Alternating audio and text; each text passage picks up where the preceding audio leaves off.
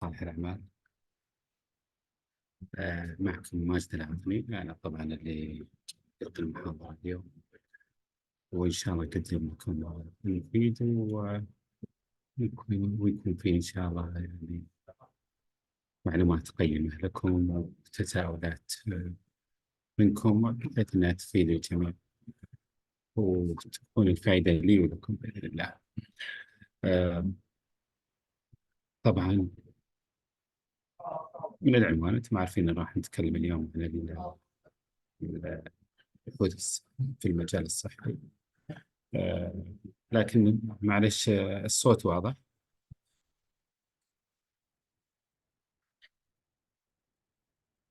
تمام. طبعا للأسف، لما أنا أفضل مكان يعني، أنا موجود في مكان فيه إيفنتس وكذا، فيمكن تسمعون يعني أصوات الناس، لكن إن شاء الله ما راح يكون فيه تداخل أو تأثير توصيل المعلومة إن شاء الله. بس خلونا نبدأ بالمعروض الكلي.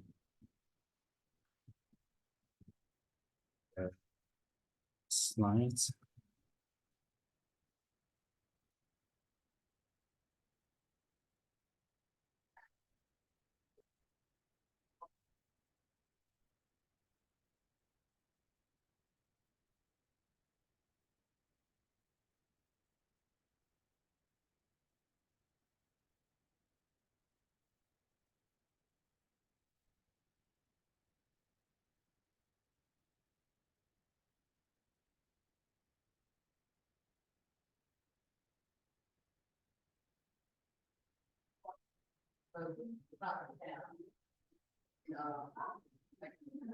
طبعا احنا راح نتكلم اليوم عن الصعيد بشكل عام. بنحاول نتعمق، بنحاول نرد على الأسئلة اللي يعني يكون عنده آه، يعني سؤال يحتاج إننا يعني نتعمق أو نعطي مثلا أشياء دقيقة بالأبحاث، ما عندنا مشكلة، لكن بنحاول نكون الفائدة للجميع، بحيث إن نعطي إيش القصد، يعني الغرض من عمل أبحاث صحية، وليش موجودة الأبحاث الصحية، وليش خصصناها بالأبحاث الصحية. آه، ف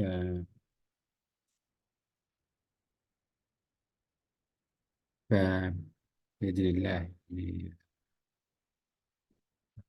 نحاول نغطي هذه أهم يعني الأهمية بالنسبة لي، إني أغطي الأشياء البسيطة السطحية، وبعدين نتعمق تدريجيا بإذن الله. لو أسعفنا الوقت نغطي كل المواضيع، بس ما أعتقد أننا نقدر نغطي المواضيع كاملة، خاصة في آه، في يعني موضوع كبير مرة اللي هو الأبحاث الصحية. فخلونا نبدأ بس بشكل بسيط. ليش فيها الأبحاث التقام، ليش وكذا.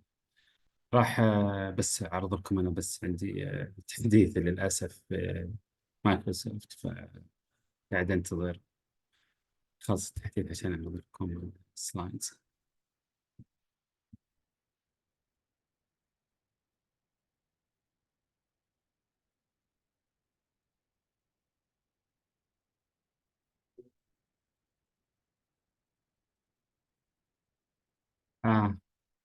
We'll talk about this. Yeah. Which language you prefer, English or Arabic? And we'll settle this up and come to a point that which one you prefer. I know some people they prefer Arabic, but I know it is uh, a topic that's based on English, so I can translate everything. Both is the best choice, I think. So let's do mix. Sometimes either I will uh, keep talking in English, so you stop me, or talking in Arabic, also you stop me as well. So just submitting the slides.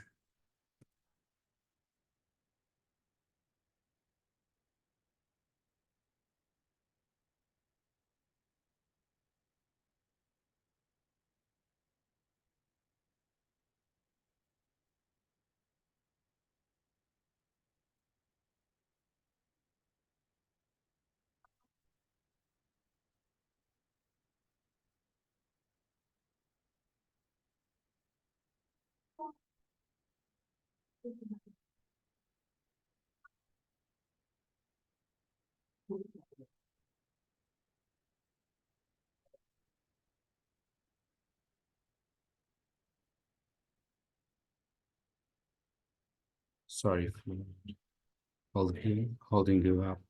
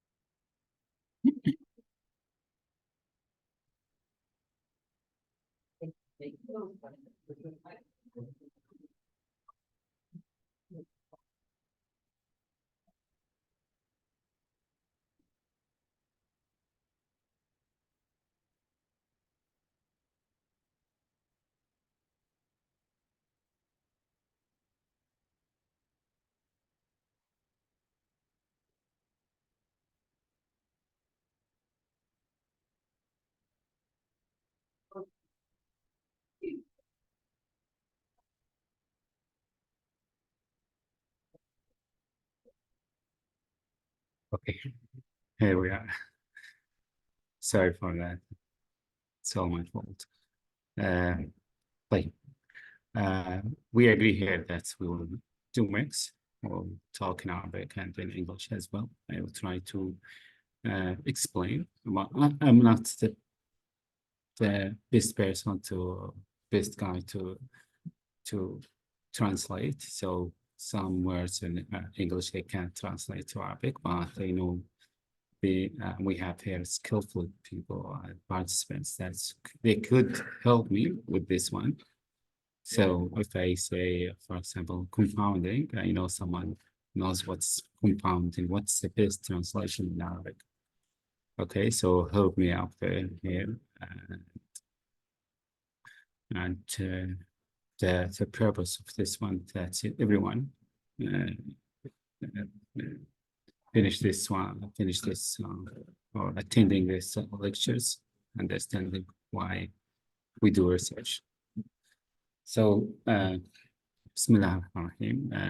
طبعا يعني اللي يتكلمون اللي يبغوني بالعربي أنا ما راح أقدر أتكلم كلها بالعربي، في مصطلحات إنجليزية صعب إني أترجمها، حتى لو ترجمتها بالنسبة لي ممكن لو تقولونها لي بالعربي ما أفهمها، مو بالنوع يعني لغتي أو تمكني بالإنجليزي واو ما أقدر أترجم، لكنه في أشياء تعلمناها بالإنجليزي وفهمناها بالإنجليزي ونعلمها للغير بالإنجليزي، فصعب إني أترجم. حتى ممكن الترجمة يعني يكون يعني بعض مرات تشتت أو ما تدري وش المقصد منها لو أقولها لك بالعربي، لكن بالإنجليزي تفهمها بشكل بسيط ما دام يعني من المعلومات قاعد أقدمها بالإنجليزي أكثر شيء، وأنا متأكد أنكم أغلبكم يعني عنده علم عن اللغة الإنجليزية وما يحتاج إني أترجم، لكن بنسوي مكس يعني هذا الأفضل حل. طبعا أنا بديت بالريسيرش هذه بس ودي بالسلايدز هذه، لكن ودي أول شيء نتكلم عن الريسيرش بشكل عام. ليش إحنا نصلح ريسيرش؟ Why we do research? I will just if you got an answer, short answer, just write in the chat, please.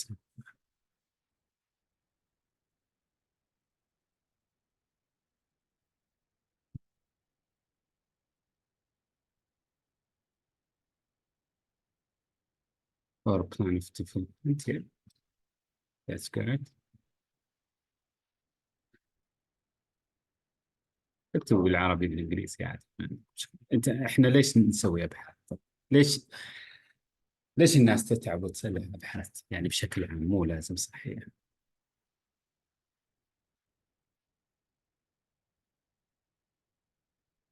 To get information, knowledge, get all the information and get all experience from it. I agree. أنا لا متقدم يومنا. صحيح. عموما الأبحاث دائما نسوي الأبحاث answer question, yeah, problem solving to improve healthcare sector, yeah, all these are correct answers. We do research to get something evidence. Okay, so before, if someone do an experiment and get something successful, he will tell others, and others will do the same. So they will copy what he has done. But at research, we cannot say that everything is working with everyone. So people start doing research. Research means it is not your personal experiment. So it is not your experience in this field. It is, we need to generalize more. So we go and collect many peoples, and if it is on people, on a human, and we do experiment. If it works, then we will try it in another place, then do this one for everyone and come up with results that tell this is useful, or this is dangerous, or this is not effective. So for example, just I'm giving example. All what you have said, all your answers are correct, and I agree with. But why we do research to see something, either to get evidence, something evidence-based practice. Okay, not for just health sector, just even engineering they do, even and education and political people, they do some do research. If you go and find the database, you will go there and you find many research in all things. I'll just give you an example how we started using Panadol. كيف بدينا نستخدم البنادول؟ احنا بدينا بالبنادول لانه في واحد اكتشف البنادول بطريقة أو بأخرى، وبعدين جربها على نفسه، جربها على ناس، جربها على ناس كثير، أثبت إنها بين كيلر. وكل الأدوية على فكرة لازم يكون فيها شيء يسمونها clinical trials, that you try something or test effectiveness of something on special or settings or special or specific people. Then you come up with telling everyone that this is working, this is good, so we can use it. Okay, so then they started using Panadol, for example, for diabetic people, the same for insulin, for surgeries, for something. Everything started with research. So the basics of health, it comes out with research. It doesn't come up with someone did something and tell, oh, this is working, then I will do it. Then I will tell other hospitals to do it and other countries to do it. No, it has to be something evidence-based. And if لو أنا اكتشفت مثلا دواء جديد ورحت مثلا ايش عندنا بالسعودية الرياض فارما، وراح لهم قلت والله اكتشفت هذه وكونت له، بيقول لي اوه كويس تمام جيبه خلينا نصنعه نعطيه للناس. لا طبعا بياخذونه بيعطونا بيسوون عليه كلينيكال ترايل، المفروض اني انا جايبه نتائج تجارب، وبعدين بيودونه يعني بيراعون وش الجايد لاينز البوليسي اللي موجوده بالصحه اللي تخص الصحه بالسعوديه، بعدين بيعممونه، بعدين بيصنعونه ويوزعونه، وبعد اختبارات طبعا يسوي له اختبارات. فكل هذه اسمها ابحاث طبيه. في أبحاث طبية إنك تبحث عن أشياء أو تبحث عن بروتوكولات معينة نجحت في أماكن ثانية وتطبقها، لكن يبغى لها اختبار دائما أبحاث طبية. وكل طريقة من الطرق هذه يعني يكون لها دائما طريقة معينة من الأبحاث الطبية. دائما أنتم تسمعون بالكواليتيف والكوانتيتيف، الكمي والنوعي والكلينيكال ميتا اناليسيس، ليترشر ريفيو، انتجريتيف ريفيو. كل هذه اشكال كثيره من من الابحاث. يعني لا يمكن اجي اقول لك والله انا بسوي تجربه للدواء الفلاني بالمستشفى وبستخدم لها مثلا ليترشر ريفيو او نوع من انواع السيستماتيك ريفيو. انت لا، ما تقدر انت تجيبها تطبقها على المرضى اللي موجودين، واذا كانت افكتيف انت تقدر تعمل.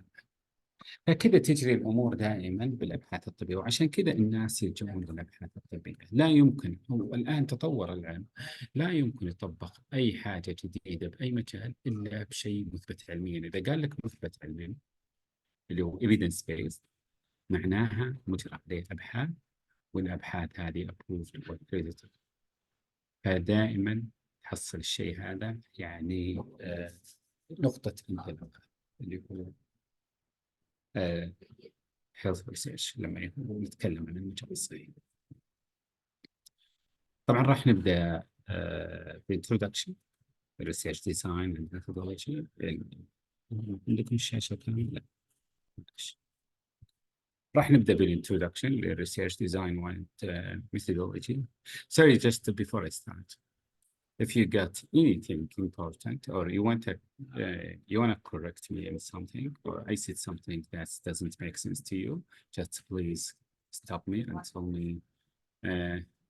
I got this opinion or I got this correction. I am open to anyone to correct me or to just give me a note about something, or want to discuss something just before. After I end, I will be open to questions. But if you got something in the middle of the lecture, just raise your hand, please. And one thing, if you come here and you attend via Zoom, so you are marked present, so you don't need to present yourself or you send your details here in the chat. It is kind of distracting for me. So just please, if you got something very important, you raise your hand. Yeah. So, sorry. In research, we have many kinds of research, the design or methodology. So we have qualitative, we have quantitative, and they lay the foundation for the entire research process, and they affect the quality of data, conclusions, and recommendations at the end. So if you have there is something in the top of something, so there is qualitative, it comes kind of qualitative, comes better, for example, interview, there is the group discussions and etc. So we need to know what's the best evidence-based through having a look on the research design and methodology. طبعا احنا لازم نعرف ايش الديزاين، ايش الميثودولوجي، لانه في اشياء مفضله على اشياء، في اشياء تعطي معلومه اذا صح التعبير يعني موثوقه اكثر من المعلومات الثانيه، اكثر من لما تستخدم، يعني مثلا خليني اقول لكم لما تستخدم كيس ستادي. كيس ستادي دائما تجرى على شخص او شخصين، وتكون تجربة علمية هي ومجرى على شخص، غير لما استخدم كلينيكال ترايل. كلينيكال ترايل ممكن أحط 150 160 200 شخص وأجري عليهم أبحاث لمدة 3 شهور 4 شهور. في نوع من الكوهورت ستدي، في نوع فهذه أقوى evidence، أقوى من هذه. نفس الشيء لما استخدم مثلا qualitative group discussion غير لما استخدم individual interviews، لما اسوي mix method ممكن تكون اقوى. في اشياء في ترتيب للديزاين والابحاث، عشان كذا في اشياء كثيره. لكن في اشياء ما تحتاج ان نروح نسوي لها clinical، فنسوي لها systematic review، ان نروح نراجع الابحاث اللي نشرت من قبل بكتب أو مجلات علمية، وبعدين نجمع المعلومات ونسوي لها برزنتيشن بطريقة معينة فتعطي دليل علمي، ولكنها دائما مو بالتوب. ففي ترتيب معين بنتطرق له إن شاء الله. نعم.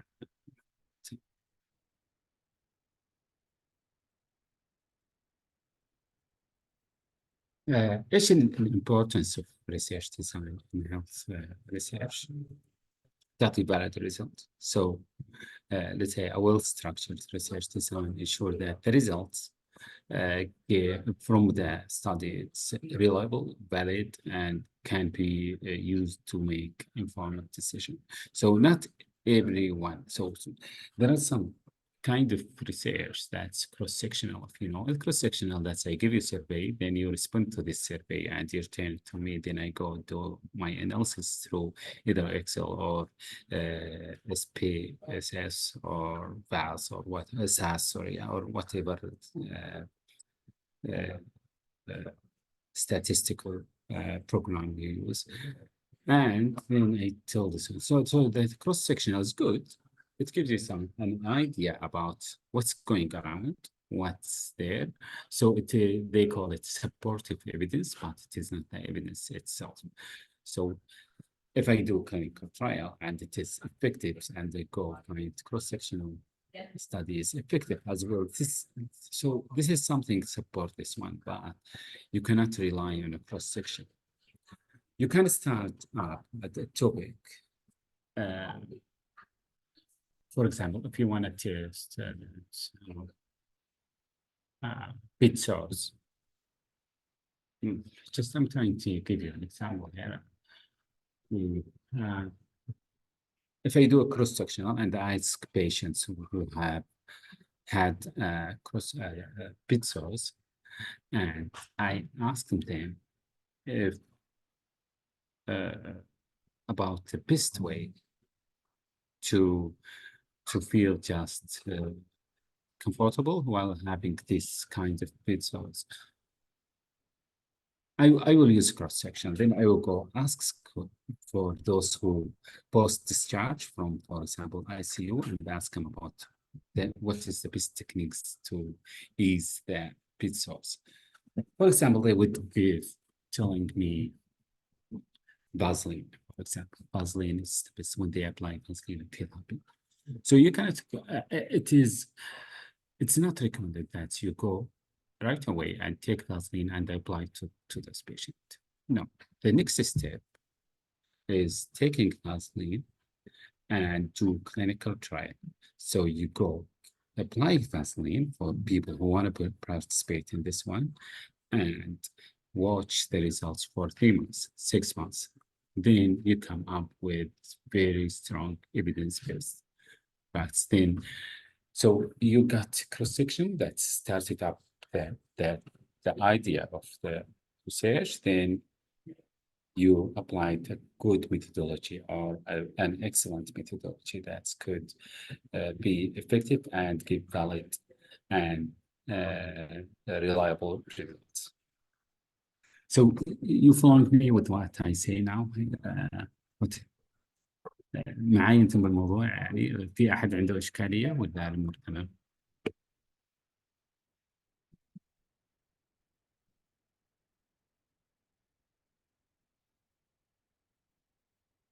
تمام، حلو. فاللي يعني بوصل له بس انه دائما الميثودولوجي الريسيرش، نوعيه الابحاث تؤثر على قوه النتائج. تمام. يعني بحياتنا العامه لما يجي لك واحد ويقول لك انا والله جربت كذا وصار معي كذا، بخريزتنا يعني بطبيعتنا كذا إننا نروح نسأل واحد ثاني ثالث رابع خامس. تمام. وناخذ بأقوالهم، يعني يكون عندنا كذا keen to do this something similar, but when someone for example كان لما واحد يجي مثلا من مكان متخصص، مثلا خلينا نقول الدكتور بعياده، ويقول انا والله مر علي مثلا 300 عامل او 300 مريض، واثبت وقالوا لي الشيء هذا وانه نفع معه، فانت بتاكد لك الشيء هذا. ليش؟ لانه هو بعياده عنده درجه علميه عاليه، والطريقه اللي استخدمها يعني يجون الناس يعنون الشيء هذا، غير الخمسه اشخاص. انت ما يخالف الخمسه اشخاص هذه يعني بيأثرون، يخلون عندك ميل للنتائج هذه، بس غير ال- آه، الشخص هذا اللي متخصص وبعياده ويجونه ناس مشابهين، حالتهم مشابهه للحاله اللي عندك. طيب the importance also comes in ethical consideration. It helps in aligning the research with ethical standards, so safeguarding the rights and well-being of participants. So الأبحاث الصحية بشكل عام تأخذ اعتبارات للأشياء الأخلاقية، إذا قلنا أخلاقيات البحث. أنا ما يعني قديما يعني أنا شفت ناس يسوون أبحاث بدون موافقات من المريض أو بدون موافقات، بس إنه يعطيه ريسيرش أو يعطيه سيرفي ويقول له عبا ورجع، أو يجي يستخدم مثلا حاجات جديدة بالمستشفى وتجربة وموثقة هو، لكن ما أعلن عنها كريسيرش، وهذا الشيء مو evidence based. غير إنه أولا قديما كانوا ينشرون يعني البارتيسيبنتس بالريسيرش كان ينشر اسمه ورقمه وكل معلوماتها، فهذه حاجة مو أخلاقية. فالريسيرش نظمت الشيء هذا، والديزاين أصلا يعني بشكل عام نظم الأشياء هذه، إنه يكون في تقديم احترام للمريض وعائلة المريض وشخص المريض وحالة المريض، والمحافظة على أسرار المريض، وكل أشياء كلكم عارفينها يعني، فيأخذونها في الاعتبارات بالريسيرش وبالديزاين أحسن من يعني إذا قرناها بشكل عام في المجتمع، بيقول والله فلان صلح كذا وحط كذا وصار لك كذا فيعطي تجارب المريض هذه وينشرها للملأ بدون اعتبارات يعني أخلاقية. الشيء الثالث resource optimization by defining clear objectives and methodology, research design enabled efficient resource allocation. وهذا شيء مهم طبعا، انك تكون تعرف بالاهداف بالميثودولوجي والريسيرش، فيكون في اشياء فعاله للريسورسز فعاله للاماكن هذه، ويعطي اعتبارات دائما موجود يعني اعطاء كل ذي حق حقه اذا صح التعبير.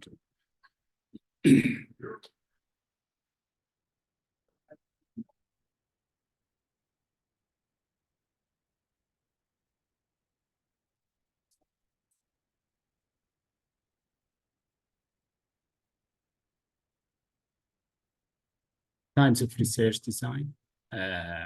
طبعا احنا عندنا يا descriptive experimental or longitudinal. Descriptive research it used to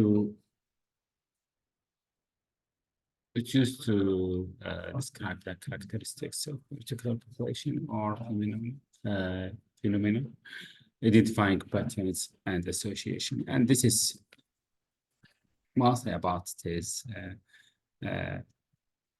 describe it is about it comes in quantitative and also in the qualitative, and this is mostly about that's descriptive, but there is some qualitative that really describe better research that describe what is situation, because in qualitative the researcher would stay 40 minutes, for example, 15 minutes to sometime 1 hour with the participant and ask about everything around and give very good description what's there, what the location, and comes with the phenomena that identify the usual things and association. And there is experimental. Sorry, Susie, you want to say something? So I think this is your name.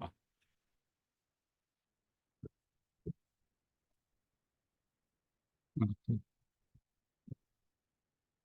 Experimental research that employs control condition to study cause and effect relationship. This is التجارب العلمية، يعني نفس اللي لما نقول في حاجة عن مثلا نجرب دواء جديد أو مثلا بروتوكول معين جديد أو شيء evidence based. For example, pain tool or pain scale tool that could be used in new settings, and it hasn't been used before, so we can call this clinical trial. تجارب علمية لأن نجري نزرع في مثلا المستشفى نخليه يستخدمون المادة بطرق معينة، نقيس تأثيره على المرضى، نقيس تأثيره على أداء الستاف أو nursing doctors, technician, whatever. And the results always comes till something reliable and valid for this one. Longitudinal research tracks the same subject over a period of time, providing insight into developmental trends. And this is, if you know what's cohort study, I'm not sure what's cohort in Arabic.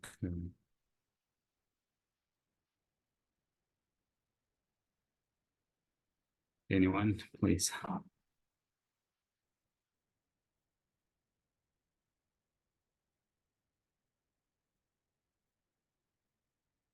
My research based on questionnaire general information is there in his political program. We will answer this one.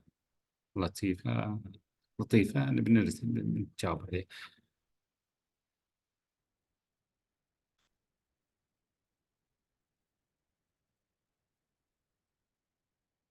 بس أنا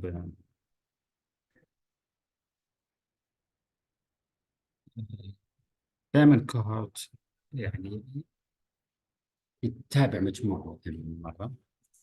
أعتقد في دراسة بهارفارد صار لها 60 سنة، يعني هي أطول دراسة ممكن إنها تتابع المرضى مثلا فترة طويلة وتشوف أسباب السعادة اللي ممكن cause of happiness اسمها كذا، تتابع المرضى مدة طويلة عشان تشوف كيف التأثير وإيش الأشياء اللي تبغى تستفاد عند الشخص، الأشياء اللي تزيد الليفل حق السعادة كذا. فهذه دائما بعضها يمتد 6 شهور، بعضها سنة، 10 20، وبعضها تكون مستمرة مثل هذه الدراسة اللي أقول. ما أعتقد أنها بادئة عام 60 أو 50 ميلادي 1950، فصار تقريبا 70 سنة. فهذه الديزاين المعروف اللي تتابع ممكن تستبدل بعض participants، ممكن حيضم من stop following up or download something similar. So always we go to replace the participant and continue the study, and it gives very good evidence.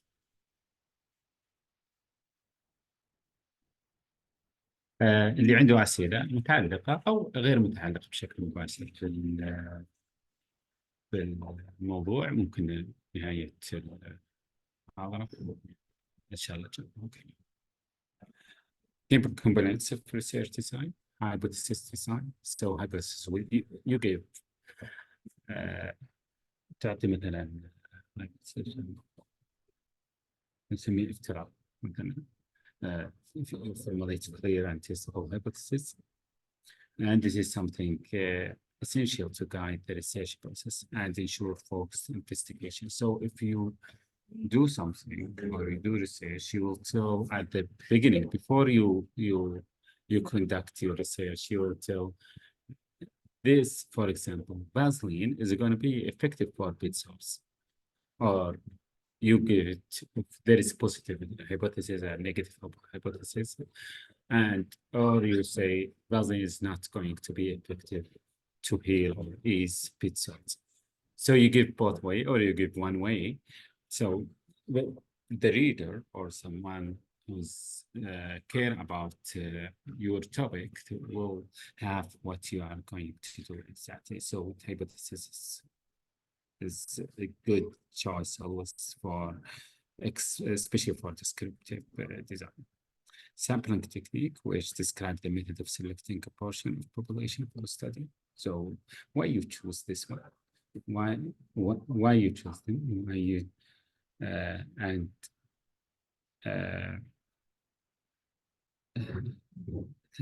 you don't need to go directly until why, but your participant or sampling must be specific. So you don't go and say nursing.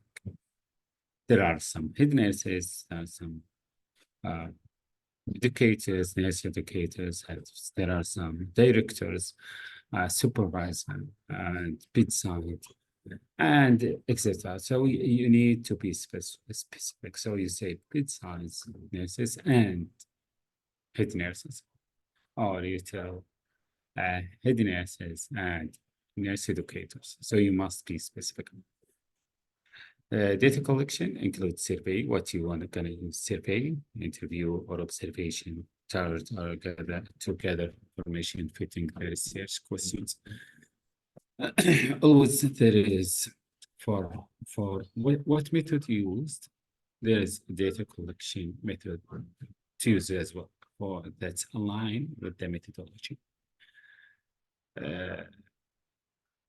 If you choose something cross-section, obviously we will go with survey. If you choose quantitative, you do interview.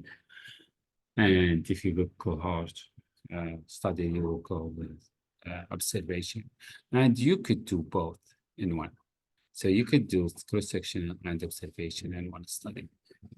But you need to know that each design has a hypothesis, sampling techniques, and data collection.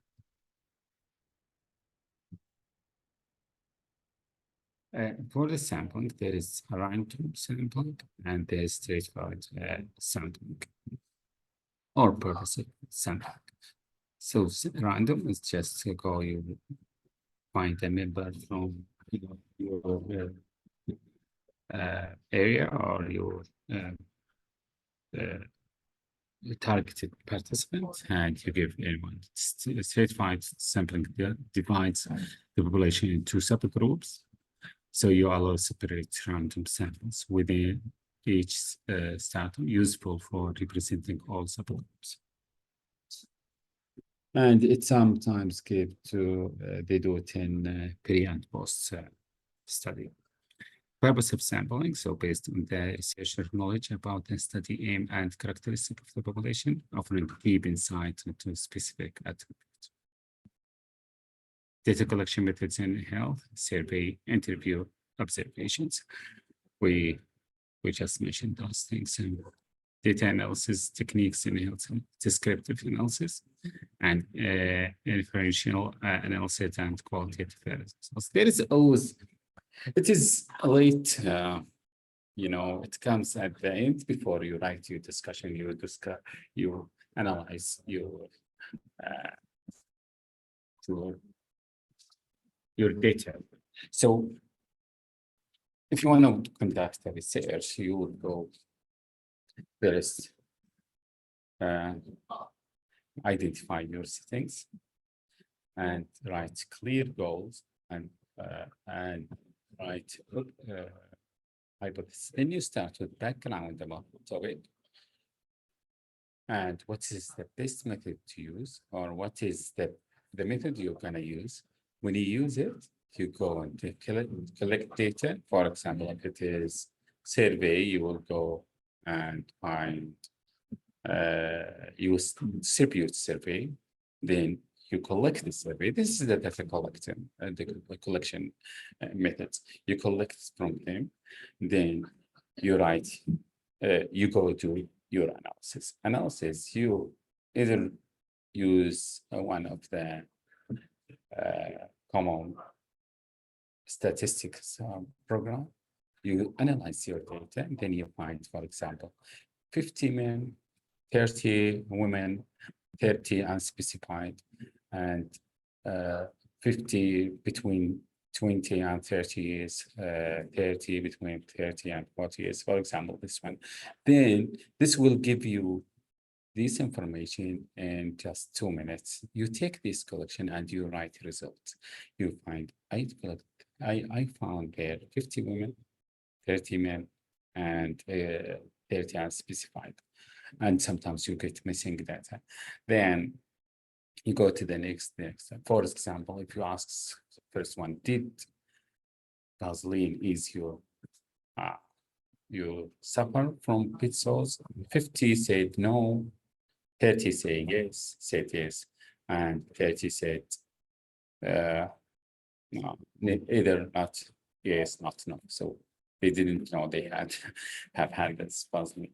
So, and you go collect this and you analyze this one. So if it is a survey, you will analyze this one. If there is qualitative, you would use one of the methodology there, then you will go and for something called data saturation. So you listen from them, then you translate it, and you then you transfer it to a transcript. So it will be something written. Then you will insert it to program there that still you the data saturation everywhere. Then you come with the results. I know it sounds complicated, but it is not. If someone have an idea before about research and medical field, so they would understand exactly what time. Okay, then you will write discussion. Why we have this one, and you give your thoughts, your insights about this one. Why we have this one. Then you compare it. You tell that other researchers found it in this study and this study and this study. Then you write your conclusion that this is studied in this way and got these things. Then you give your recommendation for next study. For example, we need to conduct a clinical trial on this one and to have more stronger evidence than we have what we have here. And this is kinds of analysis. So just I'm telling you what are the steps to conduct the research. And one of them is the analysis. Analysis now, after the revolution of IT and even artificial intelligence, it became easy, but it needs someone that knows what he wants or what she wants. Critical consideration, we said something about this before. Okay, so in conclusion, you know why we do research? To get something evidence-based. We also there are 3 kinds. You must know that we have quantitative and qualitative, and there is mixed method. So this design, why we have different design? Because we have different settings. So if you want to say, if someone working in your hospital, for example, an MRI, and you got two technicians working in MRI, you cannot go and tell, I want to do clinical trial. You cannot, because you will measure something related for those 2. So because you don't have enough number, so you use what? Use, for example, even for qualitative, it's hard today. So you use case study. I know it is not the best design that gives, but still it is a research. And it would give information about, or submit, or provide information for other researchers about this one. So you don't need to take the whole research from A to Z. Sometimes you will go from A to D. Someone will go from D to, for example, J and others. So it is a process that it is, if you need to finish it by yourself, so it would take time. It would take time. So you do your research, you do your part, others will do that. And if you go and read an article in any journal, so you will find that they write something, then compare it to others. Because it is research is it's kind of contribution. If you find something and you tell, this is what I did, and this is what I found, and this is my conclusion, they would say, other people, researchers, okay, what is this? This is not a blog. This is something scientific. So if it is scientific, you need to do it scientifically. أنا معلش الظاهر إني نسيت تكلمت بالإنجليزي، بس على العموم لو في أي أحد عنده سؤال عربي أو مستعدين بإذن الله. أي سؤال؟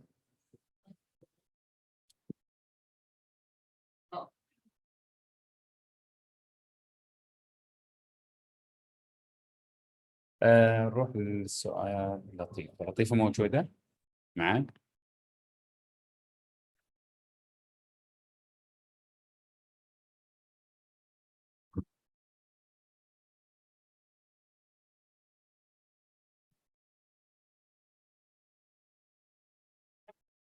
أوكي. طيب لطيفة، أنت تسألين إنه الكوستنير يحتاج؟ نعم يحتاج. ردنا على سؤالك. أنت بأي قطاع؟ وزارة الصحة أو مستشفى تخصصي أو عسكري؟ بقول لكم عن تجربتي يعني.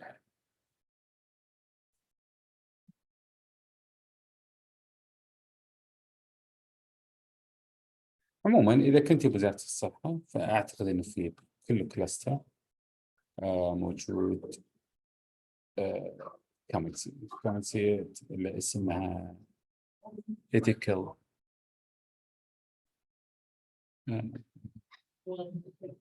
research ethical committee. أعتقد إنها كذا زين.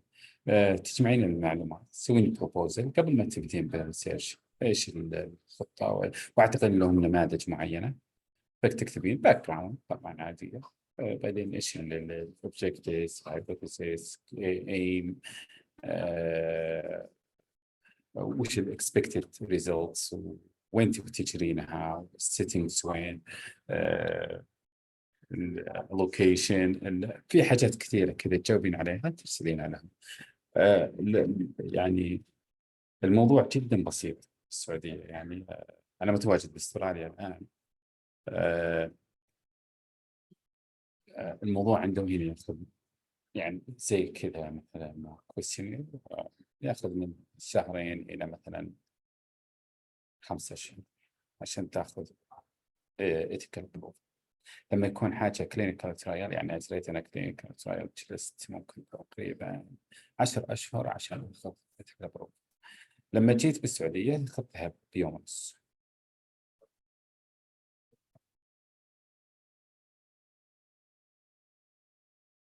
What is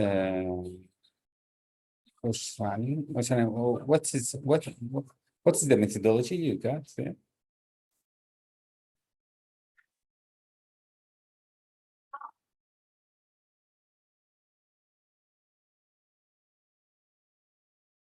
على العموم لطيفة، أنت بس راجعي إذا كنت بدراسة، إذا كنت مستشفى عسكري في لجنة، مستشفى الحرس في لجنة، الأمن في لجنة، التخصصي في لجان، كل واحد في لجنة دائما تتبع للأبحاث. يعني مثلا Department of Education أو Research أعتقد يسمونها كذا،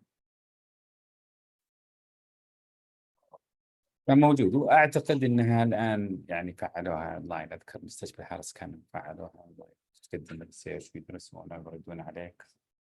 وحتى لو مو اونلاين ترى عن طريق الايميل، لاني ما قد قابلت احد يعني وجها لوجه عشان اتكلم بروبر. دائما تعاملي عن طريق الجوال والايميل.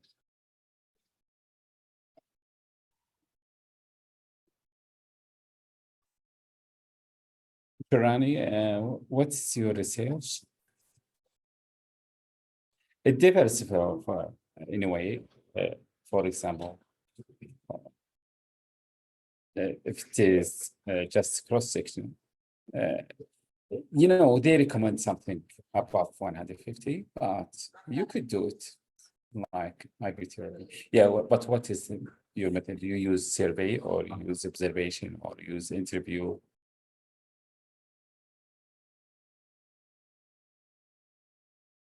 لا. Yeah.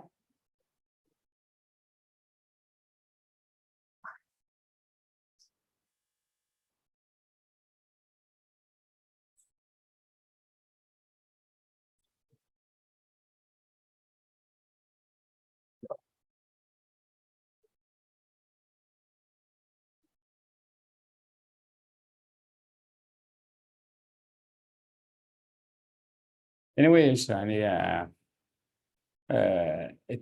you could do something with 50, 60, 70. Just to know, like small search, how many people. Okay, okay. You could do it, but you need to consider if you're gonna publish this one or you aim to publish a research. If you submit this one to Q1, a journal that's located in the quarter one, the best 25%. So you need to go and read the guidelines there. How many they want. Some people, some journals, they don't accept 150. They want something above 150. Okay.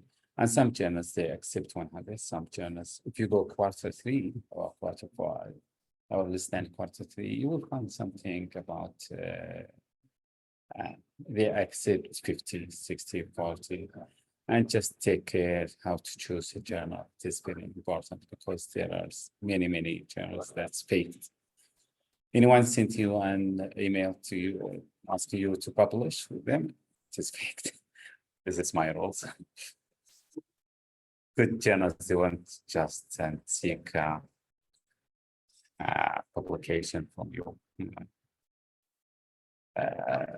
Much better if you go to Q1, you will submit to them and you will wait for sometimes 6 months to 1 year just to get approval, and sometimes you get rejected. Any questions? Please. I want to let you know that I feel really happy if someone asks me questions, because I know how caring that participants and how I could have attracted people to these topics and let them ask. I want those who never thought about publishing or doing research to start thinking about. It is research. It is it tells others that this place is considering the research, trying to do everything based on evidence-based practice.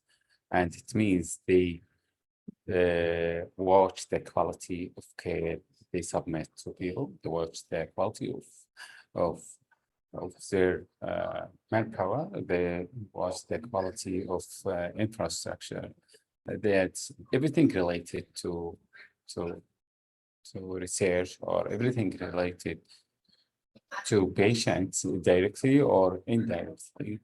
It will be considered if an organization go and consider and apply research on the field where they run. Any more questions?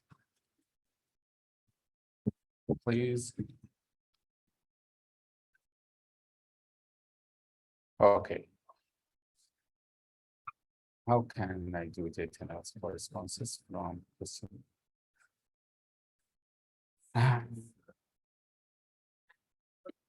بس أنا أفكر إذا كانت موجودة عندنا بالمحاضرات الجاية، لأني طبعا عشان تكونون بالصورة أنا الريسيرش ممكن أعطي 30 محاضرة، ممكن أعطي يعني 10 15.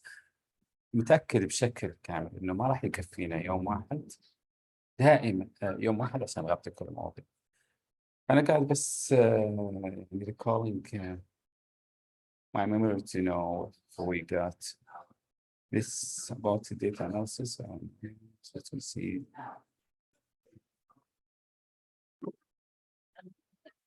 I think we have something related about this one. So anyway, I will answer this one. There are some. Have you had any experience in conducting research before, لطيفة ولا عمرك نشرتي أو كذا أو عندك خبر عن الموضوع، أو أبدأ من البداية يعني؟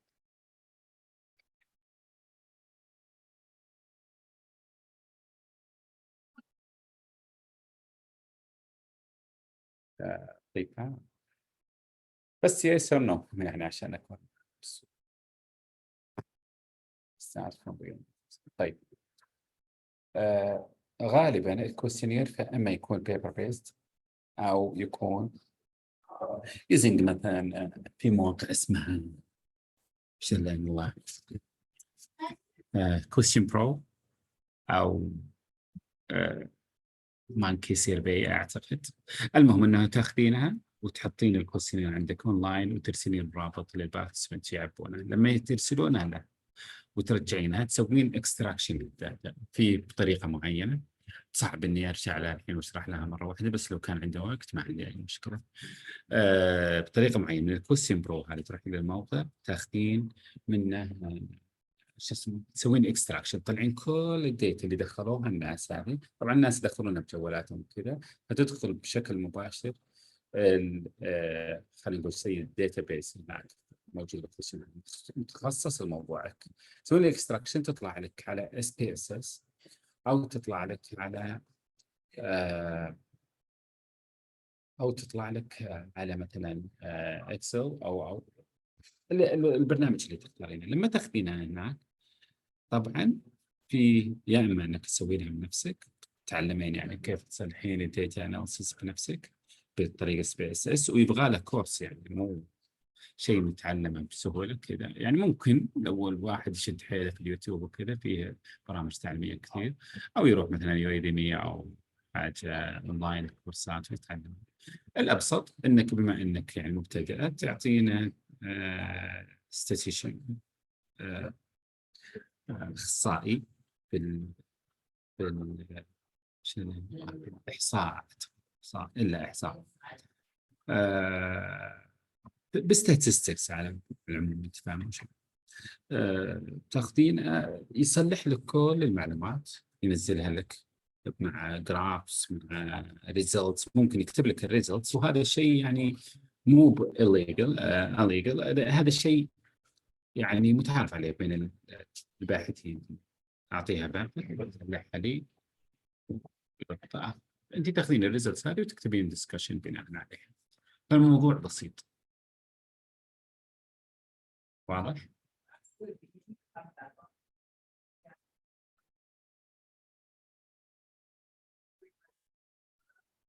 طيب ناخذ بريك كذا. العفو. ناخذ بريك كذا ممكن 10 دقائق يعني بس عشان اريح شوي، وبعدين نبدا ان شاء الله. يعطيكم العافيه.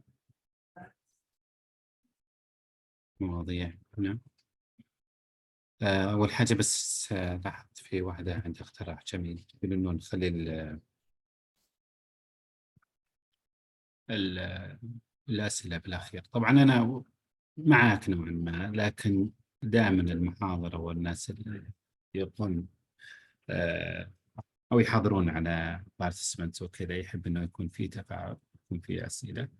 والأسئلة هذه إذا كانت متعلقة بنفس الموضوع اللي نتكلم فيه ما عندي أي مانع. لما يكون الموضوع بعيد شوي فيكون يعني نوعا ما بياخذنا المنعطف الثاني وكذا ويبعدنا عن الموضوع الأساسي. لكن التفاعل الأسئلة I think it enriches the discussion and it's the topics itself. It gives more insights and I know many people got a question and they don't want to ask because either they're shy or they thinks will be sarcastic and at their question, but we will not, I think, and nobody will do. We are here to learn and to collaborate to come up with something useful for me, for you, for everyone. Sometimes I get a question that I cannot answer, so I go back again and look for the best answer. And so this is, I agree that sometimes over discussion is negative, but if someone gets a question related to the topics, I think it is good. And thank you for your suggestion. So please don't raise your hands. This is the one that distracts me most. So if you got nothing important, please don't raise your hands.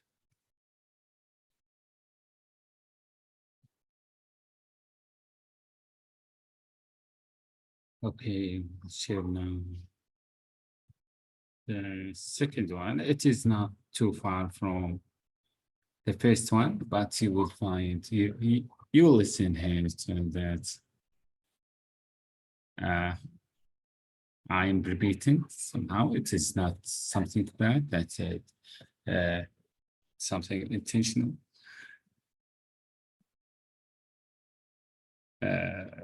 Just to keep the information. Well, I don't want to give. I'm not the kind of people that say want to give plenty of information, and you may or may not remember all of them. But probably you will not. You will be distracted by plenty of information. And maybe I'm in a position that I can have a better idea than some of you, so I don't want that giving more information that this really, I think, will distract you. So let's keep it simple. And if you got a question, we'll go through this question, taking it from the beginning. I know maybe the one got the question, but he knows about what I'm talking about, but others who cares and who don't have an idea about it, they will benefit from the answering the questions.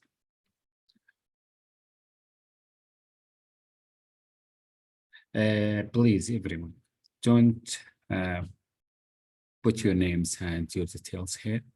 Okay. If you attend here, if you log in to Zoom, you'll be marked present. So you don't need to go and put your names and details here, even if it is not good for you. Okay. Just keep here, listen, and try to be effective participants here by asking questions or giving comments.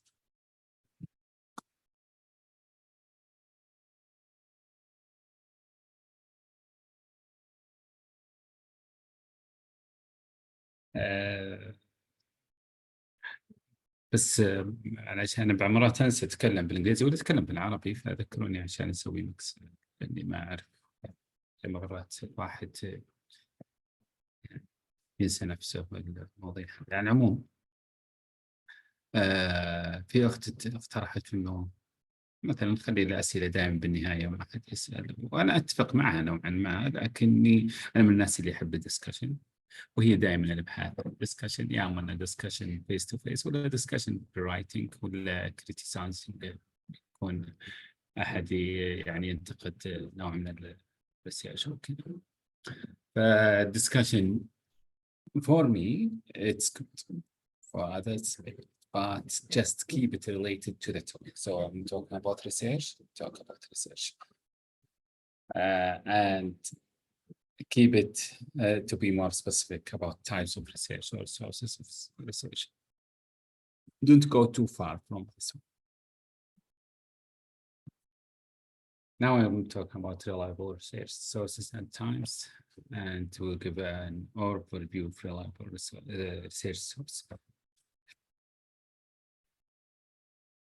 لا يا عبد الله تكفون، لا تكتبون اساميكم، ما يحتاج. اللي يحضر هنا اللي يسوي لوجين بالزوم خلاص يحضرونه، بس عاد لا تطلع، اعتقد اذا طلعت يغيبونك.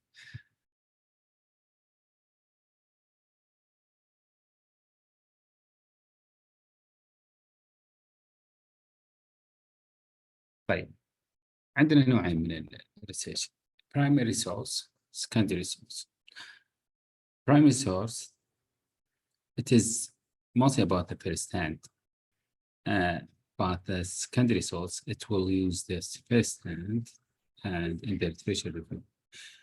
And so if you go and read an article and the author tells something, for example, let's use our example in the beginning, the Vaseline and big source, until the Vaseline is effective. No, this is the primary source because the author did this one and tested the hypothesis and come up with our concluded that Vaseline is effective. Secondary one, who will use this one? So don't go, oh, secondary, primary is the one you should always use.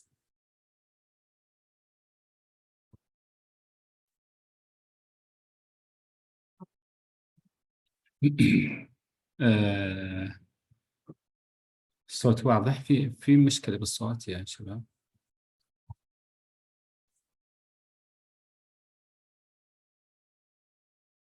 واضح؟ تمام. بس ثاني تنبيني واضح؟ خلاص تمام.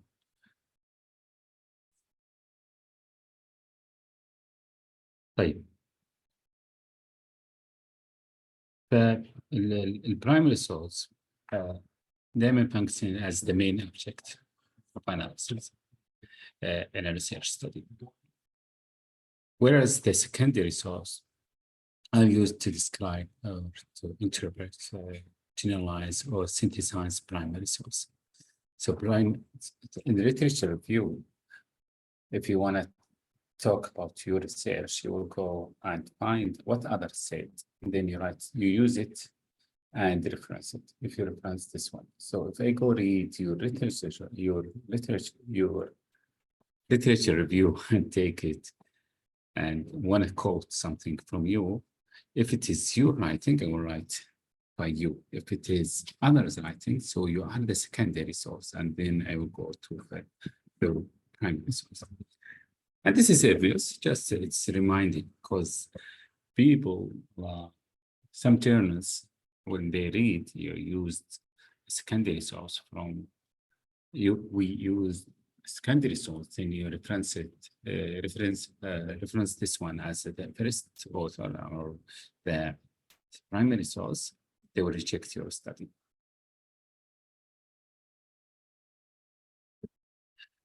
But why there is secondary? Because people use it to support their findings.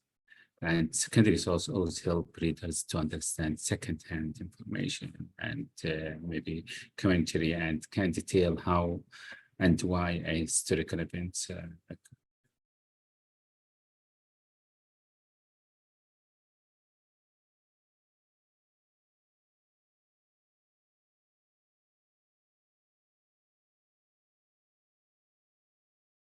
What's the reliable? They go and read something about a medication, a new medication, a newspaper. This would be reliable or not?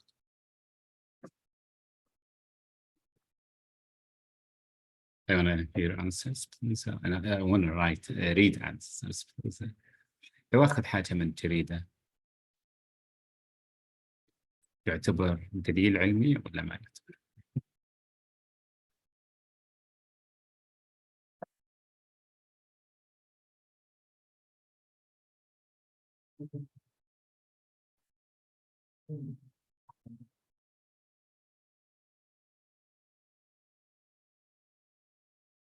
صحيح. طبعا ما يعتبر. طيب مثلا لو قريت مثلا معلومة من حساب مثلا تويتر اكس اللي اسمه اكس الآن من دكتور أو استشاري في مجال معين يتكلم عن معلومة، هل هذا يعتبر دليل علمي؟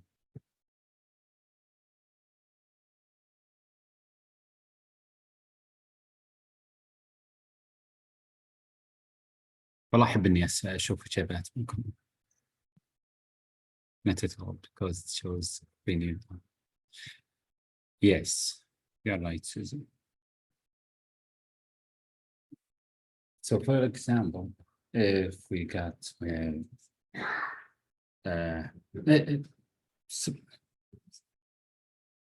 yeah, okay.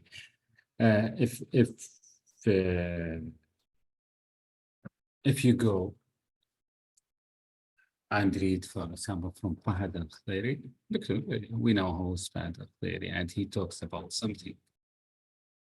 He would transfer it. This is secondary information and secondary source. He will take it from somewhere and put it there. He wouldn't give it his opinion.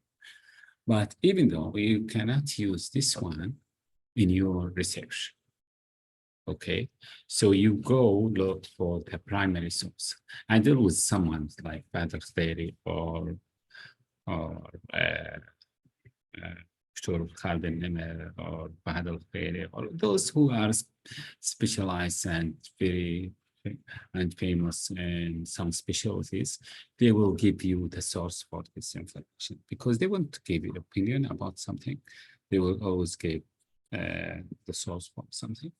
But if he doesn't give the source, for example, he forgot something to add a journal or something, you have to go. You cannot use this piece of information until Fahad al-Khairi Twitter 2024. You cannot use it. So all that's reliable online source is academic journals, research database, or scholarly websites.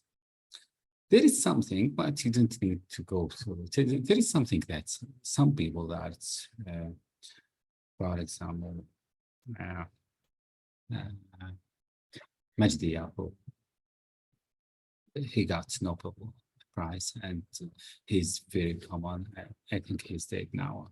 Like if he tells something in YouTube, he's a source because he is very famous and he could give information that's reliable because he has done many surgeries, he has done many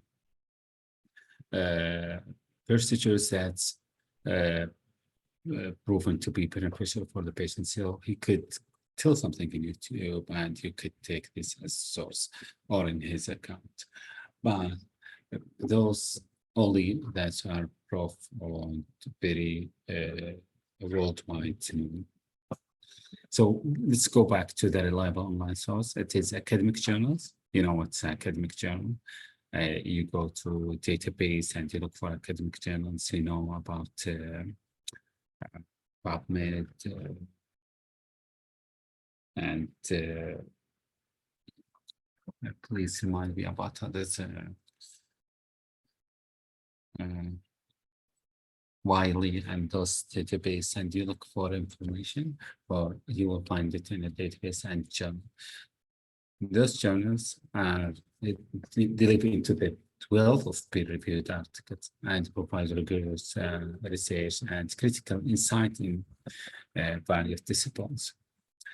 Research database, also we talked about, and scholarly website, discover reputable online platforms, operated by academic institution and experts offering credible information and user-friendly. Just to make it simple for you, all the resources comes from database. That's like, for example, in nursing, we use Sinahum. This is well-known database that give information that's related to nursing specialty and introduce us to platforms and to journals, medical journals, Q1, Q2, Q3, and that's reliable source.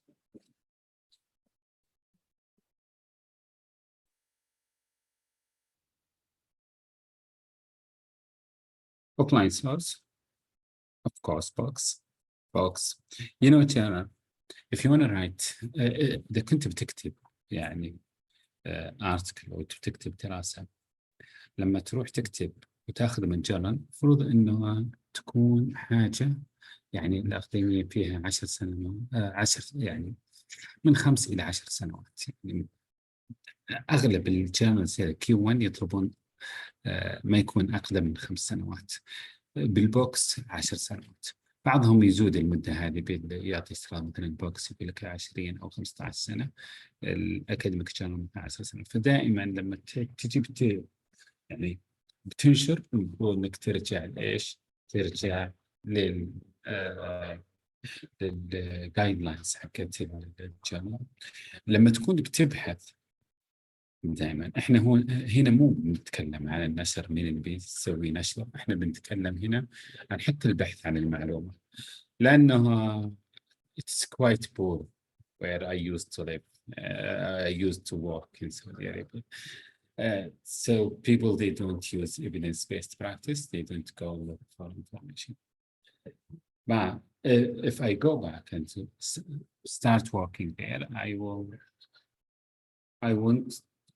will find updates within 5 years. I want to go for something very old.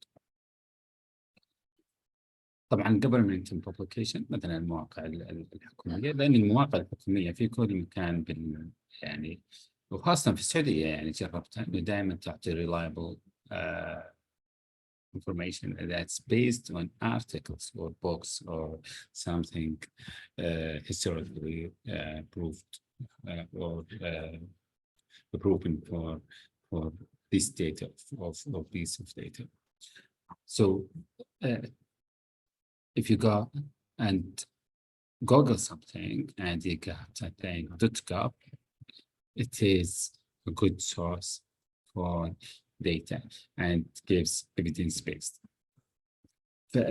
على سبيل المثال مثل موقع الصحة عندنا يعطي معلومات، والله يعني أشوف مؤخرا يعطي معلومات updated ومعلومات مع الريفرنس من كل حاجة يعني تعطيك. يعني مثلا لو الآن تتعرف كيف مثلا توقف حكم الأرعاف، موجود بالموقع الوزارة بشكل واضح وبخطوات وكيف تعالجه وكيف يعني تشوف السبب ومتى تراجع الطبيب بشكل واضح وصريح.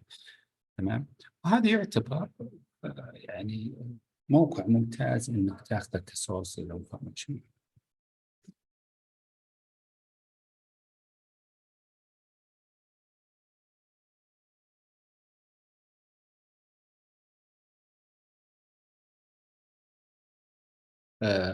نفس الشيء طبعا بالإحصاء،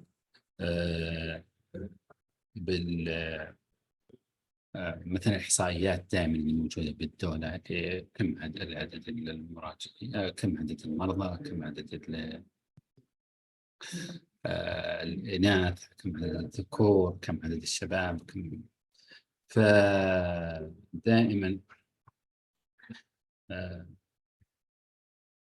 المواقع الحكومية تعطي معلومات دقيقة، تعطي معلومات evidence based، فلا تخاف أنت، بعكس الأشياء الثانية اللي تعطي مثلا بلوكات، تعطي مثلا أشياء إخبارية وكذا مو موثوقة ومو راجعة، بدون ما الواحد يرجع مثلا للسورس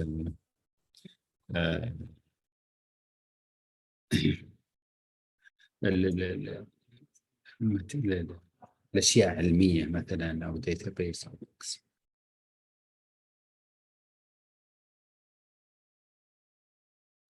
طبعا انسايكلوبيديا فري ويب سايت. انسايكلوبيديا غير الويكيبيديا هو created by Center for Research and Reform in Education. So this is this provides a review of various types of education program, including the childhood programs, elementary and secondary reading. It's not related directly to health, but it is good source.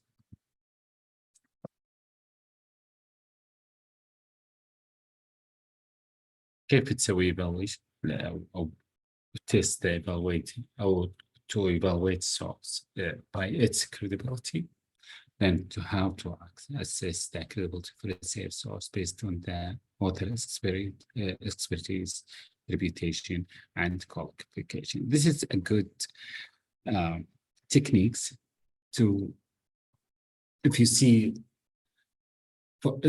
researchers do that, but I'm not sure about non-researcher people, those clinical, they don't all do that. So sometimes if I go to a hospital and being stopped by someone, nurse, doctors, or ask me about a piece of information, then I tell him, how did you get this? He said, he would show me a journal.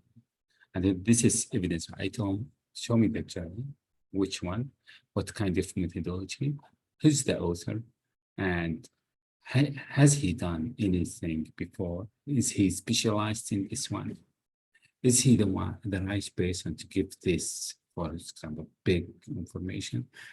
Maybe. So you start questioning the authors, the settings, the kind of research, all of these things gives you, this is credible or not. Also, reliability is something closed and discovered techniques to determine the reliability of source. Through fact checking, preparation, and verifying reference. Accuracy. It's gain insight into evaluating the accuracy of source by examining their methodology, data integrity, and peer review. And they give you the one in an MRI if they got two person and you want to do cross-section or survey, not survey, survey. It is hard to give accurate results or reliable valid results. So if you publish this one, for example, I'm not sure if a journal would accept your publication or not, but if you publish it, you will get 10 studies that telling you what you have done is wrong. فدائما يعني reliability, credibility, والaccuracy أشياء مهمة. فدائما يعني يكون عين الباحث عن المعلومة أو الباحث اللي بيسوي بحث إنه من وين ياخذ المعلومة، هل المعلومة هذه من أشياء يعني reliable ومراعين فيها الميثودولوجيا الصحية، ومراعين فيها السيتنجز الصحية، ومتعلقة بالأشياء اللي أنا مهتم فيها أو لا. Ramona, you didn't need to, there is no link, so just if you log in, you are present, okay.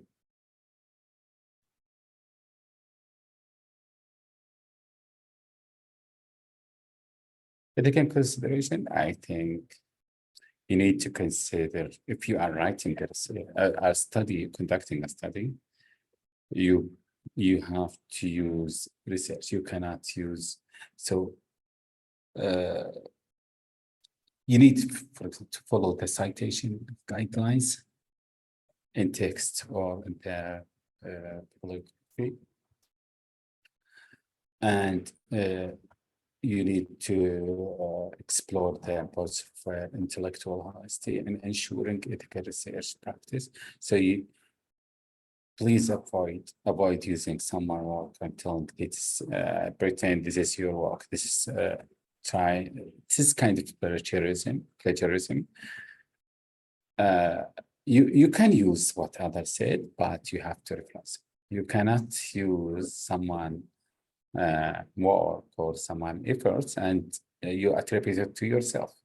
This is unfair for you because you are not the right person, and unfair to the person you got his effort or his result or conclusion. So always repeat this. And this is just to emphasize this one. I know everyone knows about this one.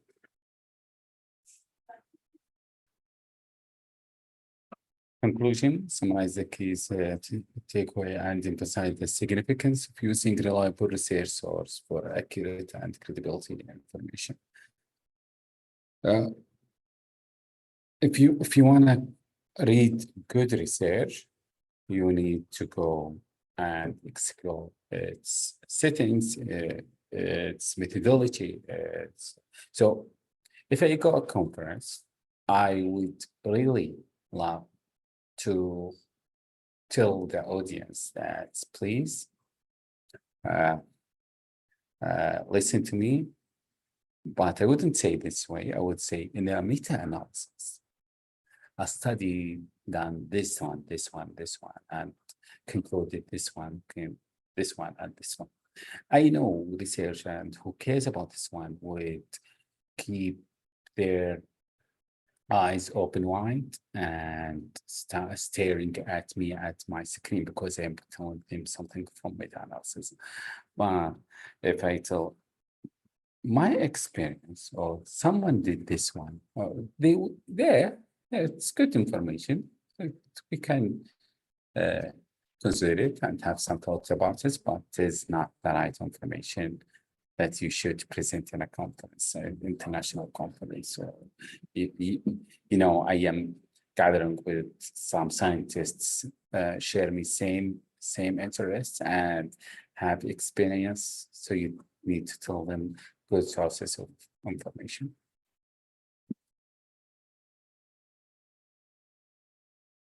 So this is the second lecture. Any questions?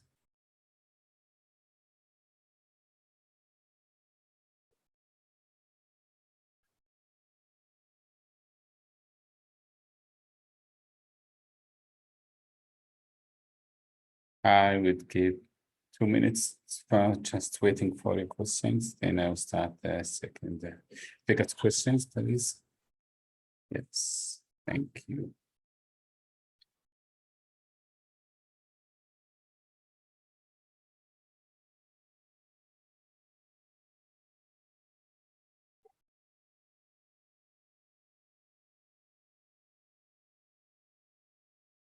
العفو. أنا بشكر أكثر اللي يسألني ترى. اللي عنده أسئلة يا ريت والله يسأل.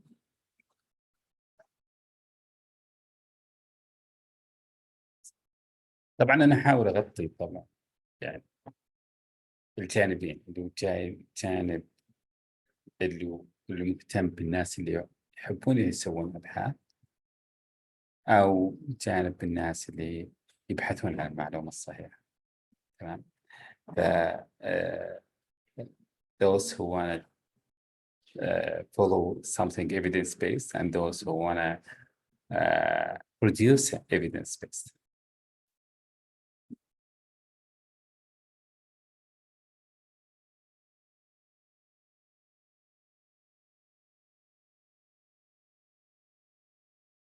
ما في سؤال أبدا.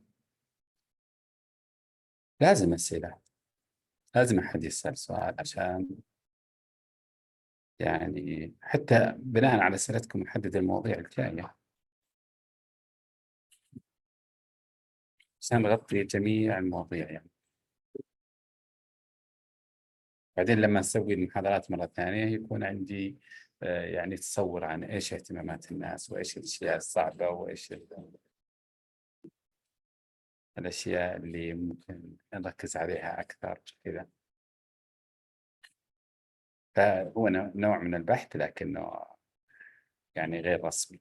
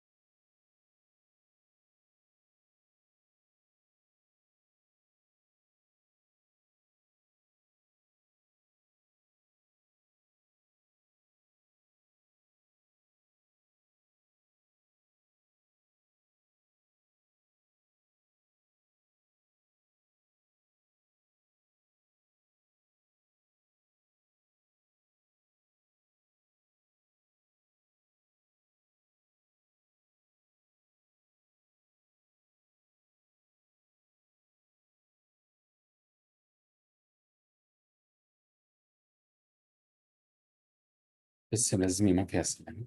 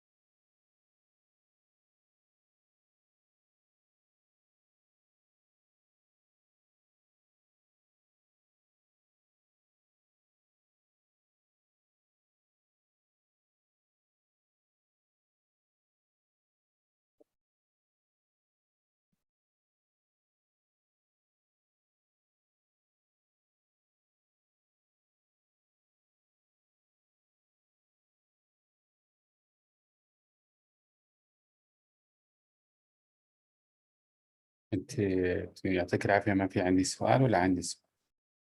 إذا عندي سؤال لا أستأذن على طول اسأل.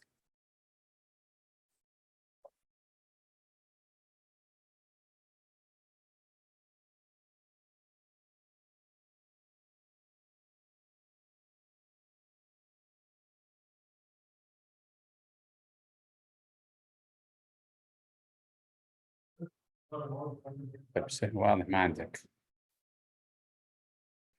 طيب على كده نبدأ من المحاضرة اللي بعدها.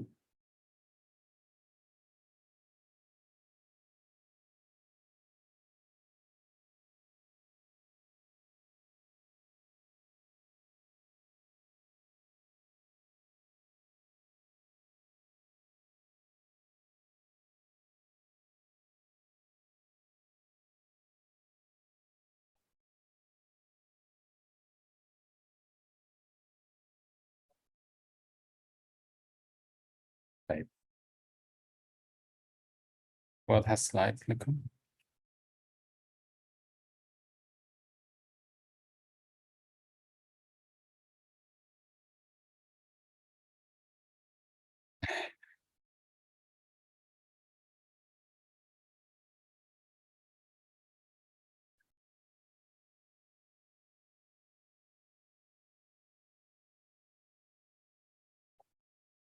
ما أدري تسمعون عندي إذاعات ولا ما في؟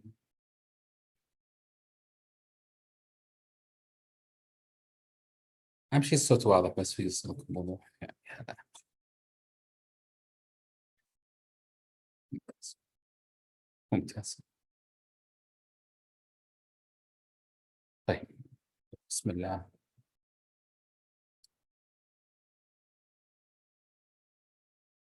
يعطيكم العافية. طيب بسم الله. الحين راح نتكلم عن ستيبس في الريسيرش بروسيس. وضمن الستيبس يعني في الريسيرش بروسيس راح نتطرق عن الأشياء اللي مهتمة بال أو quantitative then we go to qualitative. ف objectives differentiate between quantitative and qualitative. List and discuss the steps in conducting qualitative research. List and discuss the steps in qualitative research. طبعا بتشوفون كلمة النيرسينج كثير لأنه أنا تخصصي نيرسينج. طبعا أنا ما عرفت بنفسي بالبداية، لكن أنا طالب دكتوراه في يعني إن شاء الله بالمرحلة الأخيرة، أتخرج قريب في جامعة نيوكاسل باستراليا. و يعني الثيسيس أو الرسالة عندي كلها تخص يعني عبارة عن أبحاث مختلفة، quantitative qualitative، وعندي خبرة تعليم في السعودية بالمجال الأكاديمي وبالمجال الأكاديمي أنا أيضا دراستي على استراليا. فكل اللي أقولها لكم هذه يعني من خلال دراستي وتجربتي في مجال في الدكتوراه والماجستير، لأن كلها عبارة عن أبحاث. فطبعا أنا متخصص بالنيرسينج، عشان كذا تخصصي نيرسينج كريتيكال كير، عشان كذا هذه حضرتها بالنيرسينج. The key terms هنا nursing research, systematic objectives, process of analyzing phenomena of importance to nursing، أو في empirical data, objective data gathered through the seen organs or through clinical trials.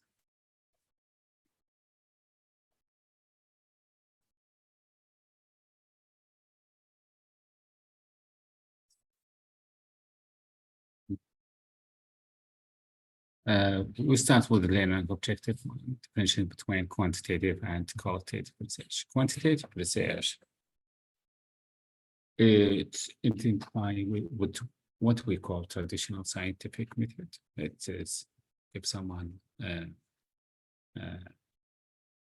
data objectively in an organized manner, either through just survey or through clinical trials. So always you will have something objective. And findings can be generalized to other situations or populations. So if we got something from this hospital that we conducted the research over, for example, 100 participants in X hospital, we can generalize this one to Z hospital with something, for example, if it is related to nursing, so we could generalize this one. And if we do in Z, again, in the Z hospital, same process, it would be much better. But if we don't, we could do it. And those quantitators use systematic, so it is not something random. Oh, you will go just you distribute surveys and use techniques. You will go through steps one by one.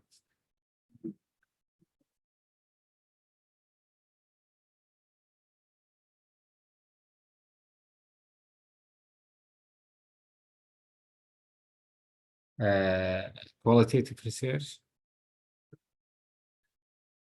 examining the quality of something, and it is subjective, so you will take information from people there and will tell you what to do, what they feel about it, or what their insights, what their observation about something. Then you will take their sayings and you analyze it and get what they call data saturation, and then you will analyze it and discuss it. And eventually you get conclusion about it. That I talked with people like this for a long time and asking many questions, and they come up with this one. I told you about that. So you transfer the information from recording to a transcript. It is not a survey. They won't write. They will just talk to you for half an hour or 1 hour, just responding to your question. It is something similar to podcast. If you are, I'm pretty sure that you listen to podcasts. The interviewer will just ask a question, or then he will keep calm or silence for 5 minutes, 6 minutes. then the guests will talk for 5 minutes, 6 minutes, till everything related to these topics. It is something like this. This is an interview. So let's say we record this podcast, and for same kind of participants, they would go and put it transfer it to a transcript، يعني ننقلها من التسجيل إلى شيء مكتوب، وممكن ترجمها بالإنجليزي لو ما كانت مترجمة، وبعدين ندخلها ببرنامج يحلل لنا وين كان مثلا. خلينا نتكلم عن نرجع مثلا البيد سورس والفازلين، فكلهم قالوا مثلا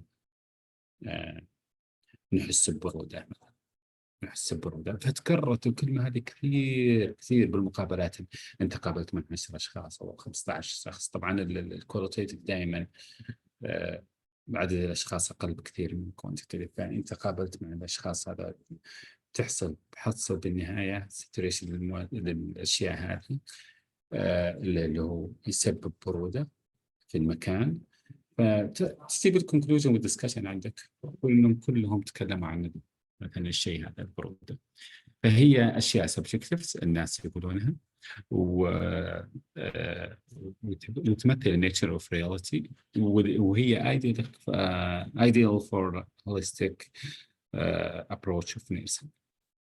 Not just nursing, all specialists in healthcare sector. Now, how to compare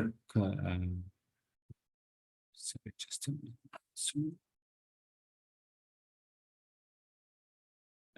Comparing qualitative and quantitative methods. Quantitative methods is ethic and emic, and qualitative is emic. What do you mean by ethic and emic? Anyone?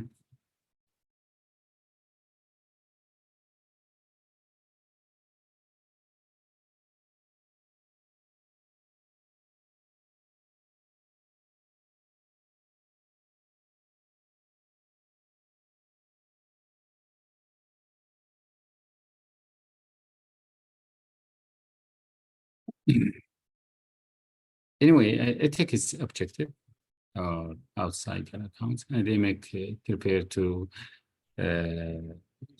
subjective.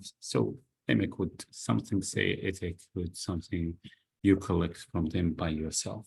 You will extract their information, but this one, or they would state it for you. Quantitative seek to minimize difference between subjective and qualitative, embrace the different perspective of each participant.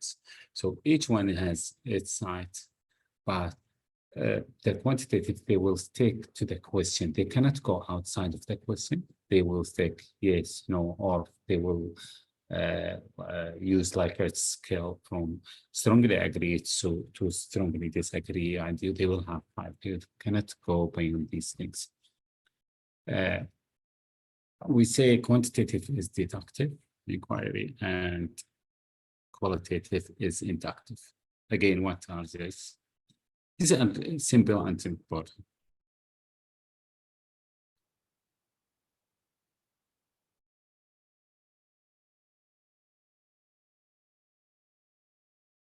Anyone?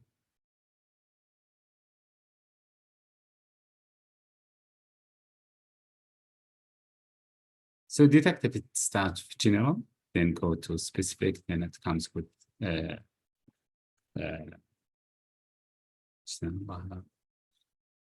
conclusion. While inductive, it is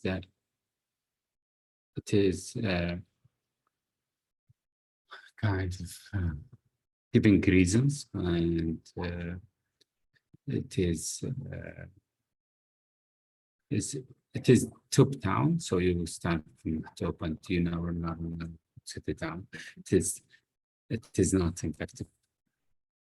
It's not deductive. So this one from up to down, and this one from down. So you will start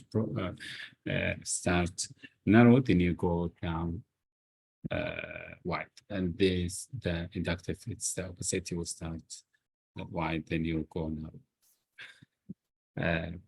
Quantitative is larger sample size and smaller, and qualitative is smaller sample size. So usually qualitative, you may interview 20, but you would use 12. What's the, I know you know what is quantitative. You will interview 50 or 60 or 100. We talked about what's qualitative. You will go and interview, for example, 20. Then you will start analyzing first one, second one, third one. If you get to the 10th one and you can see the saturation of data, it is something repetition. It is kind of repetition there. It's this cold in the place, cold in the place, cold in the place. So it is, it is, you wouldn't have something different. You maybe one or two, but mostly it will be something like that. So you will stop here and you will use 10 person. You don't need to go all over the 20 person you interviewed. So and sometimes you will interview 10, but there is no data saturations. Then you will go back.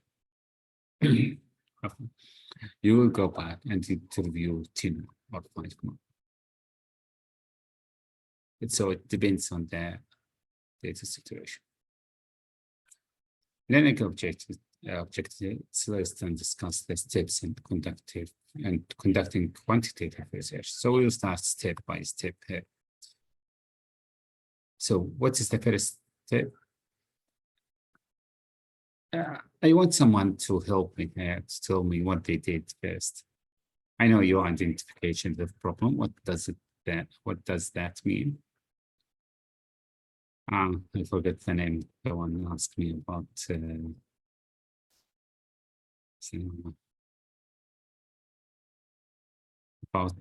research. What you did in the first? Is it Fatima? Fatima. Forget the name. Sorry.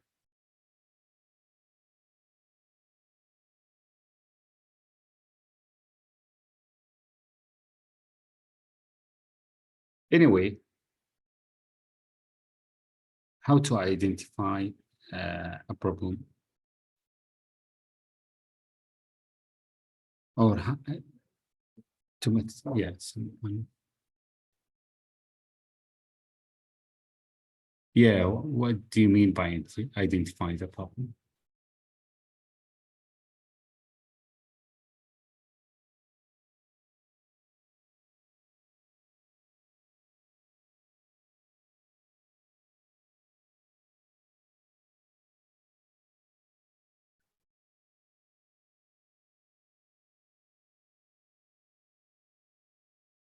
Source. Yeah. You first you go, which one? Yeah, you create your right. Which one? You identify what is the area. Is it something related to the patient, to the nursing, to doctors, technicians, administration, HR, director, nursing administration, or whatever it is. Yeah, and when you review the context and determine the relationship between what are the variables, you select and close the importance. So we go back to the bed source. So it is in the ICU, and it is related to bed source, so it is related to both nursing and doctors. There is a problem, and so you want to assess the quality of the nursing care, or you want to assess the cause of the problem. So you go and assess. So it is like choosing the topics for your research, what you want to talk about. This is just to make it simple. And what is the final step? It's communication and utilization of research findings. Number of files from author to author, number of participants, and authors combine several steps into one step.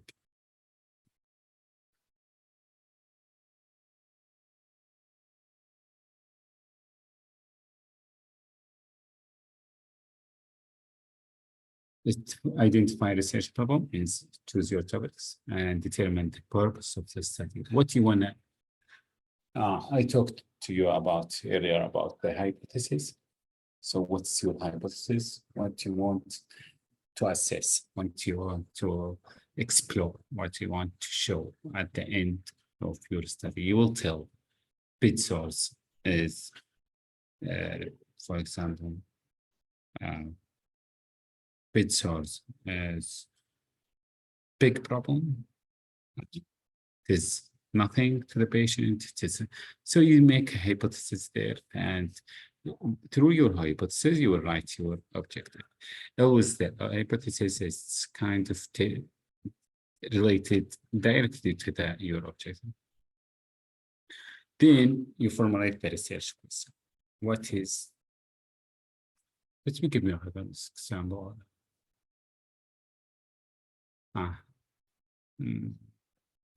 For example, if we talk about pain in ICU, and you want to implement something, or you want to check the readiness to implement among nurses in ICU.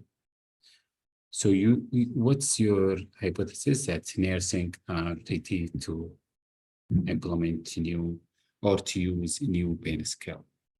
What is the questions? Are the nurses ready to implement or use a new pain scale?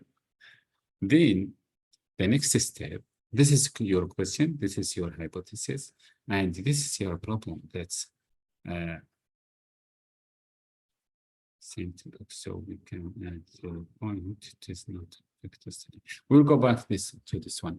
Anyway, the next, first you tell the problem that people, they don't use evidence-based or last updated. Then you tell your cases or your hypothesis, sorry, that you are ready for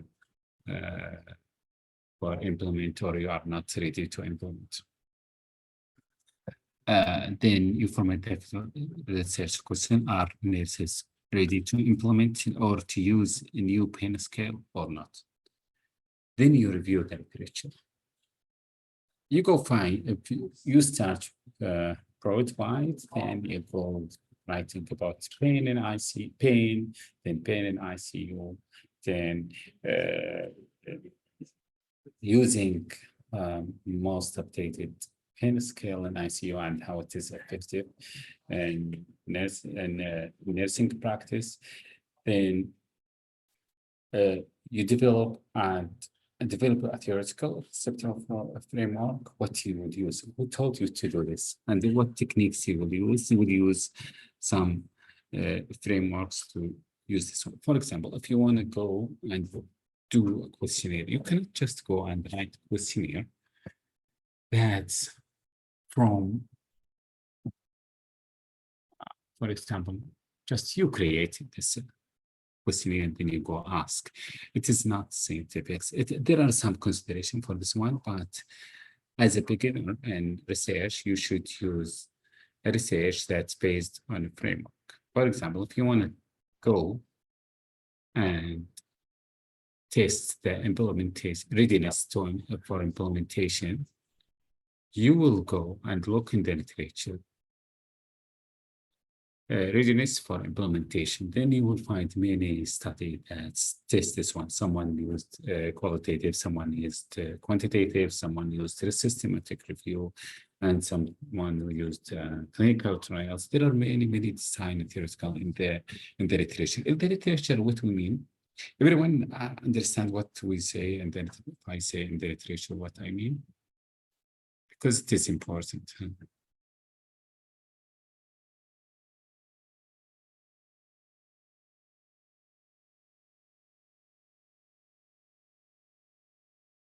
Is it clear for you? Literature review or literature?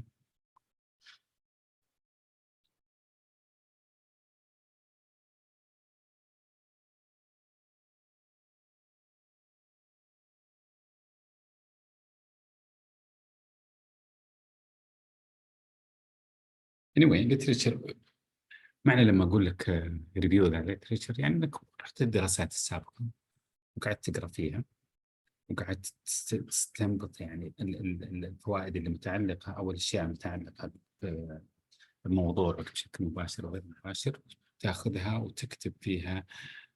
زي لما واحد يتكلم لك يقول والله أنا قريت في أبحاث كذا تكلمت كذا كذا كذا بالموضوع هذا وكذا وكذا وكذا بالموضوع هذا، وبعدين تبقى narrowing down from wide to narrow حتى توصل موضوعك. تمام. فلما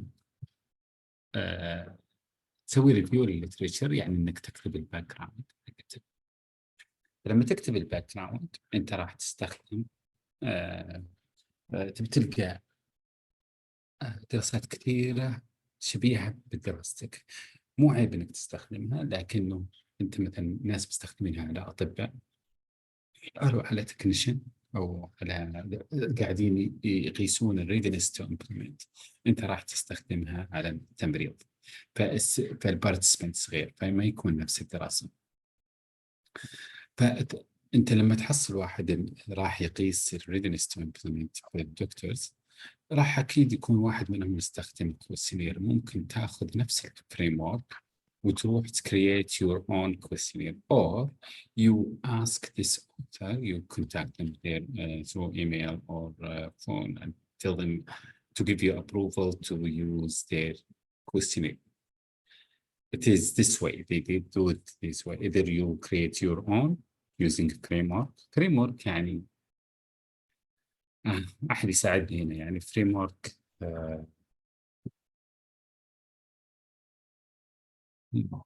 والله ما أدري إيش ترجمته بالعربي، لكنه framework شيء يستخدم يعني واحد حاط لك خطة بحث تقيس أشياء معينة في مجال معين. اللي بيقيس الأشياء نفس الأشياء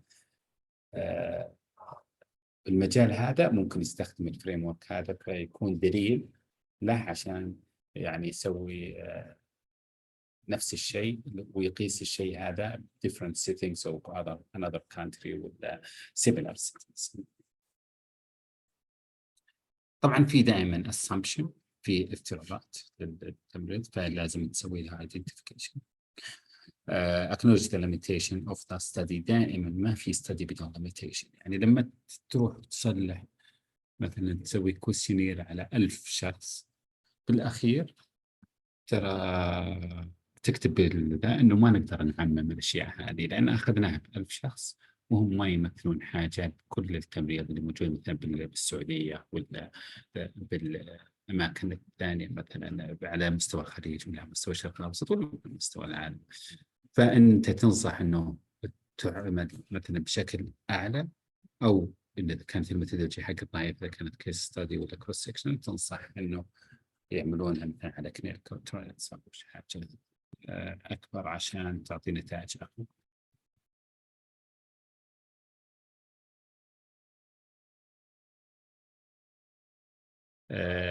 طبعا تيس الهايبوثيسيس تتكلم عنه. أنت لازم تسوي identification أو define the study variables and terms. وش الأشياء المتغيرة، مثلا وش تأثير مثلا العمر، الجنس، المستوى التعليم. دائما يسمونها demographics، هذه تجمعها بالكويستشنير. فلازم إذا جمعتها تكون أنت معرفها أول عشان تقارنها بالأشياء الثانية اللي ممكن تأثر عليه. مثلا بالأخير تقول والله اللي معاه ماجستير ودكتوراه عنده قابلية أنه يتعلم أو عنده قابلية أنه مثلا قابلية أنه يستخدم الأشياء الأبديتد أكثر من الناس مثلا بكالوريوس ولا دبلوم ولا مثلا ثانوية عامة ولا بأي يعني كان أيا كان مستوى التعليمي. فهذه الفاريبلز هذه لازم تعرفها ولازم تعملها يعني بالريزلتس وكذا، تكتب أشياء واضحة عنها تكون توضح إيش المقارنات اللي موجودة عندك، بتقارن إيش بإيش. فالقارئ اللي يقرأها يعرف إيش الفاريبلز عندك، إيش توجه البحث بشكل عام وبشكل دقيق يكون واضح. البوبوليشن طبعا مهم جدا أنت تكتب إنه أعمل هذا. بالعكس دائما إذا قريت journal, if you read a journal article, you will find there is a section about participants. So you need to identify the population that's my participants are nursing, for example, nursing who works in ICU or in adult ICU in in King Faisal Specialists Hospital, Research and Center, Research Center and Hospital. So you need to identify until what kind of some population, nurses, technicians, doctors, and you have to put inclusion and exclusion criteria. Who will be included? Anyone who gave a consent to participate and working in King Faisal. Excluding student who work in this one, for example. So you be specific about this one. You give a clear participant review to tell your readers who gonna. If I'm a technician and I want to read you article and see you are talking about nursing, so I just flip the page and find another articles, and it's focus on population I do about. Then you select sample, how many? If you know about this one, you select. If you don't know, you may be. It is not bad to consult someone who knows about research and tell you how many you want. And it is really recommended to know where you want to go with your research. Is it something, is it research that you want to submit to your study, for example, master, PhD, or it's a part of group research in your bachelor, for example, or you want to publish this one? If you want to publish, so you need to have clear plan where you want to publish it. You want to publish, for example, in pain management in Saudi Arabia journal, you go read guidelines before you start, because if they say that they would make it clear there that if it is cross-sectional or quantitative, you need to have at least 100 or 200 participants. So just be careful, please. Conduct a pilot study. Pilot study. Pilot study means يعني حاجة تجربة تجرب الكويستشنين حقك، تعطيه ناس يحلونه، تقول له واضحة الأسئلة، كل شيء واضح بالنسبة لك، في صعوبة بفهم أي سؤال، في صعوبة يعني بحل أي سؤال، فيها خلط بين الأسئلة، هل تحس أن السؤال هذا والسؤال هذا متشابه؟ تعطيه مثلا عينة 5 10 وتخليهم ذا، إذا قالوا لك إنه واضح بس مو واضح تروح تعدل فيه وتعيده لهم، إذا قالوا لك واضح ليه ما يقولون إنه جدا واضح بدون ما تشرح لهم طبعا، لأنك ما راح تكون عندهم كلهم حلوة. بعد ما تخلص تاخذ الكويستشنير هذا وتوزع على الشريحة، مثلا أنت مختار 200 تروح توزع على 200. طبعا لكن لازم يكون عندك expectation إنه ما راح ال 200 هذول كلهم يرجعون. في ناس أصلا كذا يعني شافوك أول مرة ما حبوك ترى وهذا صحيح ترى كذا، ولا راح يتعاونون معك بدون سبب. وفي ناس يعني ممكن يقول لك أعطني 3 4 وسيلين بحلهم. في ناس مثلا بياخذها ويقول لك رجعها ولا يرجعها فيه. فأنت يعني لازم يكون عندك expectation. لو كان التارجت حقك 200 وزع على 250، لو كان التارجت حقك 300 يعني حاول توزع. بس غالبا أنت قبل ما تبدأ راح تسأل بالسيتنجز عندك كم عندي، يقول لك والله عندك 400 ممرض في المكان هذا، فحط التارجت عندك 400 وروح وزعهم على 40 ترجع خلينا نقول يعني 70% 60%، يعني 230 240 وهذا عدد كويس. فلازم يكون عندك expectation. فإذا خلصت من البايلوت ستدي روح وزع وتابع، ووصي أحد يتابع، وتعاون مع الناس إنهم يتابعون. مثلا دائما يسمونهم الناس use someone with power. يعني مثلا أنت بالتمريض بتجري دراسة على التمريض، روح راس الهرم، روح الدايركتور في ميرسي كذا، أنا أبغى أجرب كذا شلون، وأبغى دعمك، أبغى موافقتك وأبغى دعمك. فإذا if you got her or his support and use her or use her power to send concern to everyone, telling please submit this one. It is different from if you go by yourself and to please do this one. There is some people do, some people won't. But if it came through director or someone with power, you will give highly respected and highly considerable for doing the research. بعد ما تخلص, you will organize the data for analysis. For example, you will, if it is paper-based, so you will take it and then you go and input data in statistical program. If you do this, sorry. If you do this, then you will start your analysis. It takes sometimes 2 weeks to 3 weeks just to insert data to your program.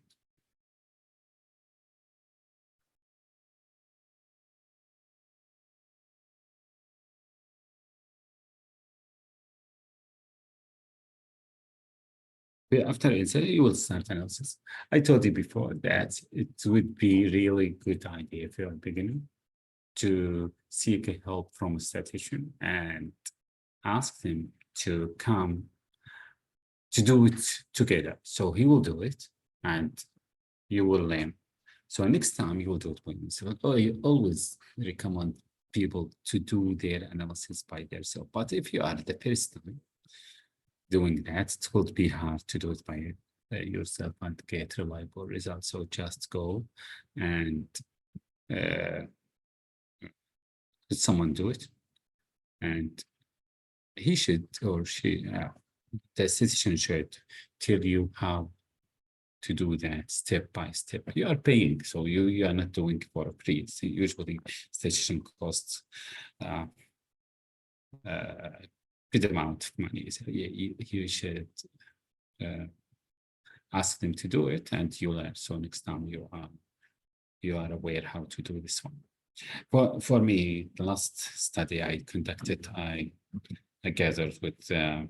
I had a meeting in Zoom with a statistician. Then I asked the statistician to record this because we are doing quantitative and we are doing analysis for my clinical studies. So I told him I want to record. So we had 3 hours meetings recorded. For me, if I want to do something similar, I will go back to this recording and do the same. It won't be something too far from what we have done. So always have to what's the best for yourself.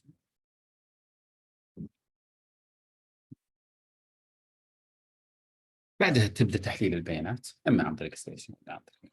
بعدها تبدأ ترجمة. أنت يعني غالبا it is worldwide that you statistician would write your results. Will tell you got 50 female, 100 male, and 2 unspecified, and 2 didn't wish to say about this. Then 20 between 20 and 30, 60 between 30 and 40, and this types of information.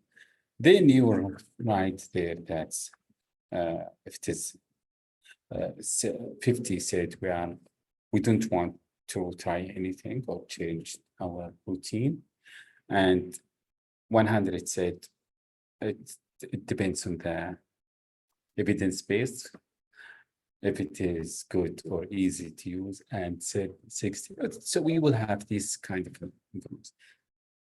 What you will do next, you will communicate the findings. So you will have findings. You will come up with the results.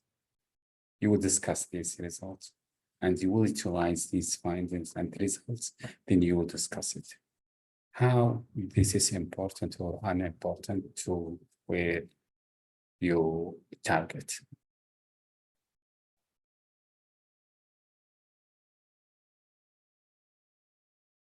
So this is just things I talked. I talked briefly about everything here, so we tend not to go through again.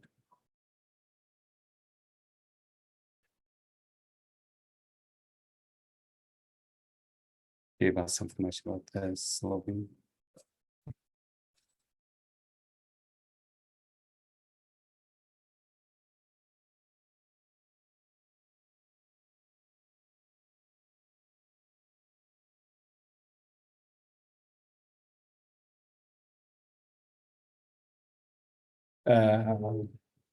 Could you please give us information about slopes with 40% size? Yeah, it is. I'm not aware about this one. I know there is sloping and there is a formula that's you multiply, you divided, I think, the number of participants on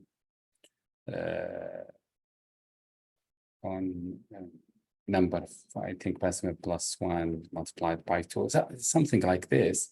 But anyway, you can use it. For me, I don't use this one, but I'm not the best person to explain this one for you. There are many formulas for this one to get the best sample size, or the best determination of sample size. You can use whatever it is evidence-based and approved, you can use it. ما تسمعوني زين؟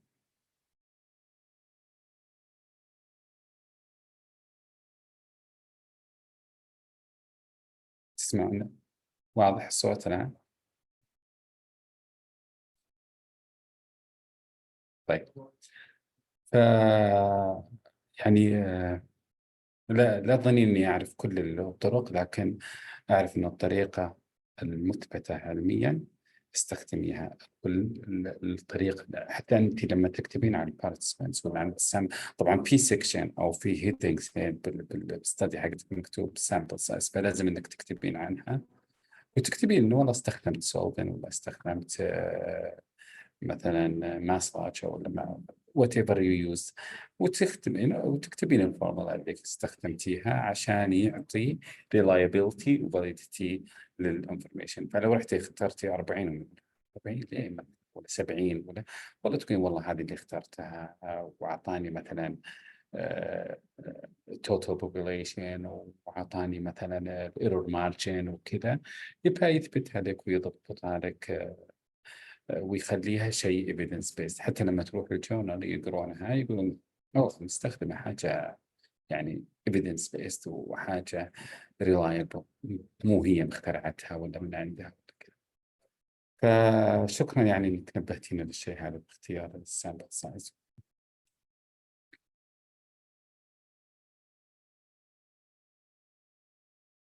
طيب بس إذا تأذنوا لي بس أخذ 5 دقائق أو خلينا نرجع على كم الساعة عندكم؟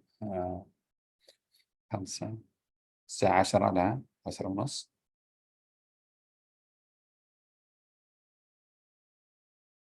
طيب 10:26 خلونا 10:35 برجع الستيب learning objective 3 اللي هو qualitative.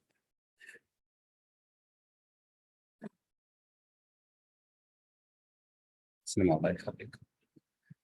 لطيفة لو مو بواضح أو في تساؤل ثاني بعد البريك، بس بريح شوي وارجع.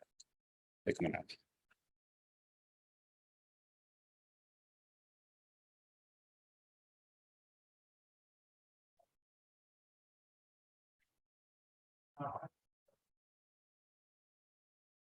بس بسوي شيء.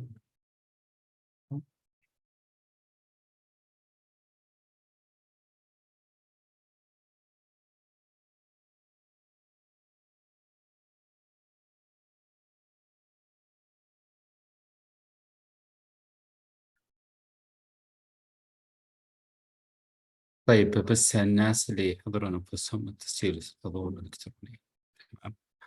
ما يحتاج تكتب اسمك ومعلوماتك هنا،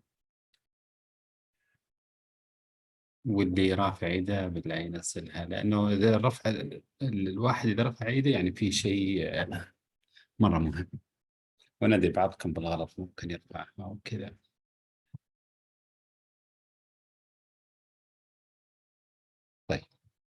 طيب نكمل. احنا خلصنا تو الكوانتيتيف، راح نبدأ بالكواليتيف. الكواليتيف عنده ستيبس أقل.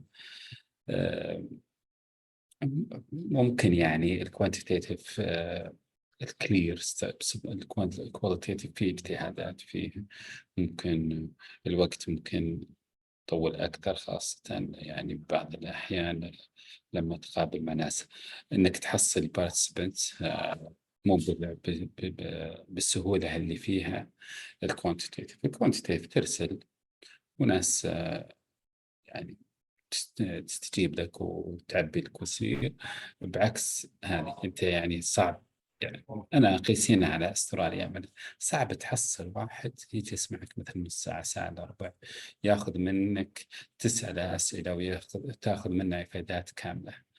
ولو حصلتها بيقول لك والله عندي أنا مثلا موعد بعد أسبوع، بعد أسبوعين، أنا ما أقدر أوصل. نفس الشيء بالسعودية أعتقد، مو بالسهولة الموضوع، لكنه يعني بحكم الحياة الاجتماعية اللي بيننا والترابط وكذا، تكون الموضوع فيه مثلا فزعة هنا وكذا وتعاطف أكثر. أما هنا لا، الناس ما يعني التعاطف بينهم أقل والفزع معدوم طبعا، فكل الموضوع أسهل بالسعودية، ولكن لسه يعني يبغى له صبر، يعني الكواليتيف شوي أكثر من الكوانتيتيف.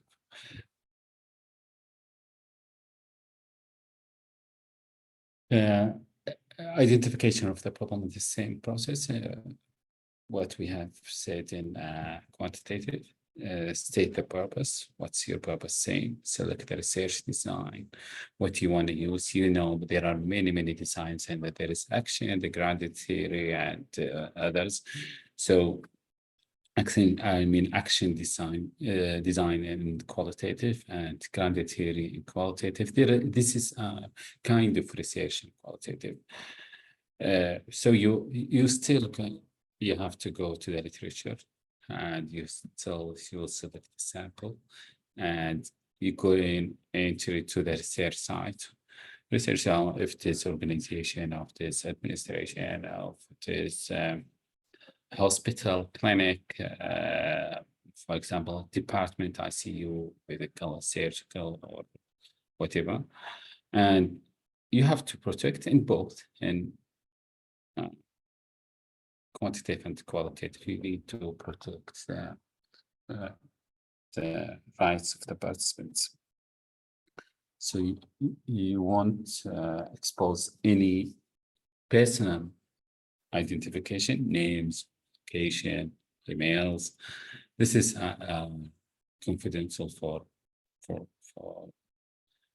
the participant, and they will sign consent that you will tell them something about it in this consent, that we will use coding. Coding means we will give your name a code, and we will know you by this code, not by the name.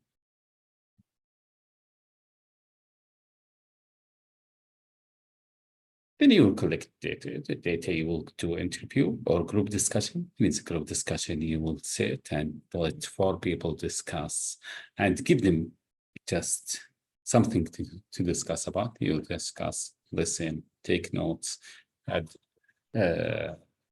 absolutely you will record, then you will go analyze the data, interpret the data, then utilize the study results.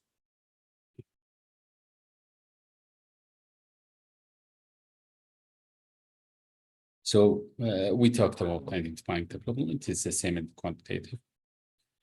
And what are the settings and kind of participants you have. Statement about the purpose. Or you write the purpose of this study is to explore or to show or to test or to identify something. Select the research design, depends on phenomena that will be studied, phenomenological approach, grounded theory, action, we talked about this one. Debate on when to do, review the literature, may bias the study results. Bias means تحيز انه وين ممكن يكون في اغلاط بالدراسه او كذا فتعرف كل حاجه prepared at the end of the study till how results fit with the body of the knowledge. Select the sample smaller in size, no set rules, quality over quantity, saturation, data become we talked about this one. Gain entry to research site, research field, IRB approval. What is IRB? Which is institutional research board, which give you ethical approval. So before approaching potential participants, before you start interview, before you go to the site, you need to have the ethical approval. We mentioned this one, verify the method, time frame, must specify focus group, generally not. Okay, analyze the data, difference between quantitative and qualitative. Begin once data collected starts. No distinct steps, no set rules, can take a long time. You have to analyze the content. Either manually, but now they don't do it manually. So you need computer programs that you, as I told you before, you will go and read what before. I remember in 2000, maybe 10, we go and read. I haven't conducted a qualitative, but I have helped someone doing this just to be familiar with the process. So we will have sticky papers that's you stick it everyone, then you will write. We'll listen to the interview and we'll write down each word or each piece of information that's important, and we'll write down. Then we'll categorize. For example, we'll put it in the wall on the left.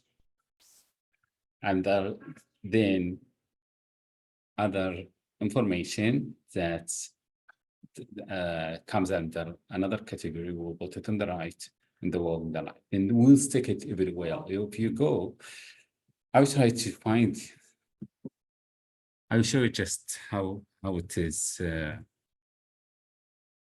used to put, okay, sticky.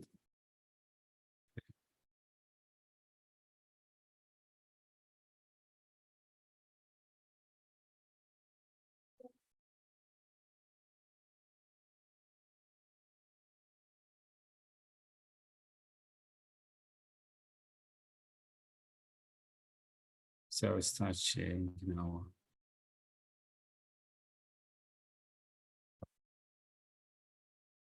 So you can see here that we used pink. Here he used colors, but we used positions here. So if it is something related to, for example, how the patient feel, we will put this on. It is how the nurse do, we will put it in the pink. Then we'll go something else in the. Then this is category. So if we have, you see here white, orange, white. For example, if you have black, I am pretty sure they have here, they have had black, or for example, or purple or something. Then they remove it because there is no saturation. They have only one or two purple, but here yellow they have many, and green as well, pink, orange, yellow, and again orange, pink, white. So these have, for example, here they have variables there, or if they have aspects, they have maybe 6 or 5. That's recurrence, for example, 10 times or 11 times with interviews. But they have got something that's mentioned twice, but it's not that important because it just mentioned twice or 3 times. It is not as important as these things. Now, if I go back to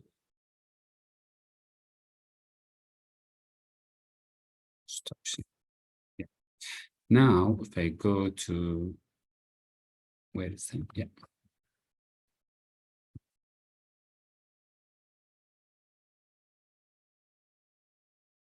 Now, there are some groups.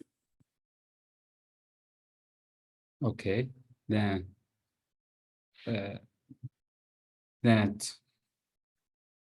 or some programs, sorry, so some programs that you need to go and just transfer it from recording to transcript to something written. يعني لازم تكتبها ورق A4 تمام، وبعدين تدخلها برنامج معين.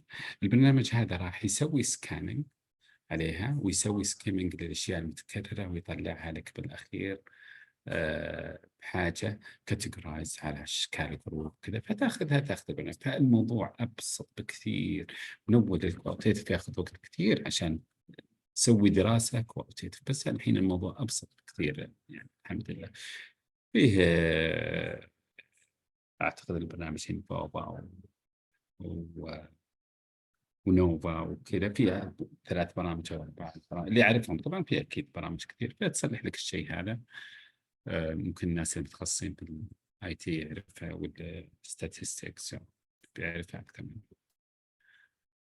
انتربريت طبعا لما تصلحها بنفسك، لما تحصل مثل الألوان الصفراء الأخضر، تاخذ كل واحد تحصله كان واحد من النتائج، وبعدين تروح تسوي لها ديسكشن سيكشن عندك، وبعدين بتصلح لها conclusion. بعدين you will communicate your research. Communicate the study means dissemination, that you will take your research and try to publish it, send it to many articles until you get approved, then you publish it. You can present your results in a conference. You can present your in your library and where you study, and even in posters. It is a good idea to present your poster at the settings you conducted this study. For ICU, you take a poster and put it in ICU, and put it in the place where, for me, I work in a university, so I will take all my studies and transfer it to a poster. This is my purpose. This is my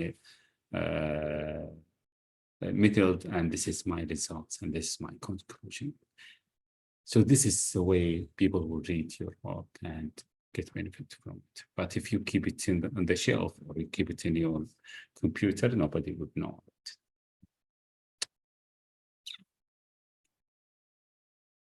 Utilize the study implication for nursing practice, or for not necessarily for nursing. It is for everyone. More difficult than with quantitative, yes, it is. And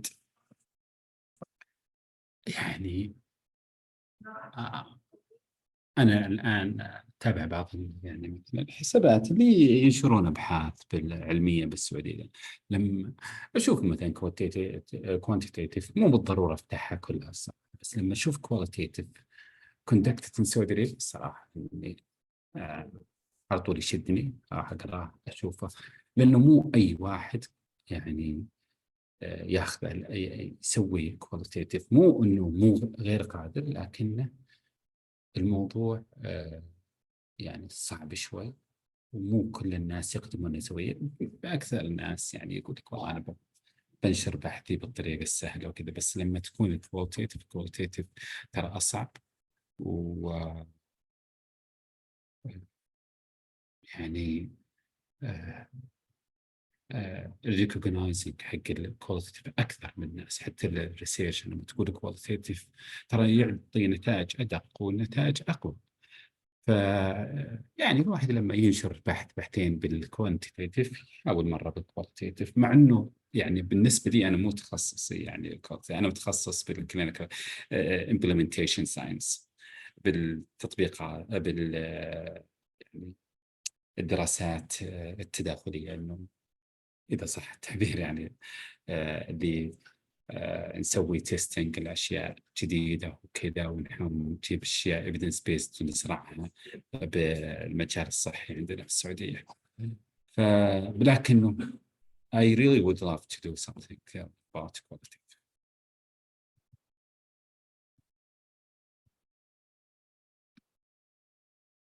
Any questions?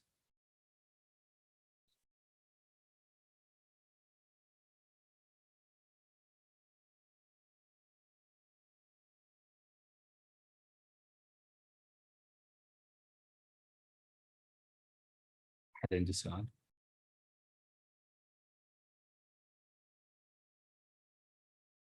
يا معلش، لكن والله تكلمنا عن الموضوع كثير. أول شيء إنه تسجيل وحضور الإلكتروني، وكتبوه يعني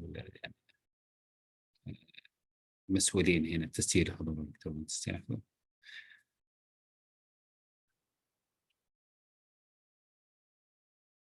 العفو، ولكن والله أحتاج أحد يسأل.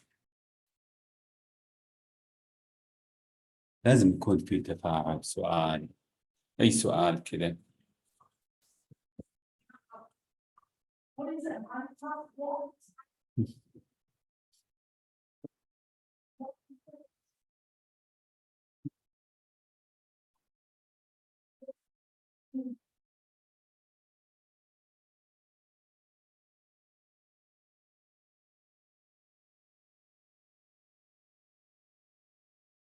رجزت خلاص، تابعين وياك. الله يعافيكم. ما في أحد يعني يفكر يصلح بحث أو يفكر يشارك في بحث؟ طبعا نصيحتي للناس اللي بيصلحون بحث اللي أول مرة، لا تفكر تصلح بحث لحالك. حاول يكون معك جروب، أول شيء زملاء، ويكون معكم مثلا واحد عنده خبرة أو مشرف في المجال هذا. ترى دائما البحث مو لازم الواحد اللي يكتب واللي يختار الميثودولوجيا الصحيحة ولا كذا. ممكن تصلح بحث بحيث انك ديتا كولكتور، تروح بس توزع الكويستشنير وتجمعهم وتضبطهم. ترى مو عملية سهلة، هذا تاخذ وقت كثير وتشغل الباحث الرئيسي بشكل كبير. طبعا لازم تعرفون في تصنيف للابحاث، في ابحاث يعني قصدي فيه في يعني الابحاث في اشياء ترتيب الاوثرز او ترتيب الكتاب بالبحث يكون مثلا الاول وش اللي يصلح الجهد الاكثر، فيه واحد ثاني، في واحد ثاني. حتى الستيشن ممكن تدخله معك بحث. حتى الناس اللي صلحوا الداتا كولكتور، في واحد مثلا اخذ كتب لك الدسكشن، قال لك والله قرن لك النتائج، في واحد كتب لك الباك جراوند، فيكون فيها لها اعتبارات واتفاقيات معينه. لا تظن انك يعني صعب جدا انك تروح اول بحث تصلحه بنفسك، عفوا تصلحه بنفسك والحالك بيكون عندك كثير من الأخطاء. خليك مع مجموعة، بيكون معكم واحد اكسبيرت، واحد عارف بالموضوع، فممكن انك انت يكون في تعاون اكثر، في تغطي مكان اكثر. ممكن انك تبدا، يعني اذكر واحد من الزملاء اقترح انه اول حاجه انه يبدا بالباك جراوند، يعني يسوي جروب ستادي زين. فهو يبدا بالباك جراوند، المره الثانيه يمسك الميثودولوجي، او المره الثالثه يمسك يعني موضوع الاناليسيز والكولكشن، والمره الثالثه يمسك الدسكشن. فبعدين يعني الواحد يتشجع ويعرف وش ستيبس، يعني خطوه بخطوه ممكن يكون ينشط بحث. الله يعافيكم. ال ال الشيء الثاني، مو بالضروره انت جاي هنا عشان تكون باحث. يعني إذا كان هذا والله شيء مستحسن، تراك مو بس تفيد نفسك، تفيد نفسك، تفيد المنظمة اللي فيها، الوزارة اللي فيها، تفيد بلدك. يعني الآن الرانكينج اللي تشوفونه على الجامعات، الرانكينج على المؤسسات التعليمية، الرانكينج ترى كله قائم على الأبحاث. يعني حتى الدولار الحين آه، أشوف في توجه يعني كبير كبير للتشجيع على عمل أبحاث عن الدراسات. لأن الصراحة في الفترة الماضية كانت فقيرة يعني من الناحية البحثية سوريا. الآن بدأ اتجاه، أشوف يعني مثلا 2015 خلينا نتكلم عن سبيس ار تي، ما كان عندهم يمكن إلا يعني على حسب واحد من الشباب ما عندهم إلا يمكن 10 أبحاث، 15 بعد. آه الآن يقول لي يعني المعلومات اللي ألقاها لها شيء بيست بالسعودية، وهذا شيء حلو، هذا شيء جميل. فالمفروض أن كلها يكون قانون. حتى الجامعات كانت تعطي ما تعطي مكافآت، بدأت تعطي مكافآت. الآن دبلت المكافآت، ممكن 3 مرات أو 4 مرات للناس اللي يسوون أبحاث. حتى بالوزارات، حتى بالكلاسترز، حتى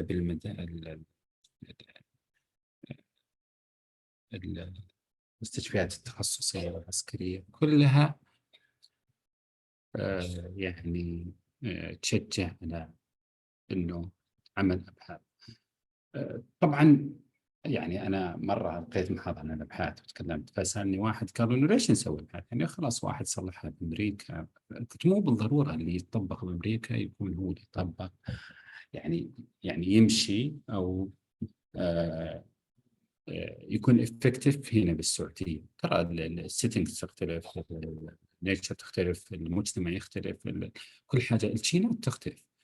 فبعض الأشياء نجربها هنا نحصلها ما تنفع إلا، يعني نحصل مثلا الكومبليكيشن حقتها بعد من 6 شهور، سنة، سنتين. فعشان كذا لازم يكون أشياء خاصة، لأن الكل يشجع على الأبحاث الصحية لا عملها أو التقيد بما فيها. يعني لما أحد يسوي بحث هنا بالسعودية، فبضرور أنك يعني أصح أنك تمشي معاه أكثر مما تمشي الشيء اللي من برا، لأنه هنا جالس مراعي أشياء كثيرة، المناخ، الدخل، الطبيعة، التعامل، النشاط، كل شيء هنا يعني مختلف عن الناس اللي برا، فما يكون ينطبق 100%. فإذا ما كنت باحث خليك مساهم، ستيك هولدرز، جود ستيك هولدرز، يا يعني انك بارتيسبنت تتعاون مع الباحثين، يا يعني انك تاخذ النتائج وتطبقها على ارض الواقع. اي سؤال؟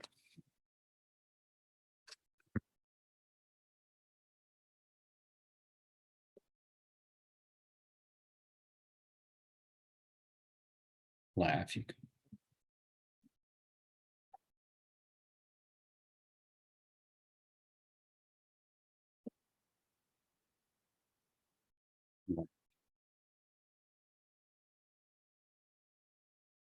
طيب،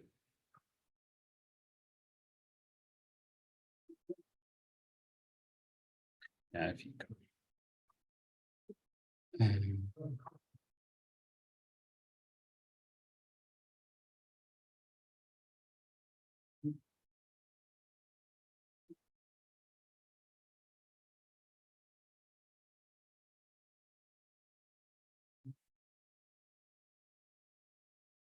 طيب ناخذ بريك كذا 7 دقائق 8 دقائق كذا وبعدين نرجع. خلونا للساعة 6 وطبعا عندكم 11 و10 زين. ما في أي أسئلة؟ في نقطة تبغون يتكلم عنها يعني متعلقة بالأشياء اللي قلتها قبل ولا ما في؟ قبل لا نطلع بريك تكون مختصرة يعني.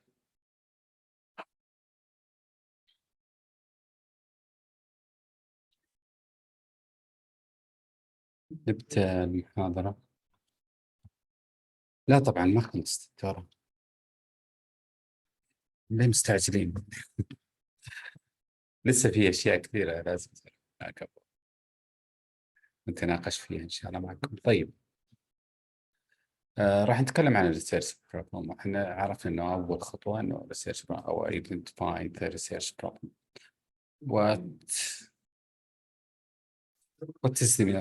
What's meant by research problem?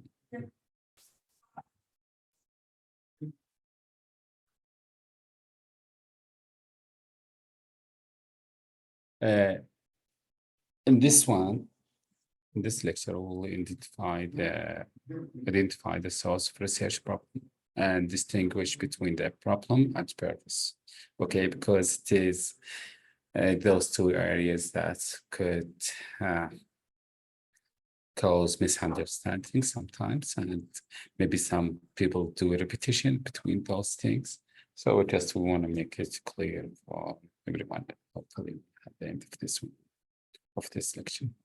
What's the research problem? Research problem is identified as a broad topic that has a perplexing, which is confusing or difficult, or troubling aspects that can be solved by the accumulation of relevant information or evidence.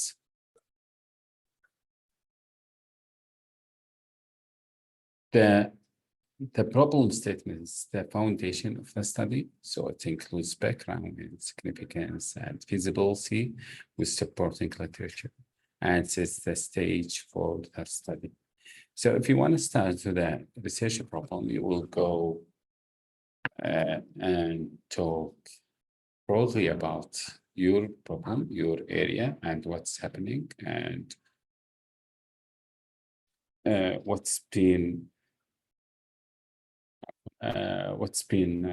published about it, what's been said about it. Then is this solved, not solved, and what you're gonna do in the area you choose to fix this problem, or to improve this problem, or to explore this problem. Is it exist in where you study or not, or where you work, or where you target or not? So that's why it is just a statement that's telling you this is a problem. And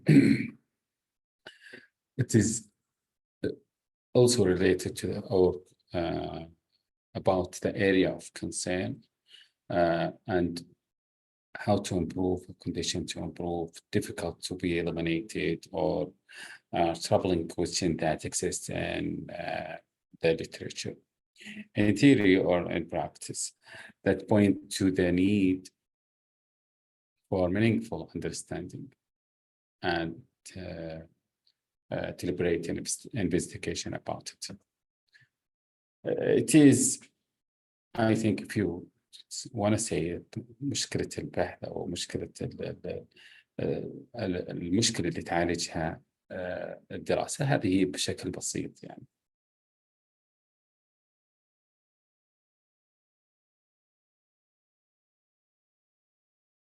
The research problem is the critical first step, difficult for beginnings and expectation for nursing or researchers, and it gives direction to the study, where the study. So if you read what's the research problem, you will know where is this going to be, or to explore where more, which area, and help the reader evaluate the research articles. research problem, search and study scan with problem where the researcher would like to solve. To be researchable, it must be one that can be studied through collecting and analyzing data.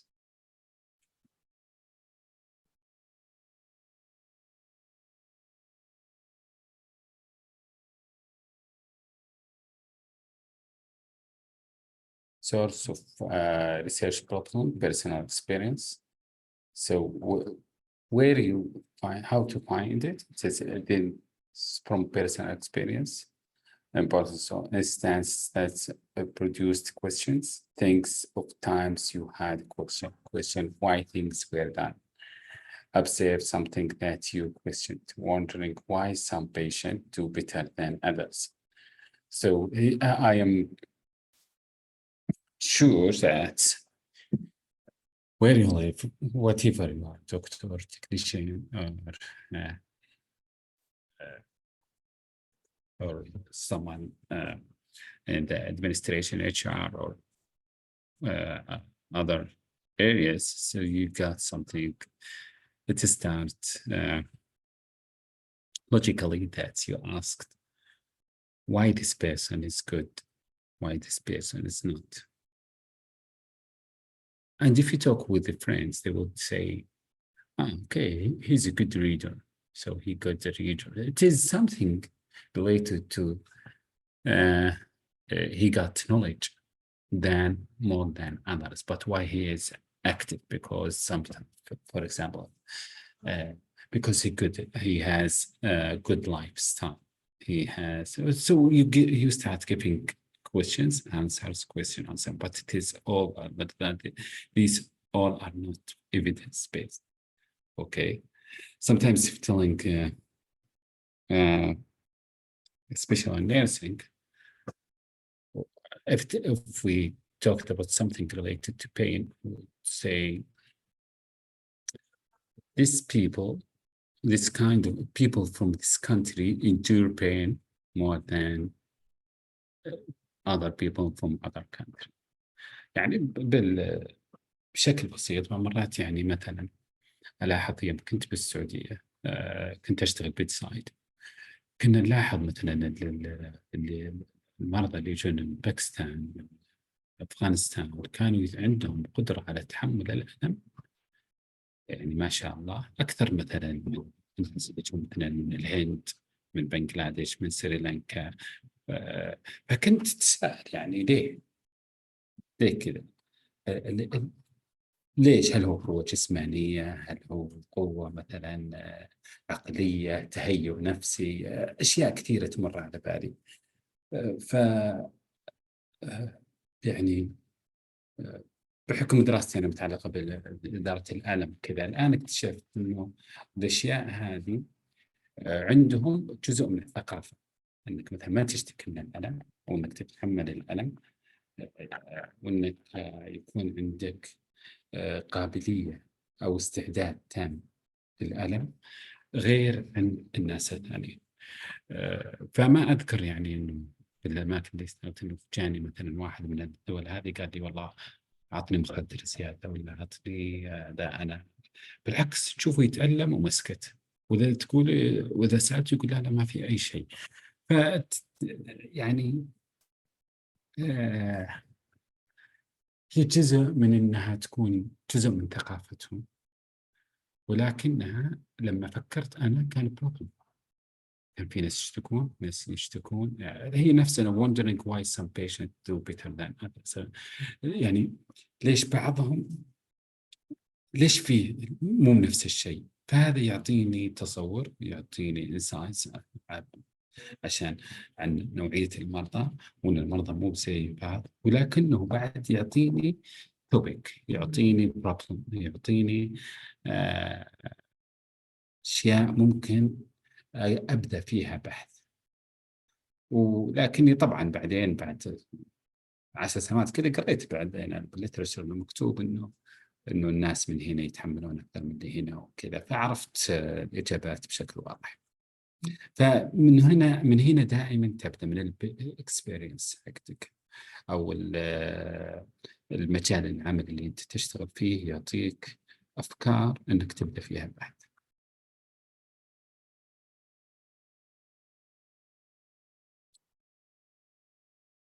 السورس الثاني literature source recommendation. طبعا أنت لما تقرأ article دائما تلاحظ تحت في يا اما recommendation، واذا كان مو مكتوب recommendation تلقاها بالconclusion ولا تلقاها بالليميتيشن، انه والله ان حصلنا الصعوبات كذا وكذا وكذا.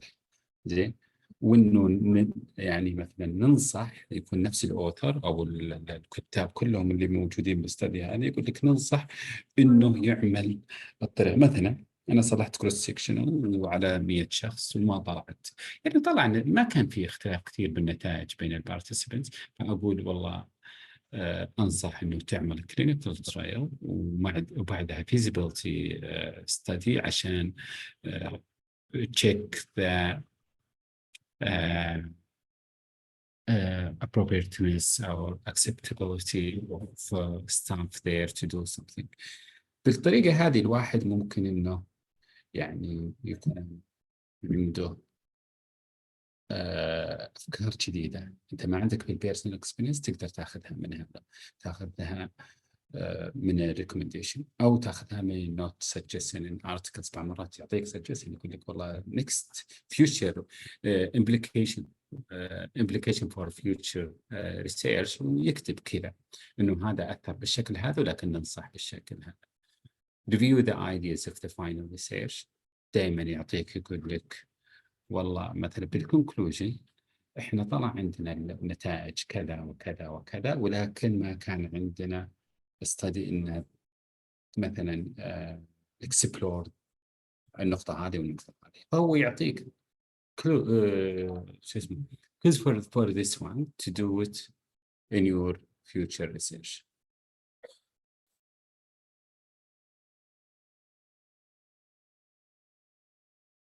فدائما اذا ما حصلتها من تجربه شخصيه او من مجال عملك او ما كان عندك تساؤل وما كان عندك اهتمام بالموضوع هذا، ممكن تحصلها من الاشياء المنشوره اما بكتب واما بدراسات منشوره، واما لما تحصل دائما بالمؤتمرات. انا من الناس اللي احرص احضر مؤتمرات، مو كلها يعني أعرف النتائج اللي بيرسلونها واللي بينشرونها بروح أقراها يعني إذا كانت في مجال تخصص، لكنه يكون في ديسكشن على مستوى عالي جدا. الناس الباحثين اللي يحب يلقى أفكار، يحب يحصل أشياء جديدة بمجاله والأبديتس والريكومنديشن. وبعدين حتى الناس اللي الناس اللي مثلا سبقوك بالمجال هذا يعطونك تجربتهم ويعطونك وش الصعوبات وش التسهيلات وش التكنيكس اللي يستخدموها عشان يوصلون للحد هذا.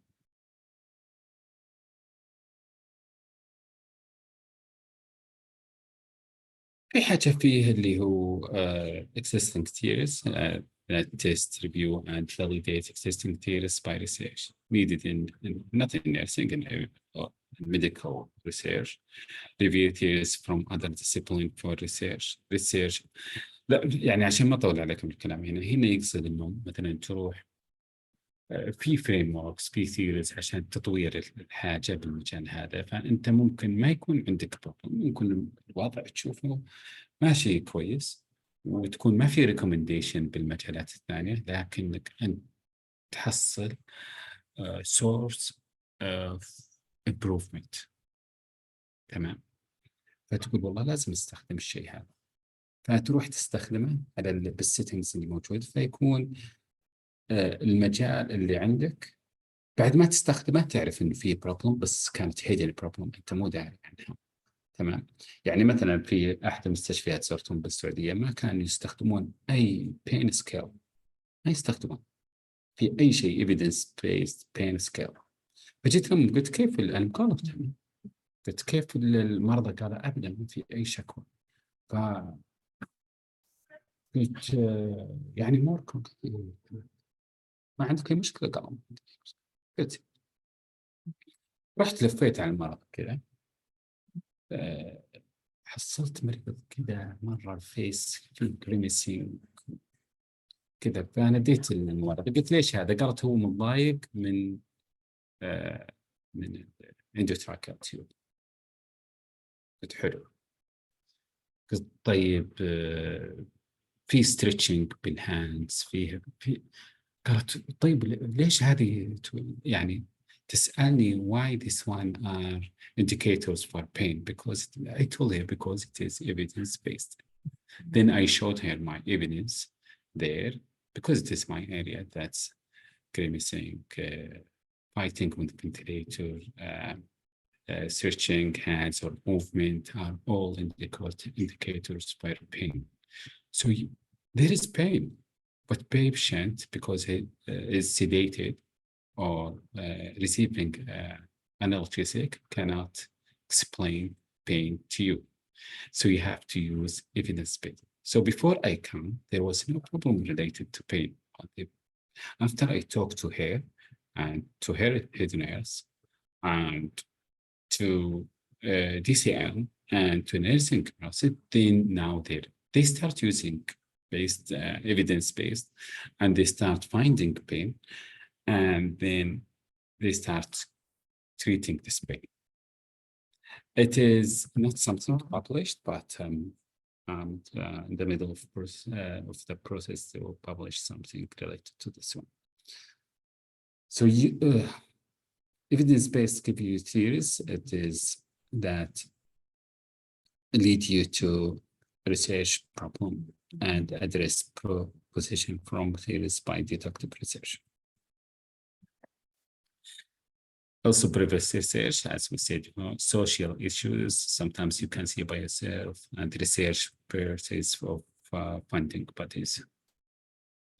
Sometimes, I think now it started in Saudi Arabia that there are some funding bodies that's telling you we have this problem, and you are a researcher, and I want you to cover this area and come this is in my hospital, because this funding bodies, either it is association that's care about something and they want to fix it, or they are organization like hospital and they want to identify this problem and fix it, and try hard to publish this one, because every publication will push the organization up in ranking, up in reputation. It is good. It's something positive. If I publish something and they use the settings, for example, in King Faisal, this is good for King Faisal Hospital, because I publish something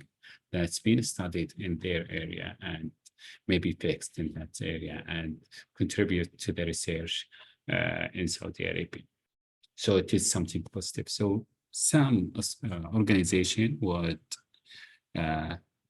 give grant for research. They will give money for researcher to do some research to pay for the expenses and traveling, movement, and accommodation. Feasibility of the you must, if you want to develop the cost, availability of subjects, time constraints, availability of facilities and equipment, cooperation of others, areas, expertise of research. Any questions? بشكل بسيط الريسيرش هو اللي يحدد لك موضوع البحث، يعني ايش كيف تحصل الموضوع، يا اما انك يعني من تجربه شخصيه، يا اما انه تروح مثلا سوري للمنشورات اللي قبل تاخذ منها افكار، يا اما تروح يكون في منظمات يدعمون عشان تسوي لهم بحث بمجال معين لانه عندهم المشكله. مثلا خلينا بقول تعطيك مثلا مستشفى الحبيب انتشر عندهم مثلا انفكشن، بوست اوبراتيف انفكشن، ويبغون عندهم مشكله الان ما يدرون من وين السورس ولا يدرون من وين فيبغون باحث متخصص يجي يصلح لهم بحث، يحصل عندهم الأشياء هذه وينزل مثلا النسبة أو الليفل حق هذه. فهذه أشياء تكون مشاكل جاهزة لك، وأنت بس تصلح البحث، تختار الميثودولوجي الصحيحة والديزاين الصحيح، وتقيسها على البارتيسيبنت والسبجكت والسيتنجز اللي عندك. أي سؤال؟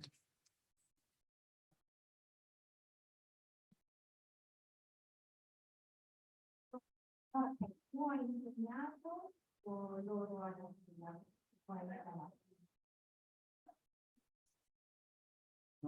Perché io insegno in italiano. في أسئلة؟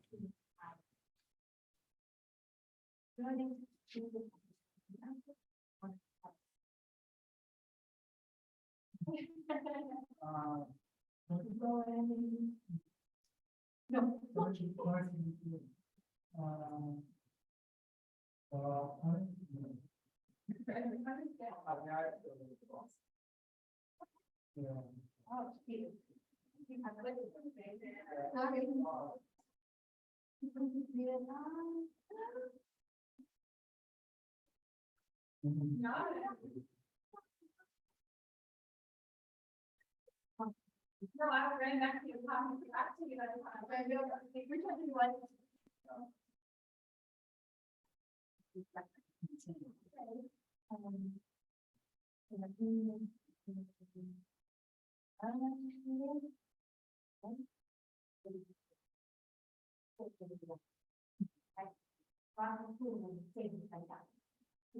طيب.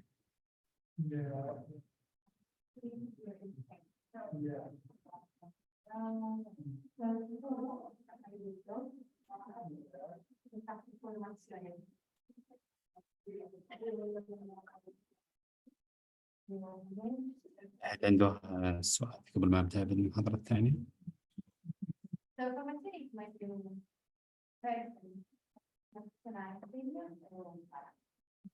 عليكم دقيقتين كذا تفكرون.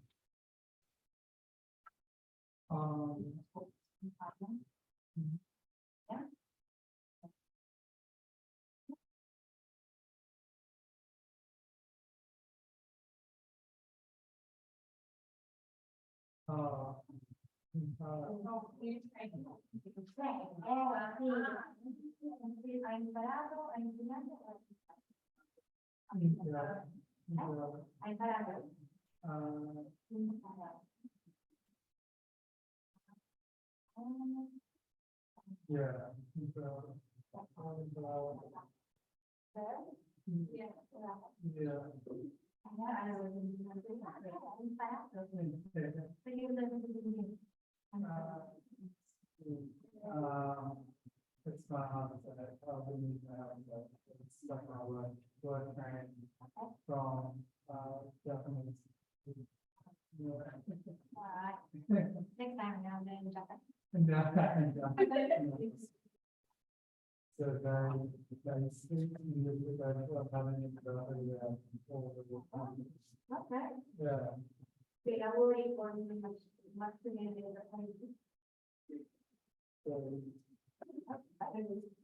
So no, I don't know.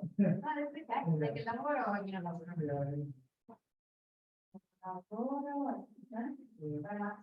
إيه أكيد. طيب بس disconnected join again would that affect my team? يا الساحر معلش.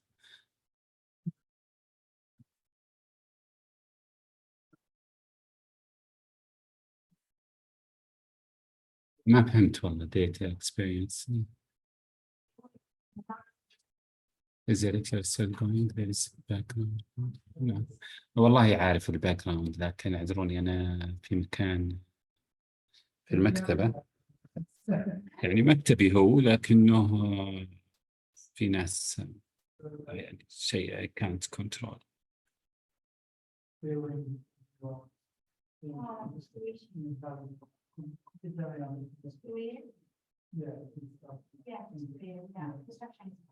Yeah. I'll write it down. Yeah. Sorry about that.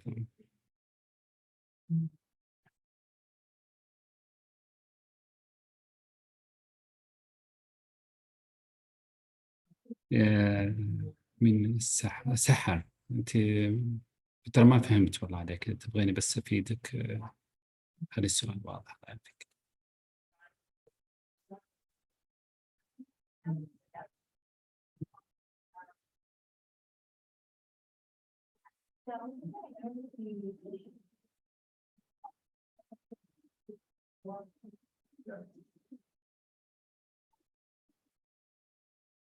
طيب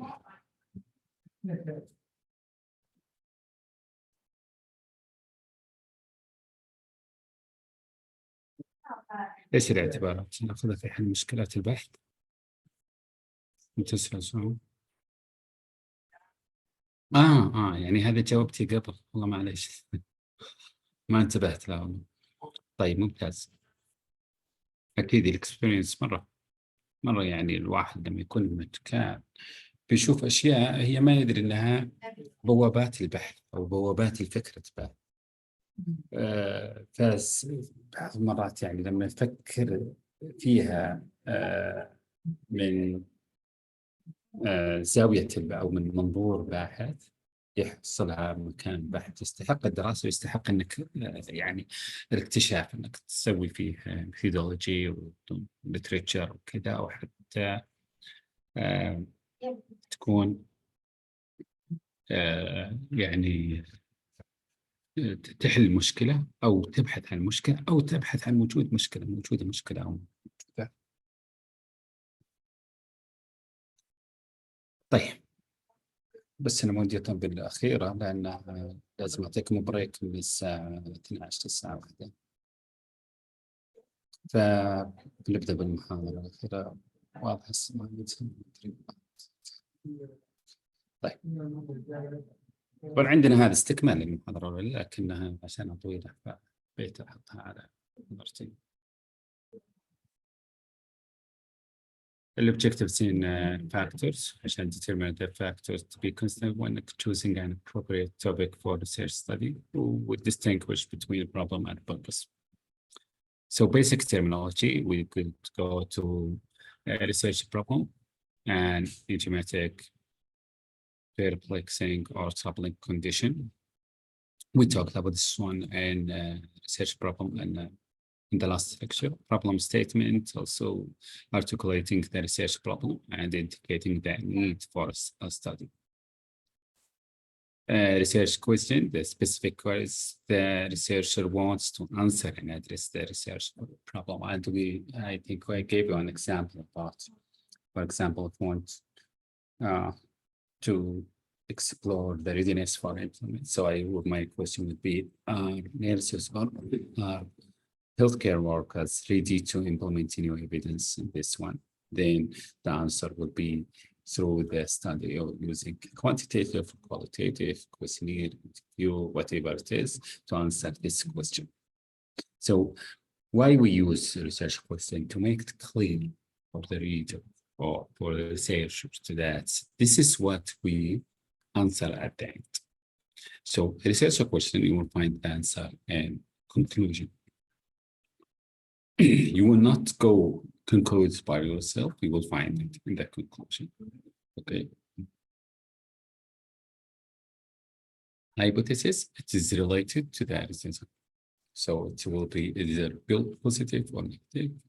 Researcher prediction about relationship among variables. Statement of the purpose, the research summary of the overall study. This study aim to blah blah, or this study target these things. Research aim or objective, it is the same, and you don't need to include all this. Statement of the purpose, research aim. You could just write research aim with that would be enough. Factors to be considered when choosing an appropriate topic for research study: ethical consideration, ethical laws. So you need to do, you cannot go until I would do a study about patients, then, for example, I'll go to their home, then you cannot exceed some limits. There is a consideration and there is ethical approach, and the ethics will give you limitation. You do this one, but not this one.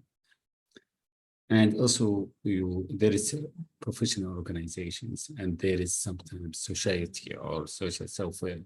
We used before in Saudi Arabia, male nurses will care for male patients, female nurses for female patients.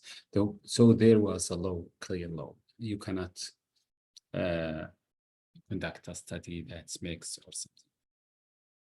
And the institutional review board, it is the ethical board that's give you ethical approval. So you need to stick to the laws and instruction by these three. Significance of research. Its benefit to be significant, the finding should be benefits the stakeholders. So I remember one of my colleagues when working in King Faisal, and she's Jordanian, and she went to Jordan. I got master in diabetes. I'm not sure what's the area of her in diabetes, but it's about diabetes. Then she asked to open a clinic and in the ER to check how many patients in diabetes, and how many someone with complication of diabetes has been admitted, and how much would they cost, and then they said no. Then she started doing this after her job, after her duty. When she finished the duty, she go and collect how many patients from the records there, from the register. And after 3 months, she came with data and she conducted the research. She did not publish it. Then she presented this one to the people responsible, and they got astonished there and impressed by her work, how she got all this information and organized this data in a scientific way, and presented to them and convinced them to open a clinic there because it would help. So always try to think that my research, it is good for myself as a researcher, but it is good for the organization, good for people there, will fix some problems, will push up some people, what they call stakeholders. They will, so it will be beneficial in all ways, and be applicable to practice. So you cannot bring something in. I also, for example, I will give bed to each patient who needs one, and this would cost the organization, and it would be, many people will use these benefits and get many beds, and will be costly for the hospital, and it's not applicable. It doesn't sound like something important to do. The findings must extend or support current theory and generate new theory, support current practice, or provide evidence for changing practice. Will a client benefit from the findings? Of clients we mean here patients or stakeholders. Will healthcare professional benefit from the findings? Will the findings add to our body of knowledge? Not necessarily nursing. Can healthcare worker use the results or not? So you must think this way.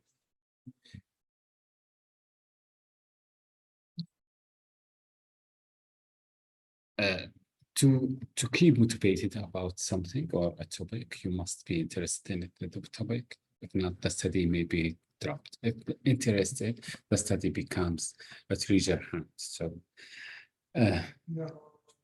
if you are passionate about pain, like myself, so if you did tell me anything about pain, I would love really to recommend participate or be part of that study, even as a researcher or as participants or as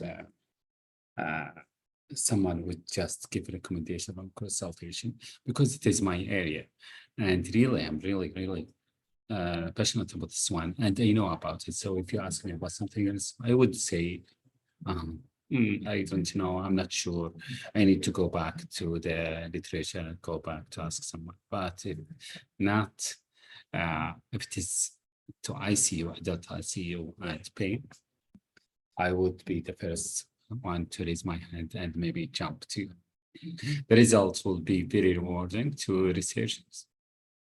It is like giving someone, a researcher, if he got results and get reliable and valid results, would really think this is a reward. This is like give someone some bucks for doing some good work.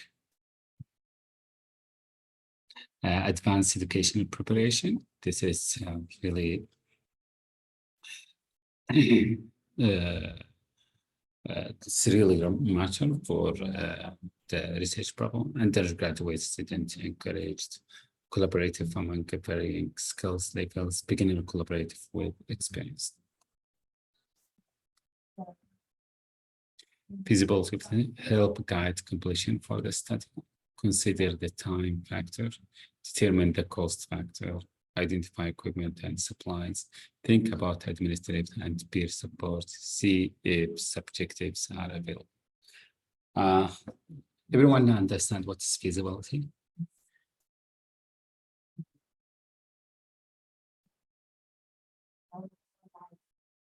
Anyone can just write it.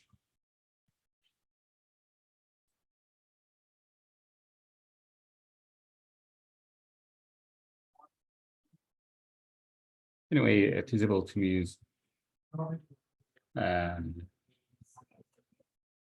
هي جدول من إقامة هذه الدراسة. والfeasibility of study, there are some techniques, frameworks to test the feasibility of the study. Is it feasible? Is it effective? Would healthcare or participants use it or not? And also determine the cost factor. So it would say that it's good, it's effective, but it's costly. So maybe as a nurse, I would say it is good. Head nurse would say it is great. Then if you go to the HR, say, no, this really would cost and we could live without it.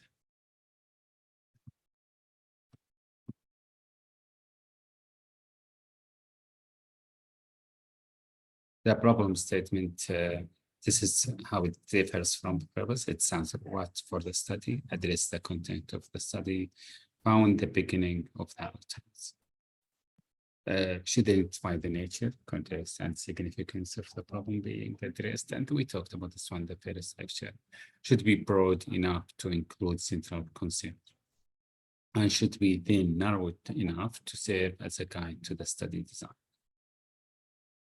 Developing and refining research problems, selecting broad topic, e.g. patient compliance, caregiver stress, the narrowing the topic, asking questions to help focus, and for example, what's going on with blah, blah, what factors contribute to blah, blah. Then you start your methodology and choose the best methodology to identify this question or to answer this question. The purpose statement address the reason for the study, answer the why of the study, may use other words, study goals, study objectives. So this is to make it just clear. The purpose statement, a description of exactly what issues that the research intend to address. A broad statement that often uses words such as examine, describe, explore, and etc. What are research objectives? To break down and detail and research aim into manageable sections. To explain how the research question will be answered. And most study, well, I talked about this one, just a detailed repetition about this one. So if your purpose is something, say, we aim to do this one, you write your question, what is the aim? Or what is the aim for this one? Or where the aim, or write it as a hypothesis, the aim of these things, do good or do bad. The statement of the purpose and the quantitative: identify key study variables, identify possible relationship among variables, indicate the population of interest. And also suggest through use of verbs the nature of the inquiry, to test, to compare, to evaluate, to show, to investigate, and etc.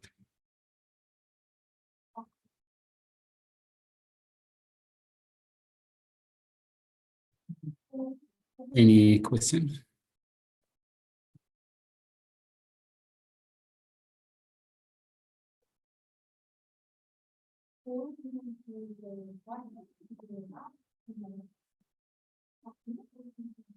أي سؤال؟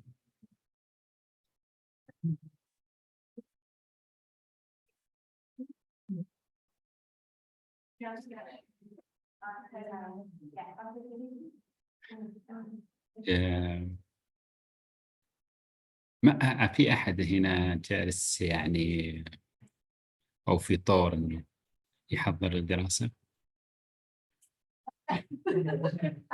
أو يجري دراسة أو يشارك في دراسة أو study أو عنده فكرة إنه مثلا يسوي publication.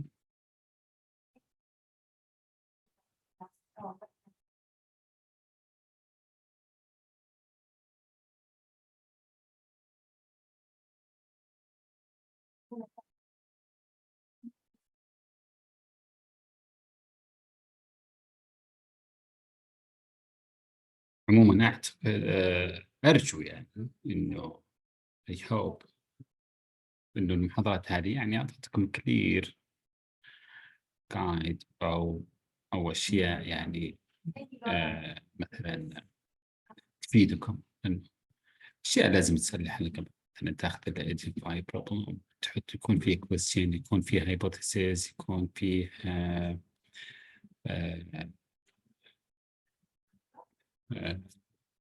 purpose or aim.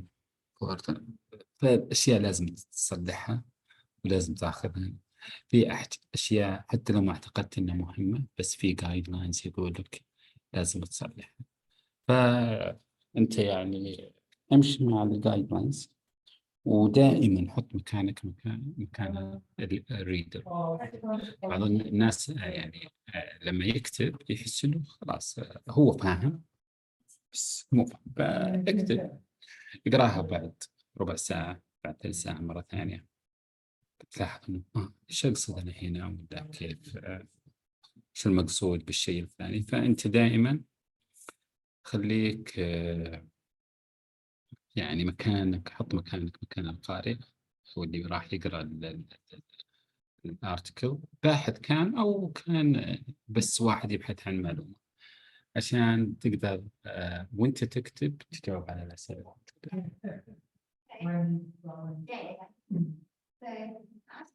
الله يعافيكم جميعا، إن شاء الله نكون أفدناكم. طبعا البرنامج يقولنا إنه فيه بريك من الساعة 12 للساعة 1 إن شاء الله. فإذا كان ما عندكم أسئلة نلتقي بكم إن شاء الله الساعة 1.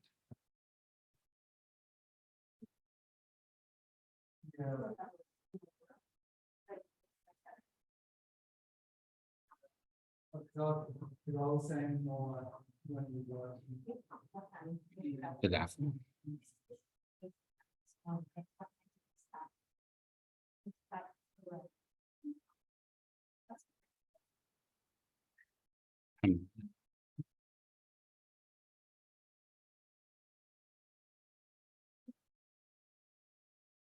Yeah, I was just thinking that before my. طيب على كذا نستودعكم الله إن شاء الله الساعة 1 موعدنا.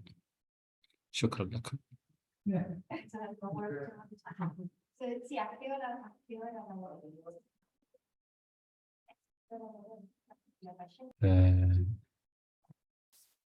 شاء الله بنبدأ معكم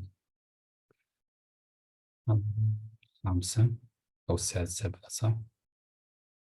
راح تكون عن الإثيكال approval، كيف وش أهميته، ليش بدينا فيه، وكيف بدأ historically، وكيف إن شاء الله ممكن نحصل ستيبس ممكن تطرقنا لها قبل، لكن يعني ممكن نعيد عليها مرة ثانية ما يضر.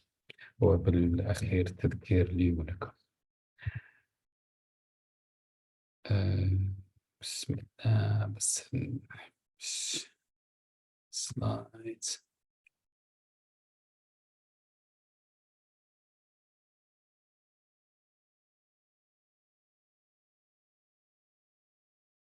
حلو. طيب واضحة لكم السلايدز أعتقد صحيح؟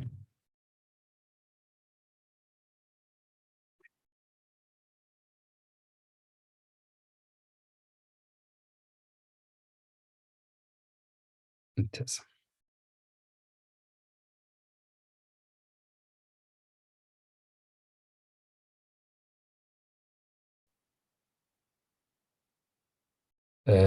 راح يكون على developing critical codes and guidelines. بيكون في لمحة يعني تاريخية على الكودز، وليش بدأ وليش نبدأ، ليش نطلب ethical codes و ethical guidelines و ethical approval للريسيرش اللي راح نصلحها.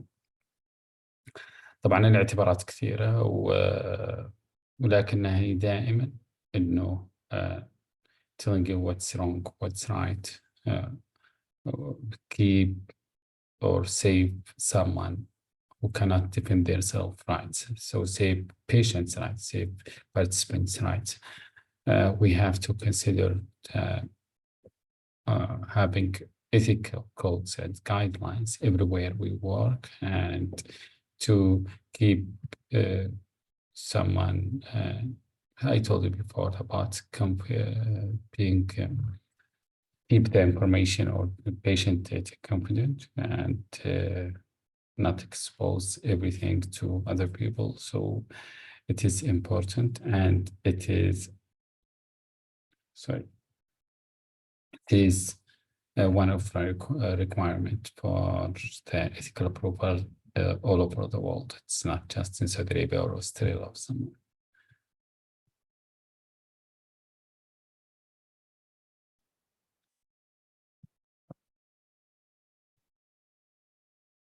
Historically, the research ethics prior to 1906, there were no regulation regarding the ethical use of human subjects in the research.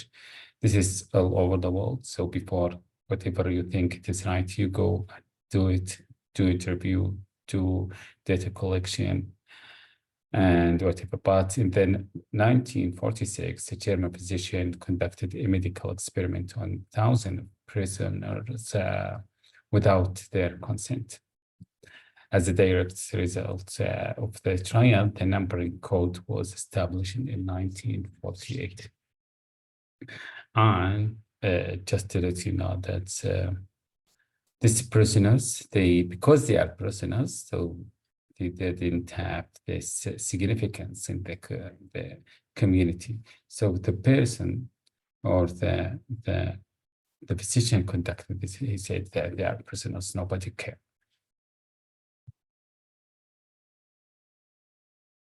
And thalidomide, this in the 1950s, the drug was prescribed to control, which is a drug, it is opioids, kind of opioids, to control sleep and nausea without through pregnancy, and many patients did not know that the drug was not approved for use by the Federal Association. And as it is as a result, 12,000 babies were born with severe deformity. You can see here in the pictures how this affecting patient. And the complication for this thalidomide is well known for the physician, for the one conducting the research, but he did not care about what's there. He cared about how this affects the control and control sleep and nausea and pregnancy, but he didn't care about this one. So now, if you could see that if you want to get approval and you want to give consent for someone to participate in them, and in your study, you need to provide risk. Something is risk probability. So, there is risk around this experiment or this study? Either you say no risk at all, or mild risk, or severe risk for this one, and you leave the choice for the participant to either agree or disagree.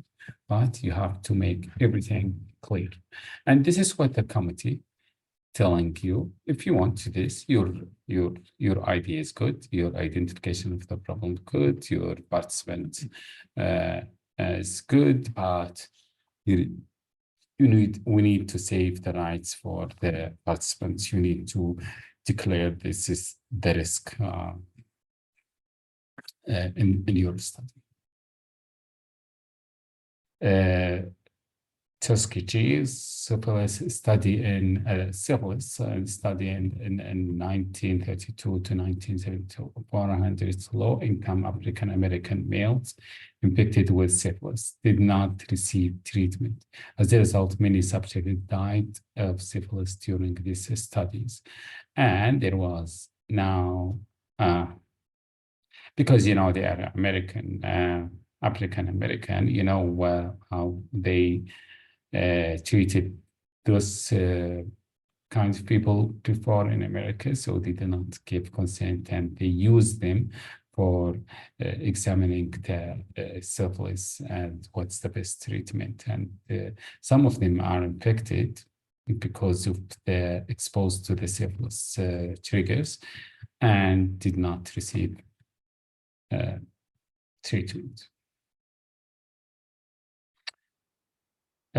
So that someone called Helsinki Declaration 1964, the World Medical Association established a recommendation guiding medical doctors in biomedical research involving human subjects.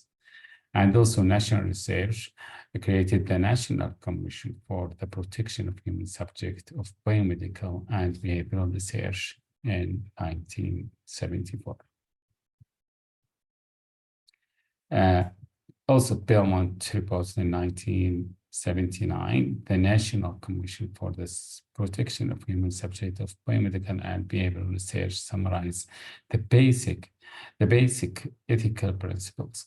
Also, you must be aware about NIH, this National Institute of Health Ethics is another source, provides information on the standards of clinical research ethics. So what is ethics? Ethics is telling you this is right or this is wrong. You go ahead or you stop until you correct this one. Ethics are norms of conduct distinguished between acceptable and unacceptable behavior. It is related directed to the research. It's not your behavior outside or behavior as a professional or as a nurse tell you as a researcher. It talks about research. This reason to adhere to an ethical norms in research, promote the aim of the research, such as knowledge, truth, and avoidance of error. Promote the values that are essential to collaborative work, such as trust, accountability, mutual respect, and fairness. For me, if I am working in a hospital and someone bring me a study and ask me to participate and show me that he got the ethical approval, so I would really think this is accountable and I trust this study, and showing respect and fairness to ensure that researchers can be held accountable to the public. And this is what I meant before. That's if someone show me the ethics or ethical approval, I would really think this is accountable and this researcher is professional. Promote the social values such as social responsibilities, human rights, animal welfare, compliance with law, and health and safety.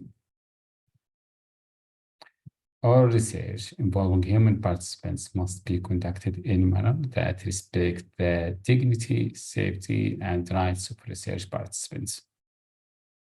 So you must consider everything related. If you are doing something in Saudi Arabia, it's different from what if you are doing it in Australia. If it's different from you doing it in Egypt or Africa, Zambia, Nigeria, or whatever.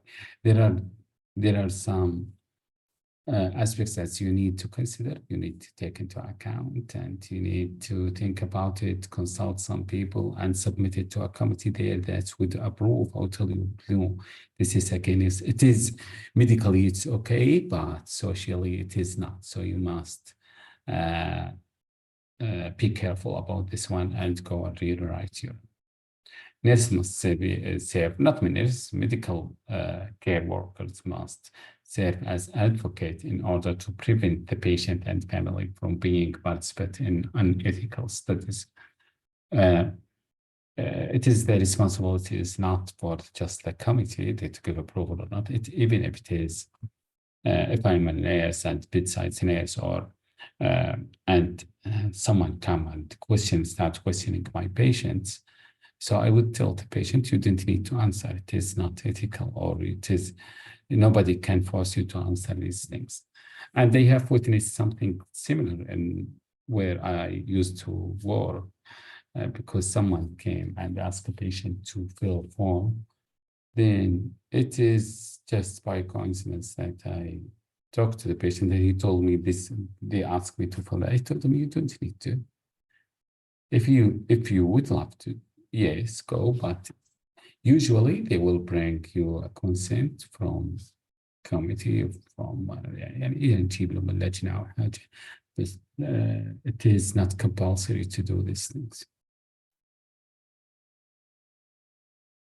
You know, ethical, it goes through a number of aspects there need to be considered. One of them is autonomy, and it is obligation part of the investigator to respect each participant as a person capable of making an informed decision regarding participation in this research study. It is هي معناها الاستقلالية، يعني إنه يكون عنده التحكم الكامل إنه either to say no or yes to the patient to the researcher. So nobody can force him or force her to conduct these studies. Or sorry, to participate in this system. Participants has received a full disclosure of the nature of the study, the risk, benefits, and alternatives with an extended opportunity to ask questions. Usually in study, you must declare and show everything related to what is your objectives. It is I know some people would say, that patients are, for example, are not well educated, that understand what I mean here, but you have to declare it. If they don't understand it, you have to explain it and make it clear for everything. You cannot just tell, okay, this is study and they need research, please participate in this one. If the patient or the professional worker or whoever in the medical field agree without asking a question, it is okay, but you need to tell them that this is, you can ask questions, you can withdraw any times in the middle or before or after, even if some, for example, cross-section, if they fill out a form and submit and give it away to you, And then they change their mind, so you have to go back and withdraw this one and throw it away. Because they have the autonomy, they can decide whenever they want to do, either to participate or not. Consent form involves verbal explanation, so it is not just giving the form or handle a form to the participant and tell them read it, and no, you have to explain. And provide summary of the clinical trial, including its purpose, the treatment, procedures, and schedule, potential risk, benefits, and alternatives to participants. So you need to make everything clear to make your study ethical, but participants must comprehend the relevant information. So if you come to someone old, for example, 70 years, and you want to tell something about, for example, knowledge translation, you want to tell something about procedures that's very specific and difficult to understand. So you don't go back and tell them, it's very old, I don't need to you need to explain. And if he needs more explanation, you need to provide. If not understand and doesn't want to participate, you cannot force, you cannot put pressure on the patient to participate. If you say, no, don't say to yourself, because sometimes when I started, sometimes I thought he doesn't understand, that's why he wants to, or she wants to just say no, to give me just a way out, or to give themselves a way out without having the headache of understanding your study. Yes, Hadil,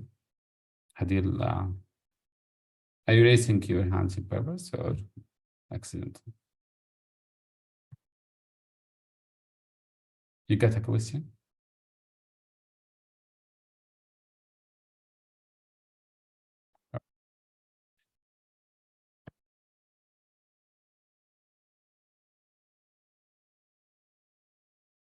And it's something important, your consent must be specific to the intervention or to the clinical trial or to the participants one, or to the survey you want, or for the interview. So you must be specific. You don't provide a consent, general consent, then you will tell me later, I can use it for more than a study. Each study has its own ethical consideration. Informed consent subject have the right to refuse or to withdraw without penalty. The researcher is responsible for assuring that the subject is competent, understands the study content. Things that you must provide in your informed consent session are identify and credential presented, subject selection process is described, purpose, procedures, risks, and benefits. Compensation, if any, is discussed. So if there is something risk, some people they won't go on until you give them something valuable just to worth the risk. I have seen something like this, and some patients were asked to participate, but they were hesitant until they gave them something to make it up for them. Okay, you get risk, and we will give you, for example, accommodation and this one, or free tickets, or something like this. So this must be discussed before they start. And if alternative procedures, if any, are disclosed. So if you are bringing new procedures to the area and patient didn't want your new, he has the right to go back to the usual care. Anonymity and confidentiality is assured. A right to refuse to participate or withdraw from the study without penalty is assured. Offer to answer all questions is offer to answer all questions is made, and means to of obtaining study result is present. So some people you must usually patient or participant are not into knowing your result after 6 months or 1 year or whatever. So they will sign. They won't give you details to send them that result or something.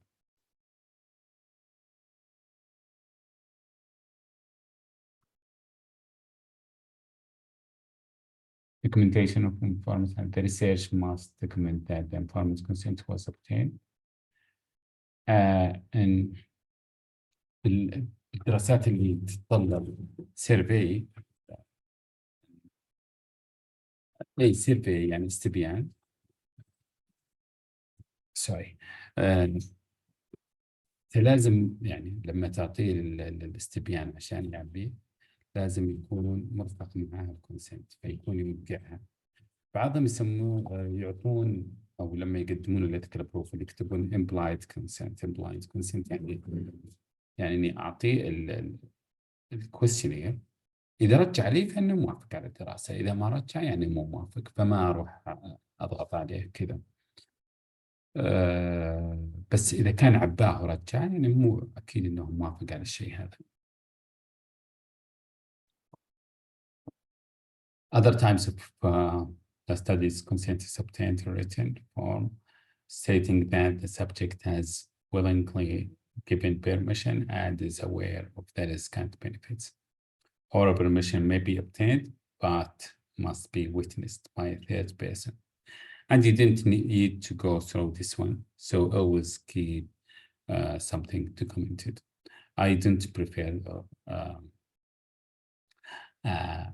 witness to get prepared witness. Turkey عندك شيء ولا غلط طلع بعيدك؟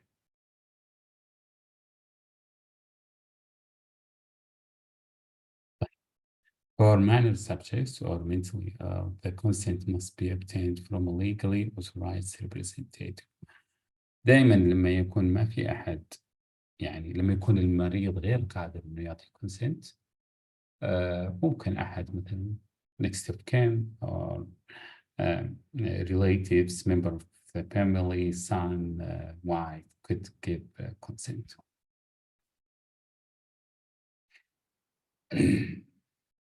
Beneficence, human subjects should not be harmed. And this is, first of all, you do no harm. Research should maximize possible benefits and minimize possible harms. Justice, so which demands equitable selection of participants. Equality in distribution of benefits among the population group likely to benefit from the research. Avoiding passing of special vulnerable group from harm, such as prisoners, institutional children, minorities, elderly, aborted fetuses.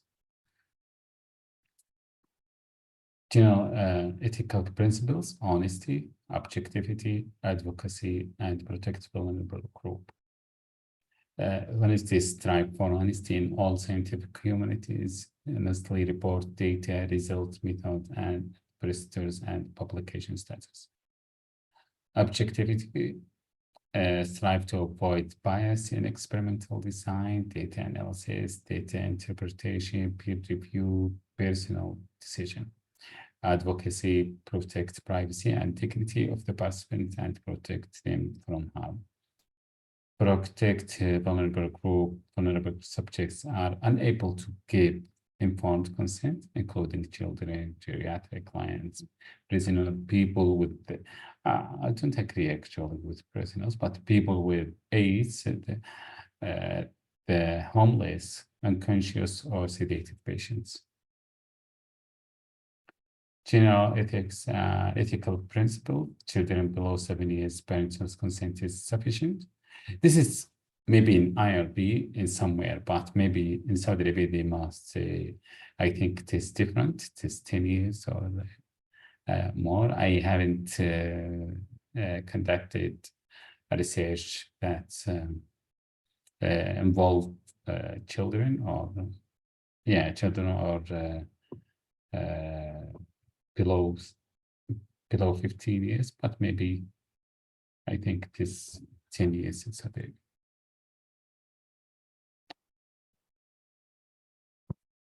Research study must obtain an approval from the Institutional Review Board. And this should be the IRB, it should be everywhere in specialist hospital and ministries and military hospitals and clusters. I think it is now everywhere in Saudi Arabia. So if you want to conduct a research, it is easy to reach out the IRP.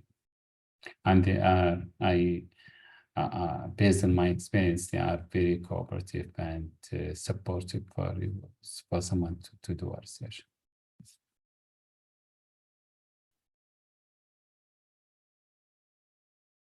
Nuremberg coding, it is criteria for research. Potential subject must be informed about study.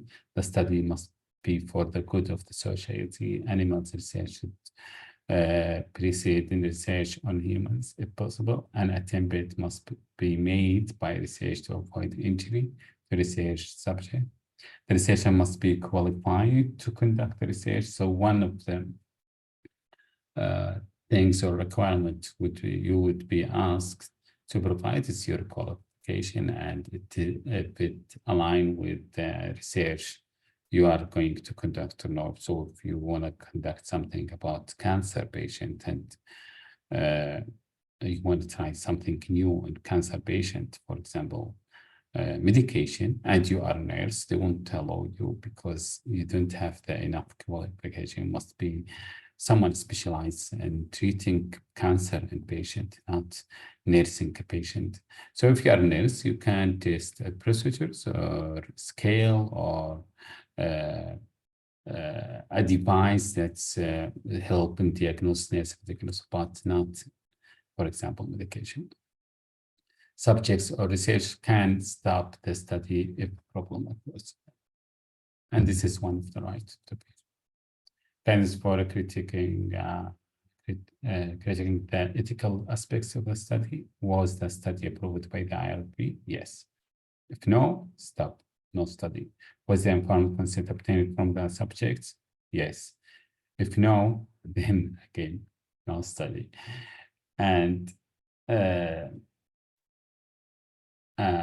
some journals, they will ask for your consent, and you have to provide them with the consent. And some committee or IRB, after your study, you have to provide them with the result of your study. And one of the requirements there to provide the consent. Not all of them, but some of them. You asked your question, is there information about provision for anonymity or confidentiality? If there is something breach this, if yes, then no study. Where vulnerable subjects used, yes, no study, and no, but go on. Does it appear that subjects might have been forced into acting as a subject? Yes or no? Is it clear that the benefits of the participants outweighed the risk? Yes.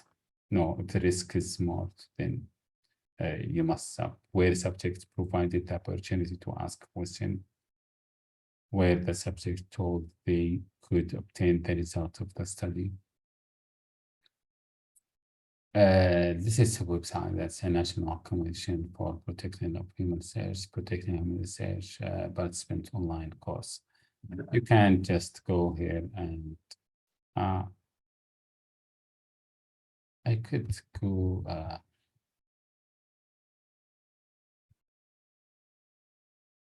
could just copy this one for those who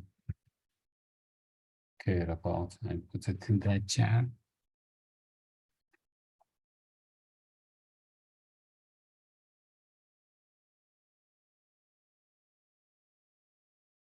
By the way, you will go through a small test before you being approved by the IRB. I conducted 2 studies in Saudi Arabia, and they asked me to go through a test to see is this if I'm qualified enough, if I comprehend my topics, I know what is the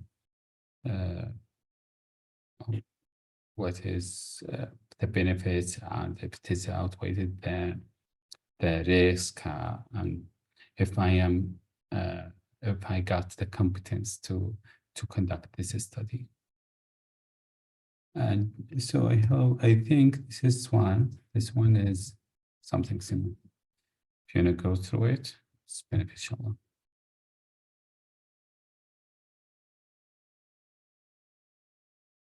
Any questions?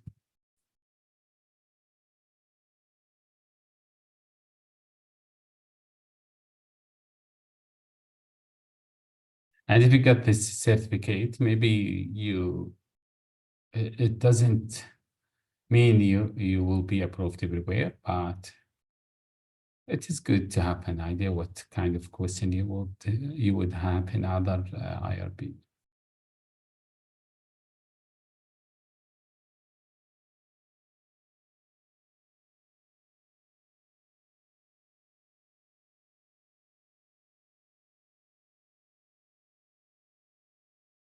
الله يعافيكم. لو فيه أي سؤال.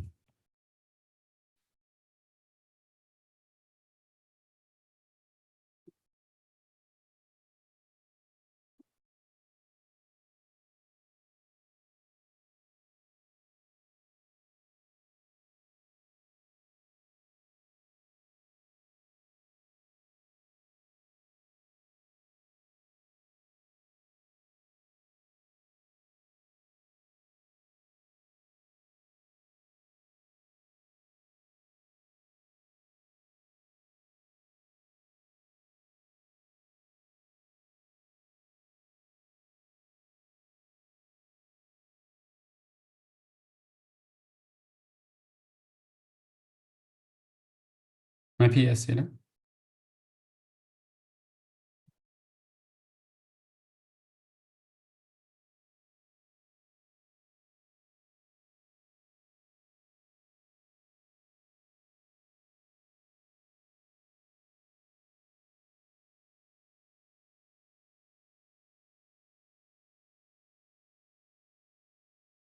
ما حد عنده أي سؤال مثلا يتعلق كيف نحصل التذكرة بروفايل، كيف نحصل إيش الأشياء المطلوبة، إيش الأشياء اللي ممكن نوفرها، إيش الأشياء اللي ممكن نتجنبها.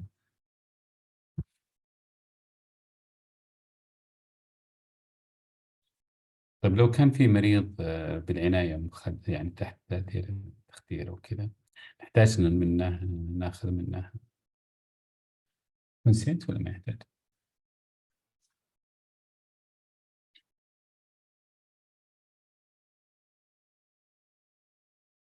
بعدين هو مخدر ما يحس بشيء ولا يدري أصلا الدراسة أو حاجة.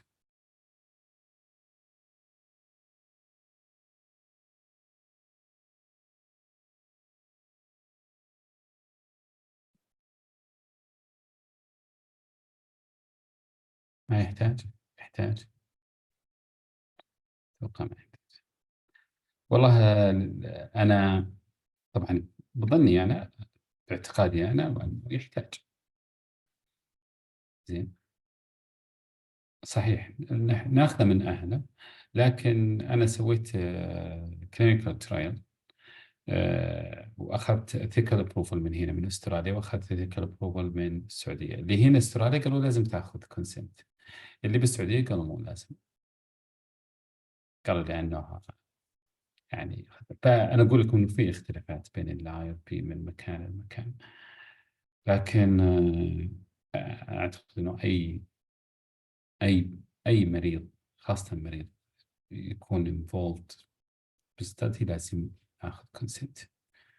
أنت حتى لو لأنك راح تستخدم عمره، جنسيته، جنسه، مثلا العلامات الحيوية حقته، كل شيء أشياء خاصة فيه المفروض ما حد يدري. فأنت لما تستخدمها حتى بدون إظهار الاسم لازم إنك تسوي ethical approval.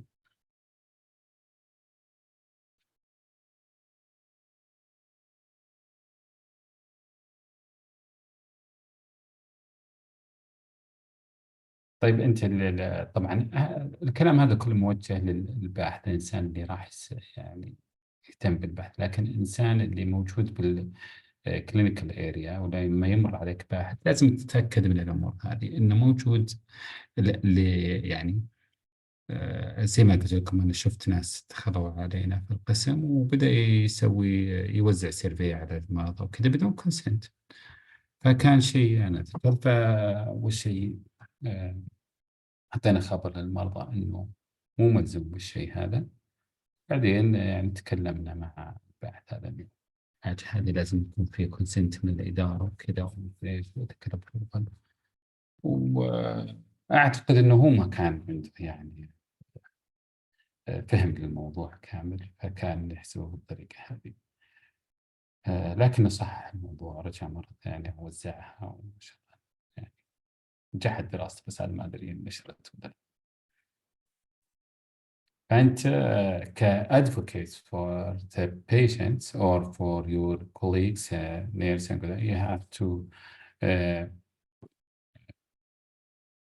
show that as a responsible person that you ask for ethical approval, you ask for consent, you ask for something systematic and scientific, not just uh, taking this as I want to do this one quickly and go, or please help me in this one. So you do, it will help, but it has to be something scientific.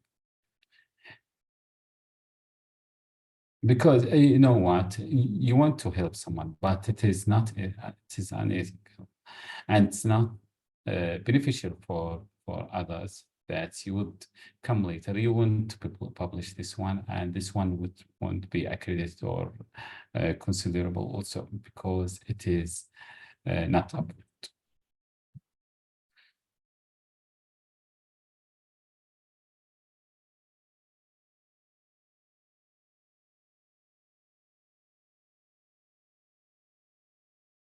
ما في أسئلة؟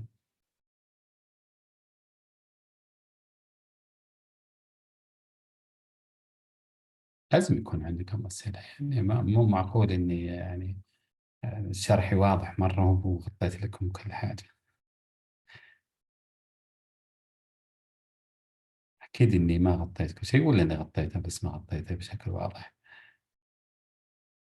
فدائما أنا أحب الناس يتفاعلون يسألون أسئلة، حتى لو يعني سؤال أحرجني وما عرفت إجابته أو كذا، فنكون نبحث مع سوا ونطبق الأبحاث الصحية وإحنا جالسين هنا. طيب إيش الأشياء اللي ما يحتاج لها ethical approval؟ إيش تعتقدون يعني إيش kinds of research؟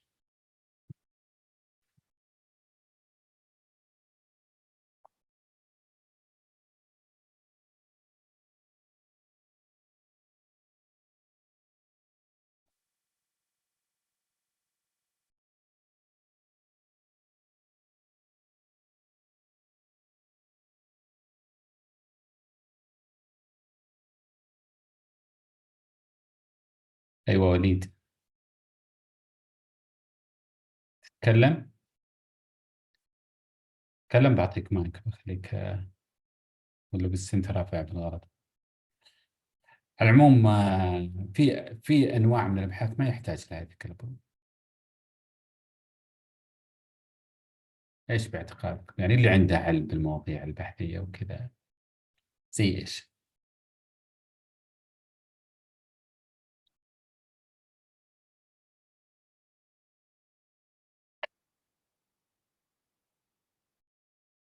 I'm keeping silent about just waiting someone to respond.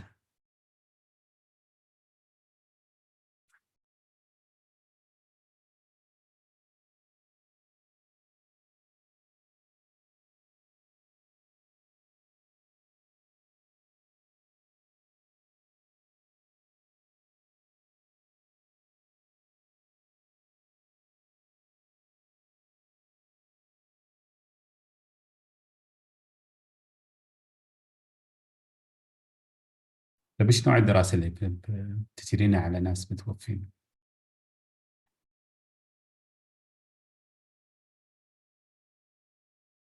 ترى أنا قاعد أفكر معك، مو جوابك غلط.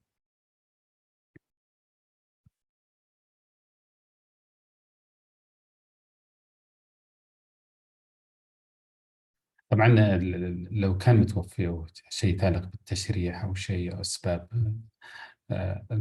تأكد أنه لازم يأخذون كونسنت من أهل المريض.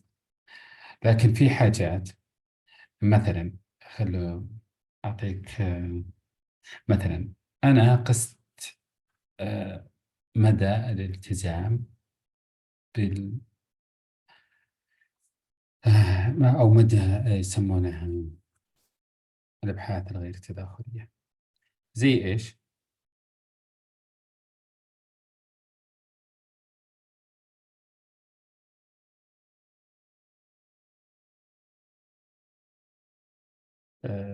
الكوميتمنت حق المرضى مثلا أو حق الستاف النيرسينج، وقستها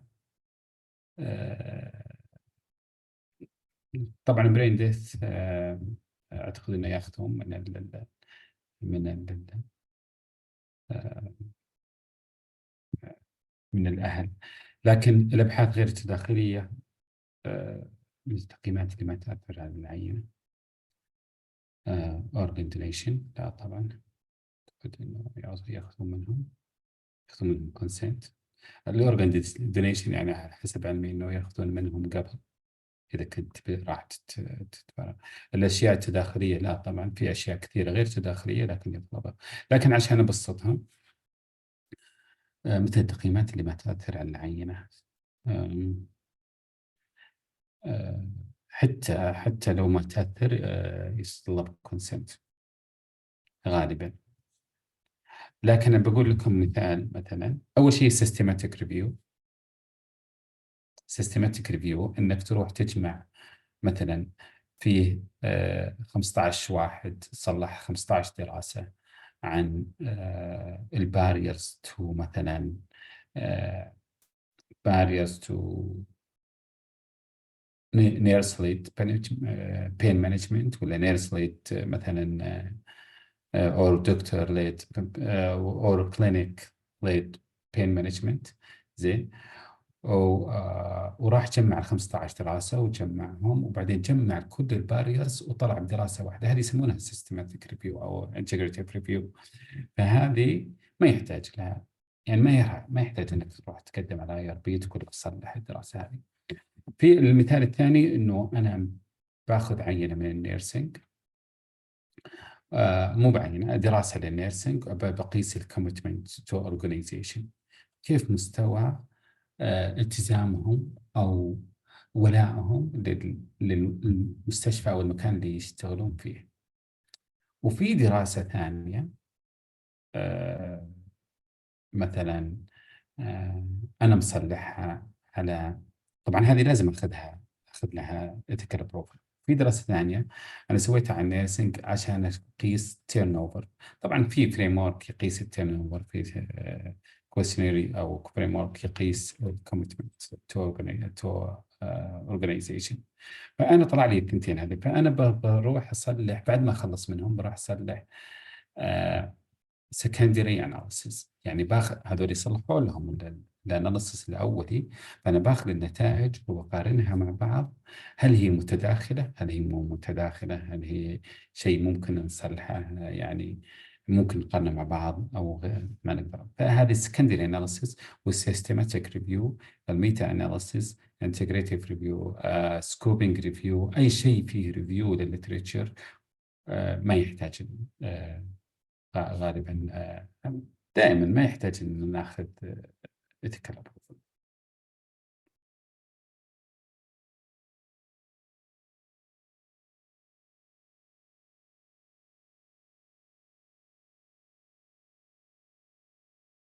طيب أنت مثلا لو عندك cohort study وقاعد تتابع 7 مرضى وجلس معك مريض مثلا، أنت قاعد بتتابعهم حاطين خطة، ودائما هي organization بلان إنهم يسوون خطة مثلا يتابعونهم مدة 9 أشهر. فتابعت 7 مرضى، يوم جاء الشهر الثامن جاءت المريض قال أنا I'm out. يا الحبيب وإحنا ما بقى لنا شهر، قال أنا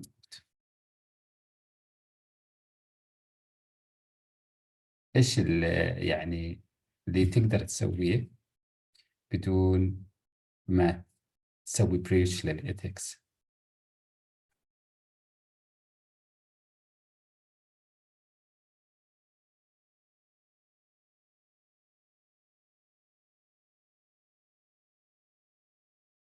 يعني ما تخرق البرنسبلز حقت الإيثكس، وتحافظ على المريض يعني، أو تحافظ على البارتيسيبنت أيا كان مريض أو ممرض أو دكتور.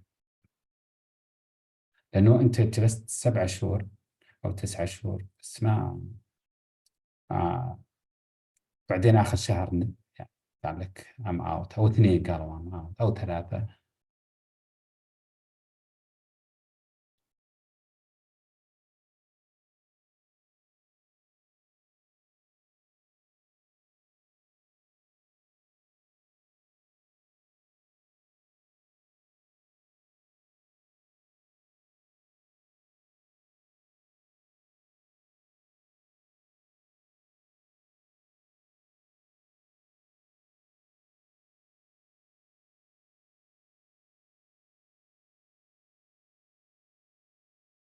طبعا أول حاجة لما تكون عندك دراسة طويلة لازم تتوقع إنه في ناس دروب أوت.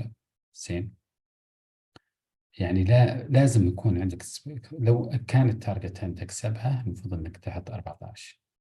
يعني تاخذ بالاعتبار إنه في ناس، يعني ناخذ جميع العوامل اللي ممكن تأثر. في ناس ممكن يتوفون، في ناس ممكن يمرضون، في ناس ممكن يسافرون، في ناس ممكن كذا بس change my mind ويقول لك I'm out. في ناس ممكن ما يرد عليك يعني بدون سبب، ما يرد عليك ويحس إن الموضوع مو مستاهل. مو كل الناس يعني يفهمون وش اللي تقصد وش اللي تعرف. ف يعني المفروض تاخذ بالاعتبار. لكن لما تكون عندك 7 ويطيح 3 منهم، المفروض انك يعني use your persuasive skills. اوكي ليه؟ وانا احاول يعني مثلا تغريهم، تعطيهم privileges، تعطيهم حاجات ممكن تعدل رايهم، بس ما تضغط عليهم بضغط تام. ما تروح تقول لهم لا يا اخي انت يوم بقى اخر شهر تمشي وتخلينا انت خربت دراستي. لا، ما يصلح هذا. انا يذكر بس انك تروح تقول له والله باقي شهر وانا بعطيك انه لو استمريت معنا مثلا بعطيك جيفت كارد ما ادري ايش، ولا بتعامل بال مثلا بنعطيك بنفيتس من شيء معين، او المنظمة اللي راعية البحث هذه راح توفر لك الشيء الفلاني كذا. تعطيه إغراءات، إذا وافق زين، ما وافق عاد ربي يعين. تستمر بهذه وممكن تعوضهم وتمد الدراسة 6 شهور أو 7 شهور ثانية.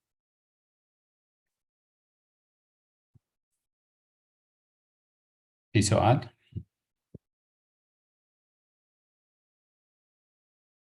صح، صحيح أخوي تركز.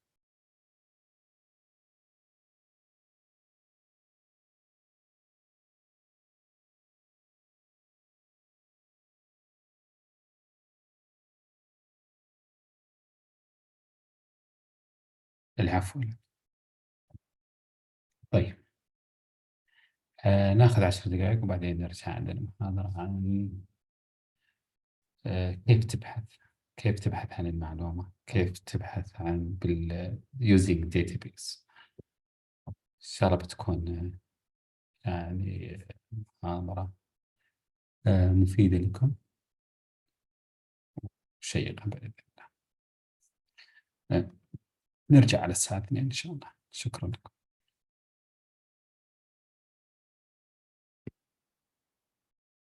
تمام، طيب، عذرا. نبدأ من الأول. طيب،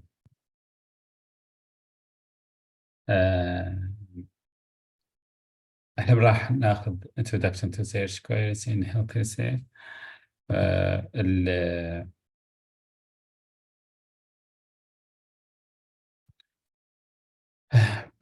هو يعلمك كيف تبحث عن المعلومة، كيف توصل للمعلومة اللي تبغاها بأسرع وقت ويختصر عليك أشياء كثيرة، وما تروح يعني تكون دائما بحثك بعود ويطلع لك نتائج كثيرة. لما تطلع نتائج كثيرة صراحة بتاخذ وقت كثير عشان توصل للريفرنس اللي تبغى له. يعني أنت عندك معلومة تبغى لها ريفرنس، ولا تبغى مثلا إحصائيات عن موضوع معين، وتكتب بشكل يعني مثلا تكتب، خلينا ناخذها بشكل بسيط، إنه مثلا لما تروح جوجل سكولر وتكتب مثلا pain management in adult ICU، راح يطلع لك مثلا 3000 موضوع، وبعضها راح تدخل عليها تكون مو متعلقة أو ما تبغى الشيء اللي أنت اللي تحاول تحصله، أو تحاول توصل له. بس لما يعني تتبع طريقة specific و scientific systematic that take you to your topic or something related to your topic, it would make your life easier in research. فهذه الريسيرش كويس. It needs someone skillful, someone know what to do, what words you use. For example, if I am not skillful and someone told me, please, I want something about search queries, then I go write introduction to search queries in health research, then I write it in the topic field in the scholar. So wouldn't be beneficial for him or for her. But if he goes to someone professional, he would say introduction, then he would say he use some techniques to find search queries or looking for search queries, and then he will write in health research, not in, for example, not in business, not in whatever, or health research in Sinai, not in Wiley, not in Scopus, for example. So who would use some skills and techniques to take you to the targeted articles that support your topics, rather than wasting time and writing broad words that would make the search is very difficult, and would take it to read many articles to find out if this is related or not.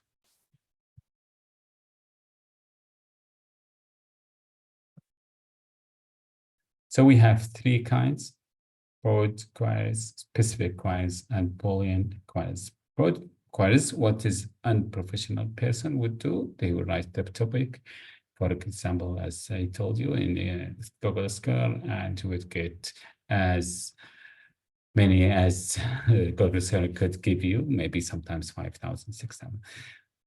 And there is specific queries that you would write, you would use some specific queries that could narrow and target search that focus on particular aspects of health research, such as treatment, disease, population. While Boolean queries, it is for people who are who has the skills, who has the knowledge enough to do a search queries. These people, if you, I think now in universities and medical cities, they provide some library there, and there is someone working in the library. They call him librarian, who could help in this one, but there is another one on the top level called liaison librarian, who could use keywords and effective keywords to narrow to your topic. Process, it is a process in health are general, non-specific, that cast a wide net to uncover range of information on a topic. Example hold cancer, diabetes, or cardiovascular disease. Sometimes I use broad search queries just to know. For example, if I want to do so in Saudi Arabia, how many NAIDS has investigated the pain management in ICU. So I will write pain management Saudi Arabia, and then I will use the time frame between 2000 and 2024. Okay, so I'm not going to read all articles, just to know how many. Then I will get a number there and find them, remove similarities, take this number. Then I would use it in my literature review, and then I will write there between 2000 and 2024, for example, 25 articles, interventional study has been conducted in Saudi Arabia to test the effectiveness of a new intervention and pain management. But it is rarely used, and not everyone do that, but you can use broad search like this. Broad queries can be a good starting point to gain an overview of the subject. It is also another idea that you may just use it to get an idea. For example, sometimes I think someone's asked me about solving techniques to know the sample size. So for me, it is new. What I would go and put it in the search. I would see how many use it. Just it is observation. It is something to know about, to take an idea about this.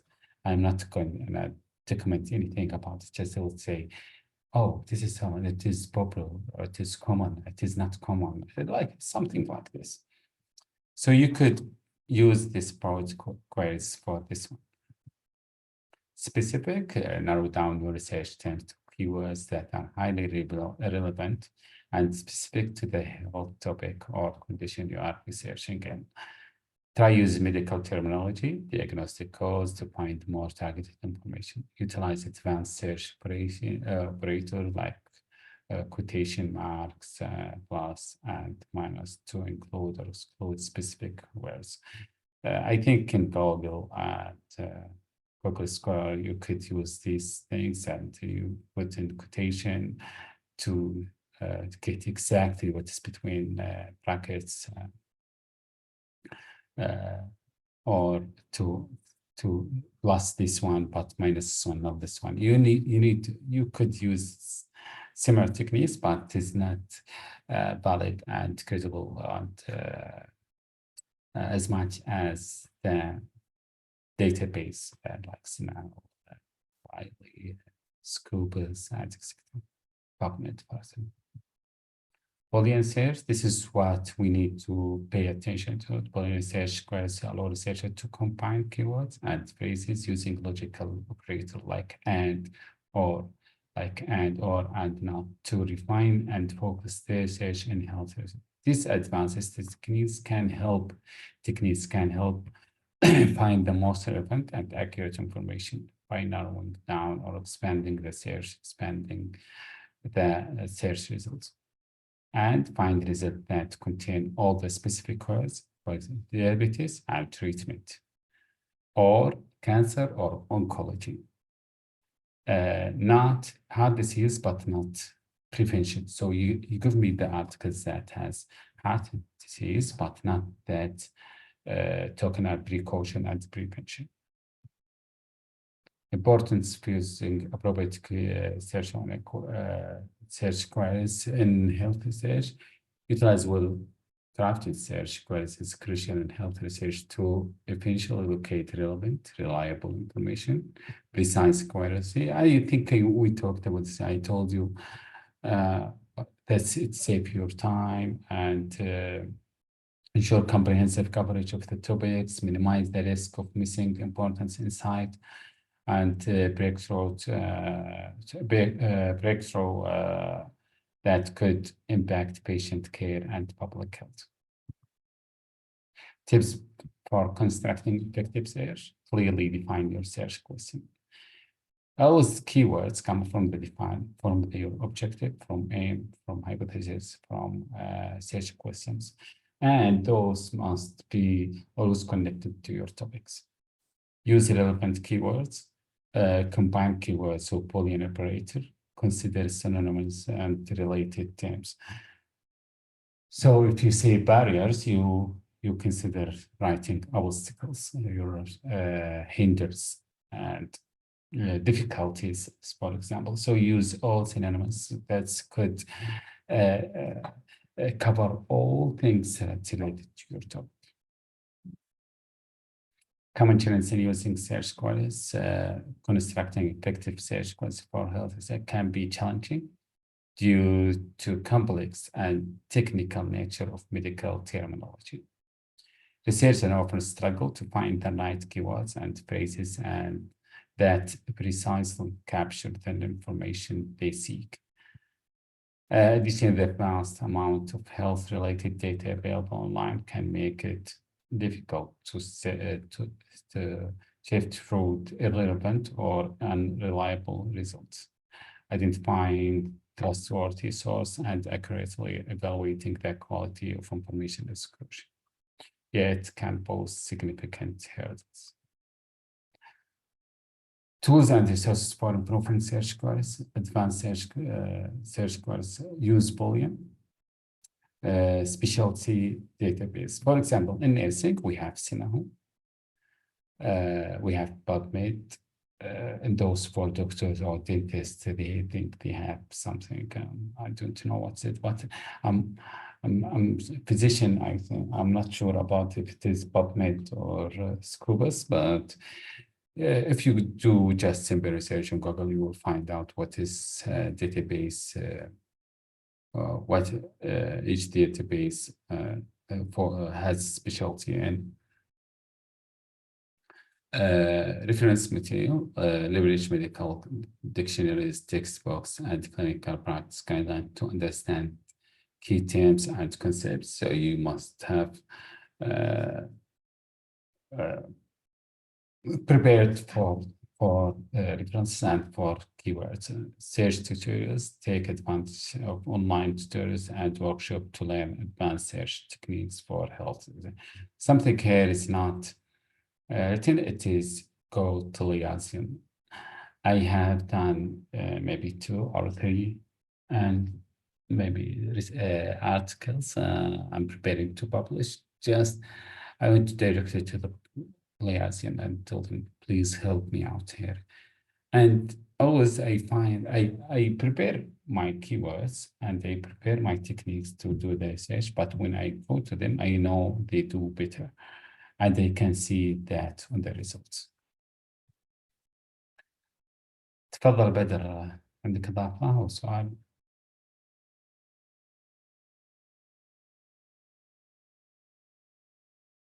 Successful use of search queries in health, tracking rare disease trends. A team of epidemiologists use advanced search queries to identify patterns in rare disease incidents across multiple. I talked about optimizing public health campaign. Researchers leverage sophisticated search query techniques to uncover insight from diverse health data sets. Boosting clinical trials participation by employing in search كويس. A medical search group was able to significantly increase enrollment in critical clinical area. In conclusion, you prepare yourself, you read about your topics, you be familiar with it, and go to liaison. If you don't have liaison,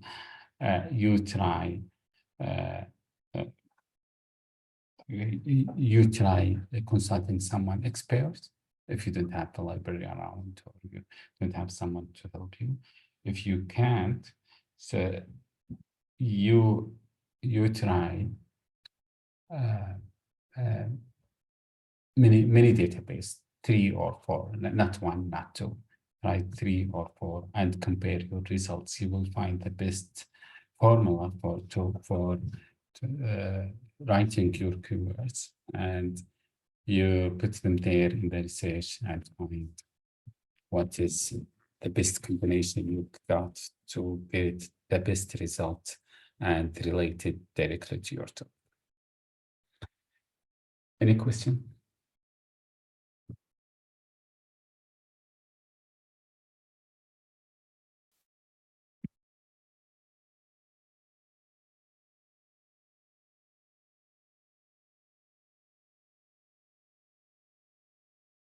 Clear?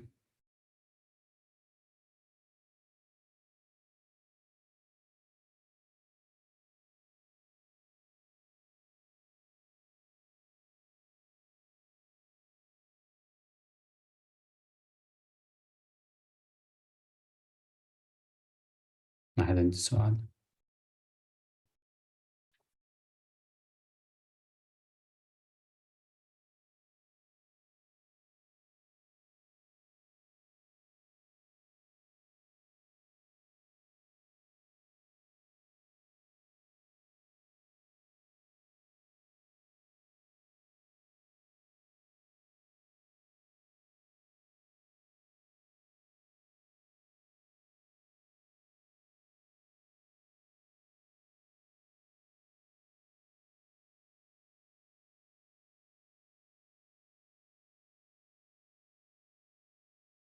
ما في أي سؤال؟ طيب بوضح لكم طيب بوضح لكم بس كيف نصلحها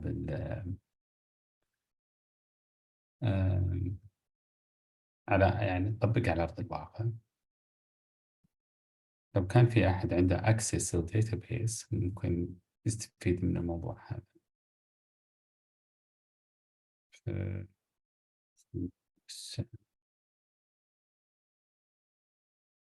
طيب واضحة الشاشة عندكم؟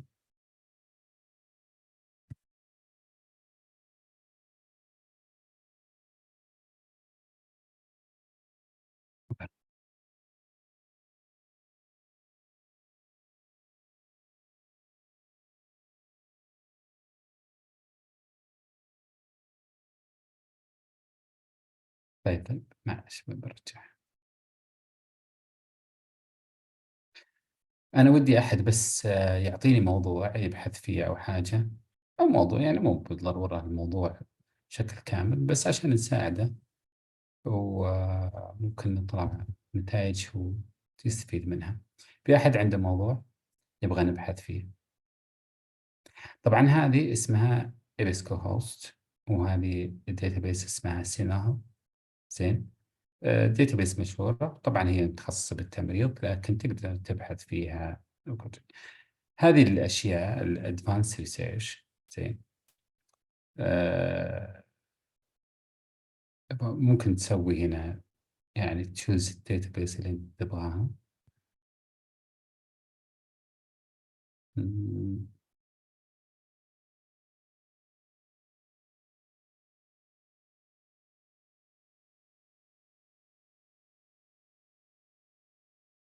يا ريت أحد بس يعني يتطوع ويعطينا موضوع عشان نقدر نغطيه، يعني تكون نتائج كويسة لها إن شاء الله.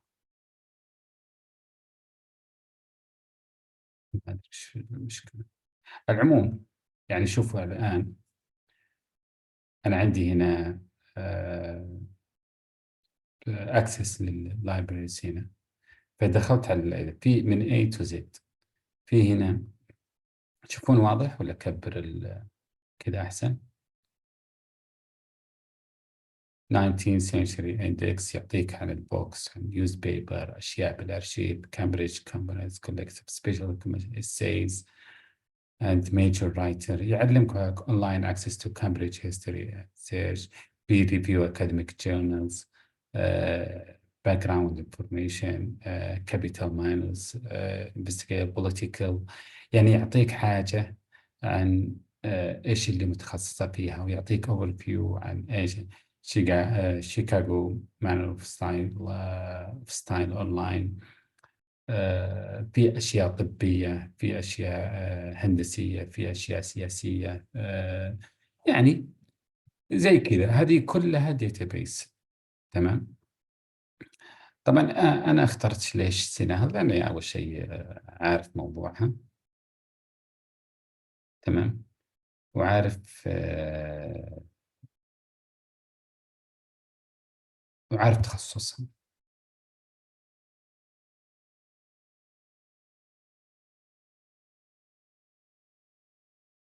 فأنا عندي الآن هذه الأشياء.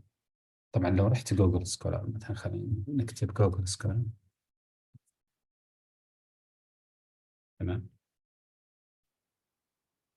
وكتبت مثلا بين مانجمنت in adult ICU. تمام. بيطلع لي 2700 2000 لا 273,000. تمام. لو رحنا هنا مثلا خلينا نقول بايند بيردز زين، بيعطيك أشياء أي شيء فيها بين. أنت واضحة أنتم قاعد، أنا الحين جوجل سكولر، قاعدين تشوفون جوجل سكولر ولا؟ أي تمام، واضح. زين، تشوفون أي كلمة من الكلمات، يعني كم في الكتاب؟ كلمة، كلمتين، ثلاث، أربعة، خمس، يمكن إن ما ياخذها، بس الكلمات هذه. تمام. أي كلمة موجودة راح يبحث عنها، وإذا لقاها كلها، إذا لقاها كلها يعني بأدلت بارتكل واحد كويس. إذا ما لقاها كلها على طول يروح. يعني لو نروح لصفحة 10. تمام.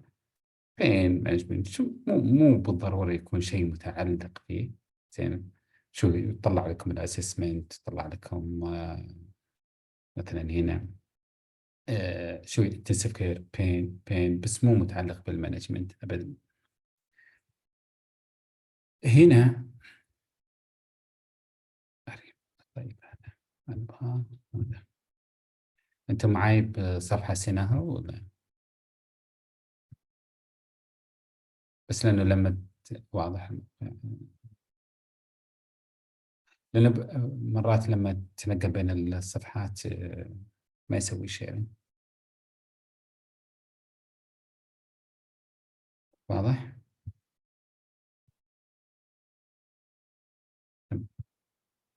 طيب، فلما هنا أجيب المفروض أنك تكتب مثلا بين مانجمنت. زين.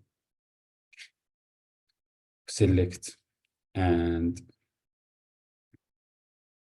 اي هنا معلش and adult ICU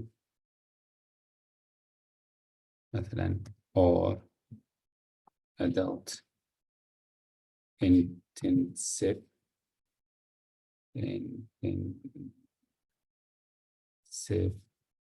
care unit. تمام. كيف add ايه هنا، بعدين تقول ايش كنا الموضوع؟ pain management adult intensive care unit.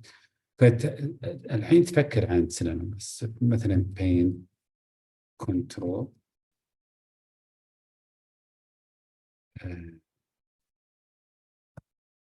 بين تريتمنت.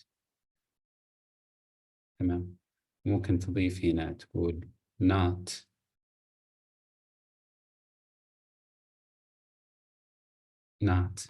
pain assessment. تمام. بعدين تسوي بحث. المفروض اللي يطلع لك نتائج كل اللي تحتوي على الأشياء هذه، ويكون دائم النتائج اللي مطلعها متعلقة. طبعا تنزل تحت، أنت قاعد تاخذ بوين phrases apply related words apply equivalent subject. تبغى full text وabstract available طبعا. English. تمام، لأنه ممكن يطلع لك أشياء بالعربي، أشياء بالتركي، شوية أشياء روسي. زين. هذه لو مثلا بما أنه متخصص بالتمريض، فممكن يقول لك هنا first author is a nurse أبغاها. ولا ممكن تطلع randomized control trial اللي هي الأشياء التداخلية. ممكن ما يطلع inpatient outpatient، فيعطيك خيارات كثيرة. تمام. لو تبغى جراف ولا تشارتس ولا دياجرامز، بعدين تضغط سيرش.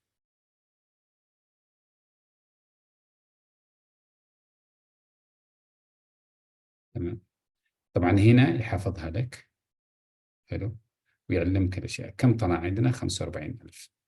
فأنت بدال 273,000، تخيل إنه طبعا وأنا مو متخصص بالشيء هذا، اختصرت لك مثلا طلعت لك كم؟ 20% فقط من الأشياء اللي متخصصة بالأشياء هذه. تمام. أي شيء متعلق ممكن يعالج البين هنا. زين. يعني مثلا هنا ميوزك ثيرابي فور بين. تمام. كاركترز فنان فارماكولوجيكال انترفنشن، مساج او ميوزك او اي شيء متعلق بالمانجمنت حق المريض البين بالادلت اي سي يو. وممكن يخليه يطلعه ويستبعد الاشياء الثانيه اللي ما منها فائده. بالمقابل جوجل سكولر طلع لنا الآن 273,000. فتو ماتش واحد بيروح يبحث بكل هذول. طبعا لو يجي واحد متخصص، ترى المواضيع هذه بتكون تقريبا بيقول لك أول شيء ممكن يطلع زي 45، بس يقول لك موضوعك مرة برود، يعني لازم تكون سبيسيفيك. فأقول مثلا يخليك مثلا ممكن تعطي تايم فريم، ممكن تعطي أشياء ثانية. مثلا هنا شوف من 1975، خلينا نقصها هنا، خليها من 2018. صار 19,000. تمام. فالشيء الثاني ممكن أبغى بس academic journals، ما أبغى مجازين وأبغى أشياء ثانية. تمام. يعني ما فرق واجد. الإيج، اللانجويج، إنجليش، تنزل لك 500. فتبغى بطرق البحث هذه كويس، يعني تسوي نروينج لحد ما توصل العدد معقول. لما يجي واحد متخصص خلينا نشيل هذا نشوف ايش صلح.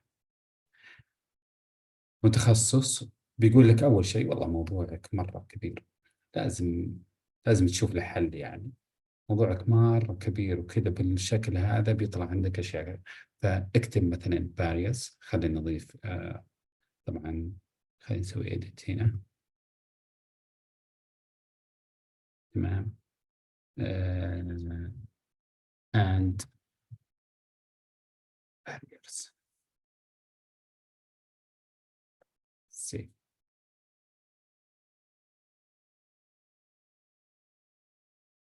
شو طلع 13,000 بس. بعدين تبغى فلما شو يعني تسوي فيو الريزلت تلقاها كلها متعلقة. فسهل الوصول إلى مواضيع متعلقة بموضوعك، تسوي supported. طيب أنا مثلا رحت وسويت دراسة وحصلت إن barriers lack of knowledge. طيب بشوف الموضوع هذا هل هو متعلق موضوعي، ممكن أستخدمه إنه يرد موضوعي ولا لا. تمام.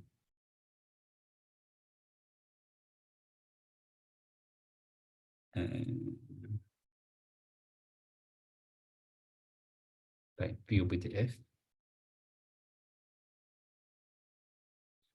طبعا عشان تطلع على موضوع معين أول حاجة تقرأ الموضوع nurses knowledge perceived barriers and practice regarding cancer pain management scoping review.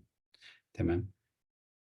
بعدين لما تشوف إنه within the context of pure research تروح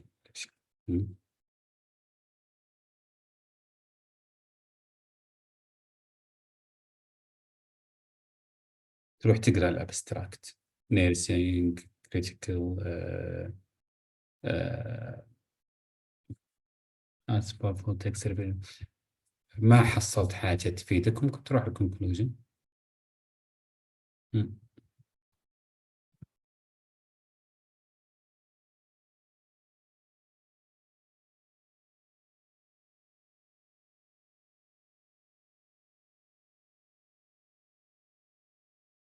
تحصل ايش اللي حصلها هو conducted direct community. It is clear that nurses in oncology unit should use some extra education. يعني انه في lack of knowledge. تمام. When it comes to managing cancer pain. انت تستخدم ممكن الحاجات هذه عشان تردف موضوعك لما يكون متعلق بالاشياء اللي كتبناها انه barriers to pain management in adult ICU. هو أعطى تفصيل أكثر إنه total pain management which combines both medicine and other methods. فهو يتكلم عن الفارماكولوجي وعن non-pharmacological. فتقريبا هذه طريقة البحث، هذه كيف تعلق المواضيع ببعضها. فالكوايرز والكلمات اللي تستخدمها تحدد بشكل كبير يعني مدى نجاح البحث اللي راح تسويه. إذا سكوبينج ريفيو كلينيكال أو أنت عندك معلومة معينة تحب تستخدمها، فهذه الطريقة أنك ممكن ترجع لها. طبعا ما أخفيكم أنه يعني محاضرة زي هذه تحتاج لها الصراحة يوم كامل. غالبا الريسيرش تعقد يعني على مدى أسبوع، فيكون فيها workshops ويكون فيها نقاش، يكون فيها discussion، يكون فيها تعليم، يكون فيها أشياء تطبيقية زي كذا، يكون فيها أشياء group discussion، يكون فيها تبادل معلومات. إنه بيوم واحد فدائما المعلومات بتكون سطحية وتارجت يعني مثلا أنا الأودينس عندي اليوم فيه المهتم، فيه الباحث، فيه العالم، ممكن فيه واحد بروفيشنال أكثر مني وأحسن مني. لكن إحنا قاعدين نعطي معلومات تحقيق تناسب الجميع. اللي يعرف تكون تذكير له، اللي ما يعرف تكون تنوير له بحيث أنه يعرف بالأيام القادمة.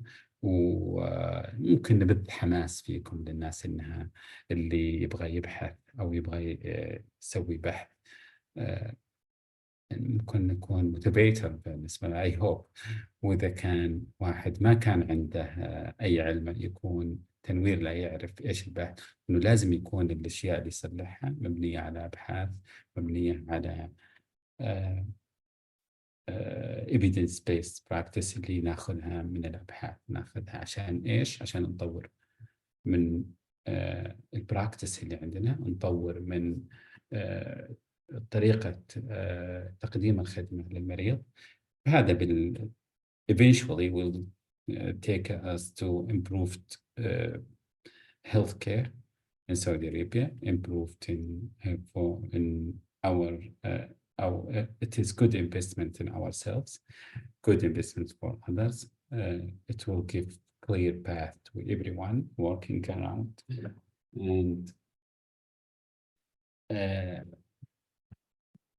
يعني دائما ترجع طلب العلم، يعني حاجة يعني دينية، إنه الواحد يكون دائما يتزود من العلم، التزود بالمجال الصحي دائما عن طريق الأبحاث، قراءة الأبحاث، الاطلاع على الأبحاث واستخدامها في يعني في المجال اللي أنت تعمل فيه. آه، آه، دائما خليك دائما مطلع على حاجة، ويكون عندك questions وتسأل هل هالشيء هذا إنه آخر شيء هذا يعني the most updated one or not. If not, you can correct, you can argue with someone if you have enough knowledge with from where, from the research, good database, you go to books, you go to watch even sometimes YouTube will give you cues about updates in your field. طبعا أنا هنا أتوقع أنه نقدر نستمر، نقدر نعطي، لكن بما أنه مثل ما قلت لكم الأشياء ما ودنا نتعمق كثير، ودنا نعطي معلومات مناسبة للجميع، مناسبة للجميع الحضور اليوم.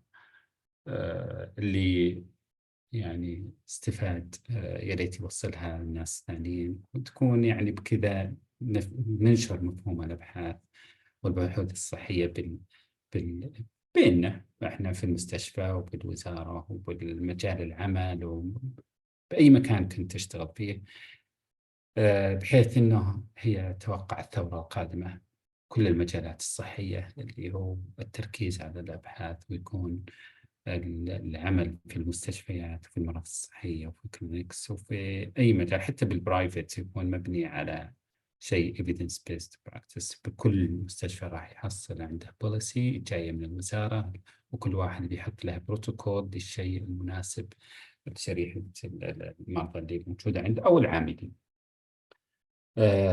طبعا بتكون هذه آخر محاضرة. اللي عنده سؤال عن أي شيء يتعلق بالموضوع أنا جاهز. اللي يحتاج أي مساعدة بأي مجال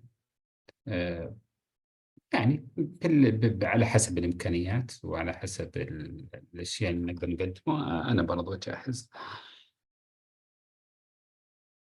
في أي سؤال؟